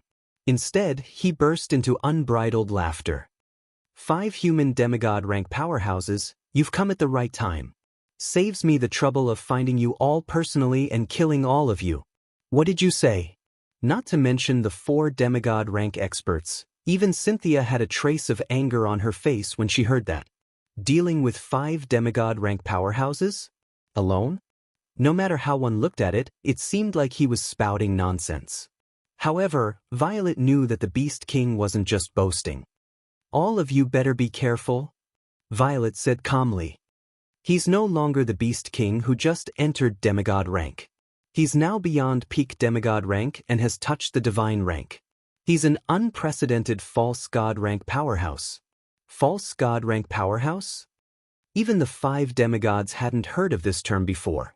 Of course, not knowing what a false god rank powerhouse was didn't mean that they didn't know what it meant to surpass peak demigod rank.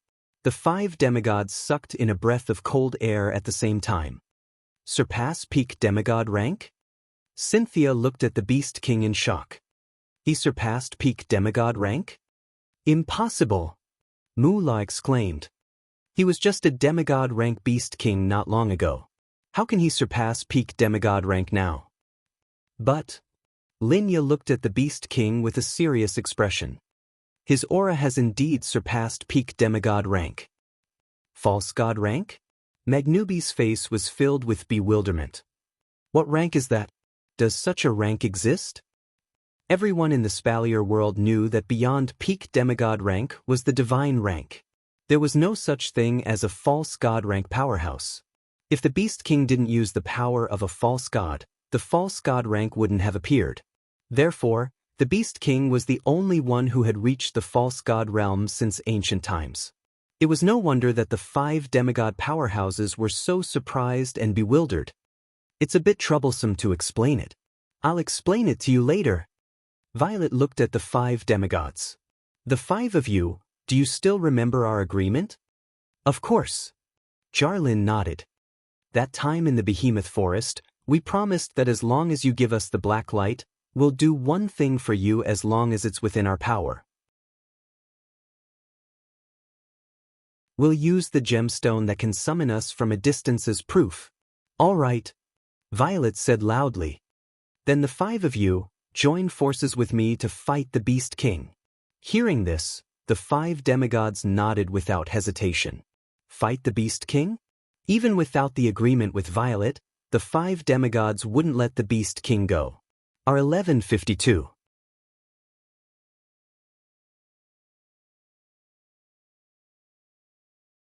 Chapter 1885. Level 96, Level 95, Level 95. Mura, Level 94. Cynthia, Level 94. Wu Yan looked at the 5 demigods who were standing in a row against the Beast King. He exhaled a breath of hot air. Why was the boss of the magic crystal shop in the Spalier World Academy a demigod? How could a young girl who looked less than 20 years old be a demigod rank expert? Why did Yukari know these 5 demigods? Why would a special tool that could summon 5 demigod powerhouses be in Violet's hands, and through Violet's hands, it was given to him? Wu Yan had so many questions, but he couldn't ask them. It wasn't the right time. However, with the help of the 5 demigods from the Spalier world, Wu Yan's situation was much better.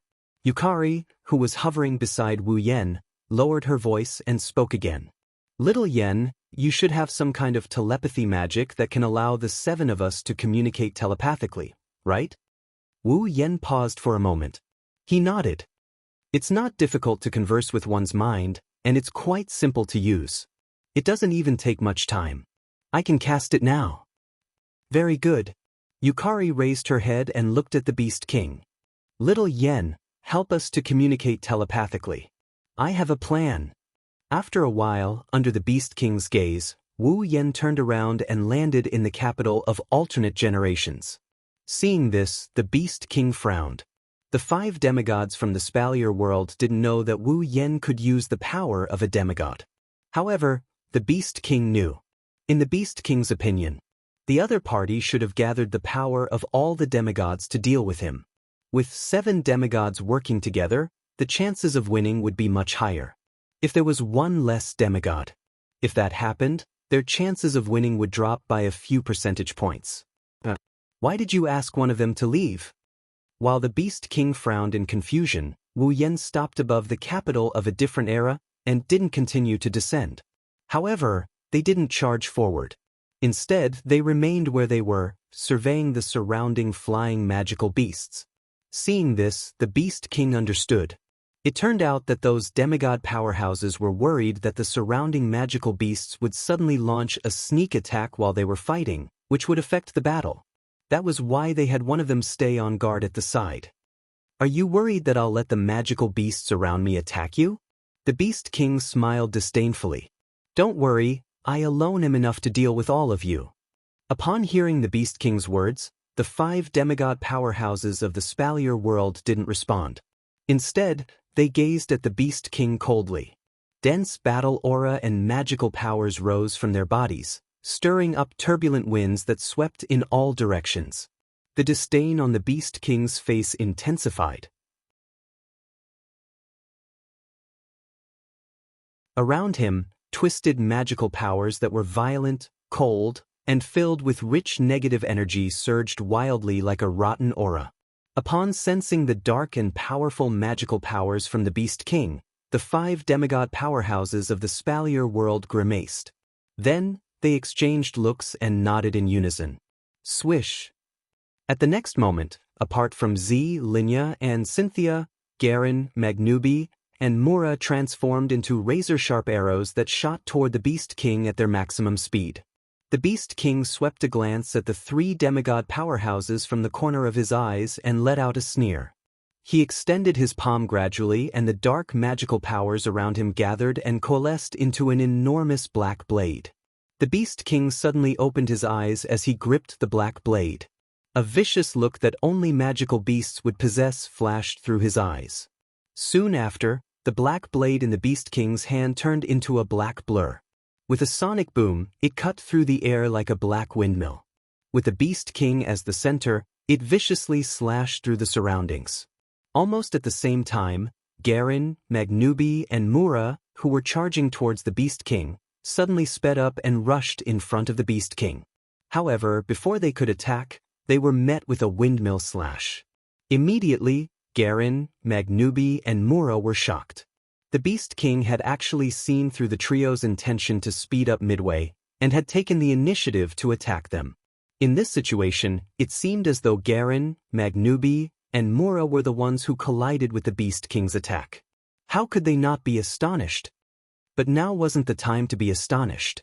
Sensing the powerful wind coming towards them, Garen, Magnubi, and Mura hurriedly raised their hands. An ancient night sword appeared in Garen's hand, a pair of razor-sharp claws appeared in Magnubi's hand, and a pitch-black stick appeared in Mura's hand. The three unknown weapons stood before Garen, Magnubi, and Mura and welcomed the Beast King's attack. Clink! The black blade that the Beast King had turned into a black windmill swung in front of the Beast King. Wherever it passed, sparks flew in all directions like fireworks, and a crisp sound of collision rang out. Garen, Magnubi, and Mura felt a great, violent force coming from their weapons, which hurt their perlicues and almost knocked their weapons out of their hands. However, before Garen, Magnubi, and Mura could heave a sigh of relief, the Beast King sneered again. The black blade that he had just swung was pulled back according to the trajectory of the swing. Once again, the wind wheel spun in the opposite direction and slashed the weapons in Garen, Magnubi, and Mura's hands. Clang! Garen, Magnubi, and Mura groaned in pain as they were sent flying with their weapons at an even faster speed than when they came in. Buzz! Garen, Magnubi, and Mula were just sent flying. Before they were 3 meters away from the Orc King, a pitch-black crack filled with ferocious eyeballs appeared between the Orc King and Garen, Magnubi, and Mula, who were sent flying. In the dark crevice, Z was like a loaded arrow. Demonic power that the Beast King could not identify surged around him. He flew out of the dark crevice and his body turned into a blurry shadow. In the blink of an eye, he was right in front of the Beast King. This time, it was the Beast King's turn to be astonished. Alim, if the Beast King had predicted that Garen, Magnubi, and Mura would speed up and rush to his front and launched an attack in advance, it would look like that Garen, Magnubi, and Mura had bumped into him. Wasn't the current situation the same? Purple seemed to have predicted that the Beast King would send Garen, Magnubi, and Mura flying. Almost at the instant when Garen, Magnubi, and Mura were sent flying, she opened up a gap between the Beast King, Garen, Magnubi, and Mura. In the end, it was as though the Beast King had sent Garen, Magnubi, and Mura flying in order for Purple to appear here. Of course, even though he was astonished, the Beast King's expression turned cold at the sight of Purple dashing toward him. He brandished the black blade in his hand and couldn't retract it. All he could do was to raise his massive fist and clench it tightly. Twisting his elbow, the Beast King's dark mana rapidly gathered on his fist.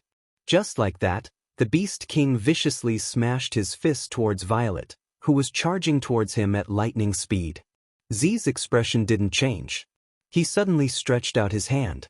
Above his hand, a majestic demonic energy rapidly spread out and collided with the Beast King's fist. Boom! In the instant that a low muffled sound rang out, an inexplicable wave surged from Yukari's hand, disintegrating the chi and dark magic on the Beast King's fist. Such a familiar, domineering, and almost unreasonable method of disintegrating without the Beast King's consent reminded him of this move that made him suffer greatly in the past. That was the realm of being and non-being. You're indeed full of strange tricks. The power of your realm is really strong.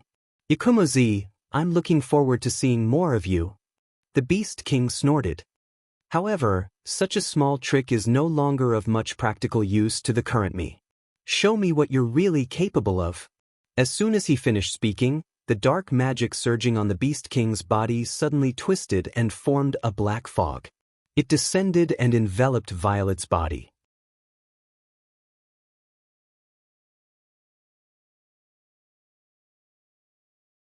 Chapter 1886. Whoosh! The black fog that suddenly descended from the sky caused Z to be slightly surprised. She lifted her head, and soon after, the thick black fog was like a gust of wind that rapidly magnified in Z's gem-like eyes. The black mist carried an extremely gloomy aura, and the curse-like power made Violet, who was used to seeing all kinds of powers, frown. She staggered, tapped her foot, and retreated like a bolt of lightning. Swish! However, just as Purple's figure turned, the thick black fog was like a sharp arrow that instantly flashed and arrived before him. Seeing that the black fog that contained a dark aura was about to hit Purple like a tide, Purple's face turned solemn. He forcefully pointed the paper fan in his hand forward, and a crack suddenly appeared in front of Purple. It stood in front of Purple like a shield. The black mist containing a gloomy aura rushed into the gap, without slowing down. It was unknown where it was transferred to, but it disappeared in front of Violet's eyes. However, the solemn expression on Violet's face didn't weaken at all. Instead, it became more intense. That was because Violet clearly felt it. Amidst an extremely soft sound of something breaking through the air, a figure silently appeared behind her. "Didn't I tell you?" Staring at Violet's slender and tall figure, the Beast King raised one of his hands. Above his palm, a poisonous black mist condensed and covered the Beast King's palm. "Show me what you're capable of." As these words were spoken, Yi Zichen's eyes lit up. The Beast King's palm, which was shrouded in black mist, viciously smashed towards Z's back. Looking at the violent vibrations in the air, even if it was Z, he would definitely be gravely injured by such an attack. Swish! Just as the Beast King's palm, which was covered in black fog, was about to smash down on Violet, a faint sound of impact suddenly rang out. Buzz! Purple, whose back was facing the Beast King, suddenly trembled slightly. His figure actually trembled after this tremble. After the trembling, her figure became illusory. Boom! The Beast King's violent blow landed solidly on Violet's back.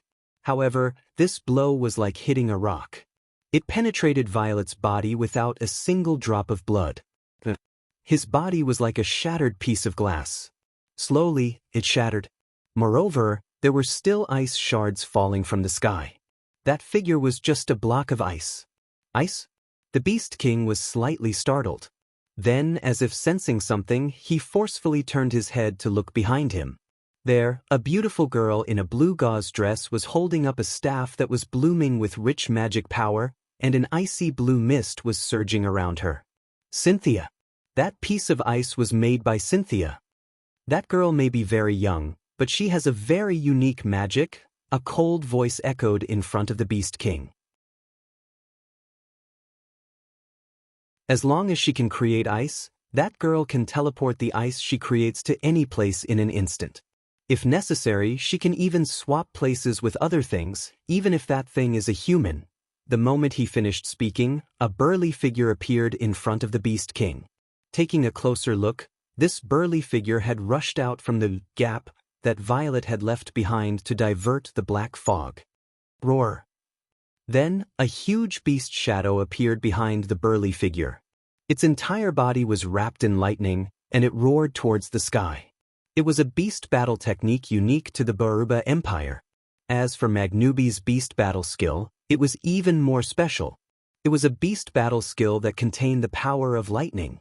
Magnubi rushed to the front of the Beast King and bent one of his hands into the shape of a claw. The claw-like armament in his hand surged with a majestic aura. Magnubi fiercely swung the claw and compressed the air in front of him into a ball, blasting the Beast King. Boom! Amidst the low muffled explosion, the ripples of air waves rapidly spread out, causing the space to tremble slightly. However, such a violent attack did not directly land on the Beast King. Instead, it smashed into a bone wall that had appeared in front of the Beast King out of nowhere and smashed the bone wall into pieces. Playing tricks all you want. Behind the bone wall, the Beast King shook his palm abruptly. In an instant, black fog surged out and transformed into 3 arm-thick black snakes. They circled around the bone wall and darted out abruptly. Their hideous mouths snarled silently, filling the air with a foul stench. The black snake instantly shot forward and circled around the bone wall. It rushed towards Magnubi, who had clawed at the bone wall from the top, left, and right, and surrounded him. Magnubi's expression became incomparably solemn when he sensed the faint dark demonic energy being transmitted from the 3 black snakes. He slowly spread out his claws and violently swung them at the black snakes that were shooting over. Roar!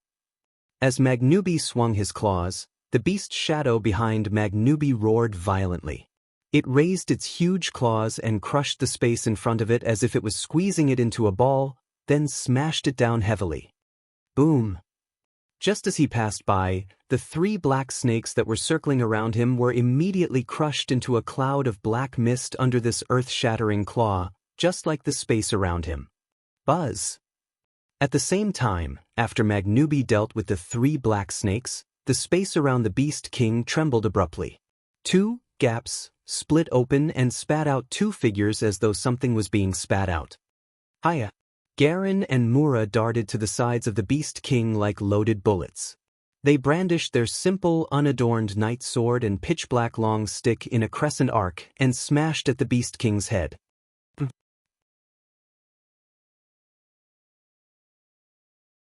Facing the merciless attack, the Beast King snorted in disdain.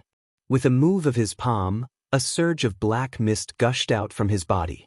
After a wave of rolling, it actually condensed into a sticky barrier around the Beast King like a swamp. Boom! Garen's slash and Mura's blunt blows smashed into the thick, viscous protective barrier in a deep explosion. 2 ripples spread across the pitch-black, viscous protective barrier. The 2 armaments that were considered top-notch even among gold-grade armaments contained a terrifying force. The knight sword and staff smashed a dent into the viscous black barrier. However, they were unable to break through this layer of defense. They stopped half a meter away from the Beast King's head. The strength and combat aura of the 2 armaments were completely dissolved by the mysterious power of the viscous barrier. Boom! Immediately after, the viscous barrier that had 2 dents on it fiercely bounced back and knocked away the armaments in Garlin and Mura's hands. Roar! As if it had been planned, when Jarlin and Mura were sent flying, Magnubi bypassed the bone wall with his beast shadow. He flashed into the arms of the Beast King and waved his sharp claws. Streaks of claw shadows appeared and smashed towards the chest of the Beast King with violent electric arcs.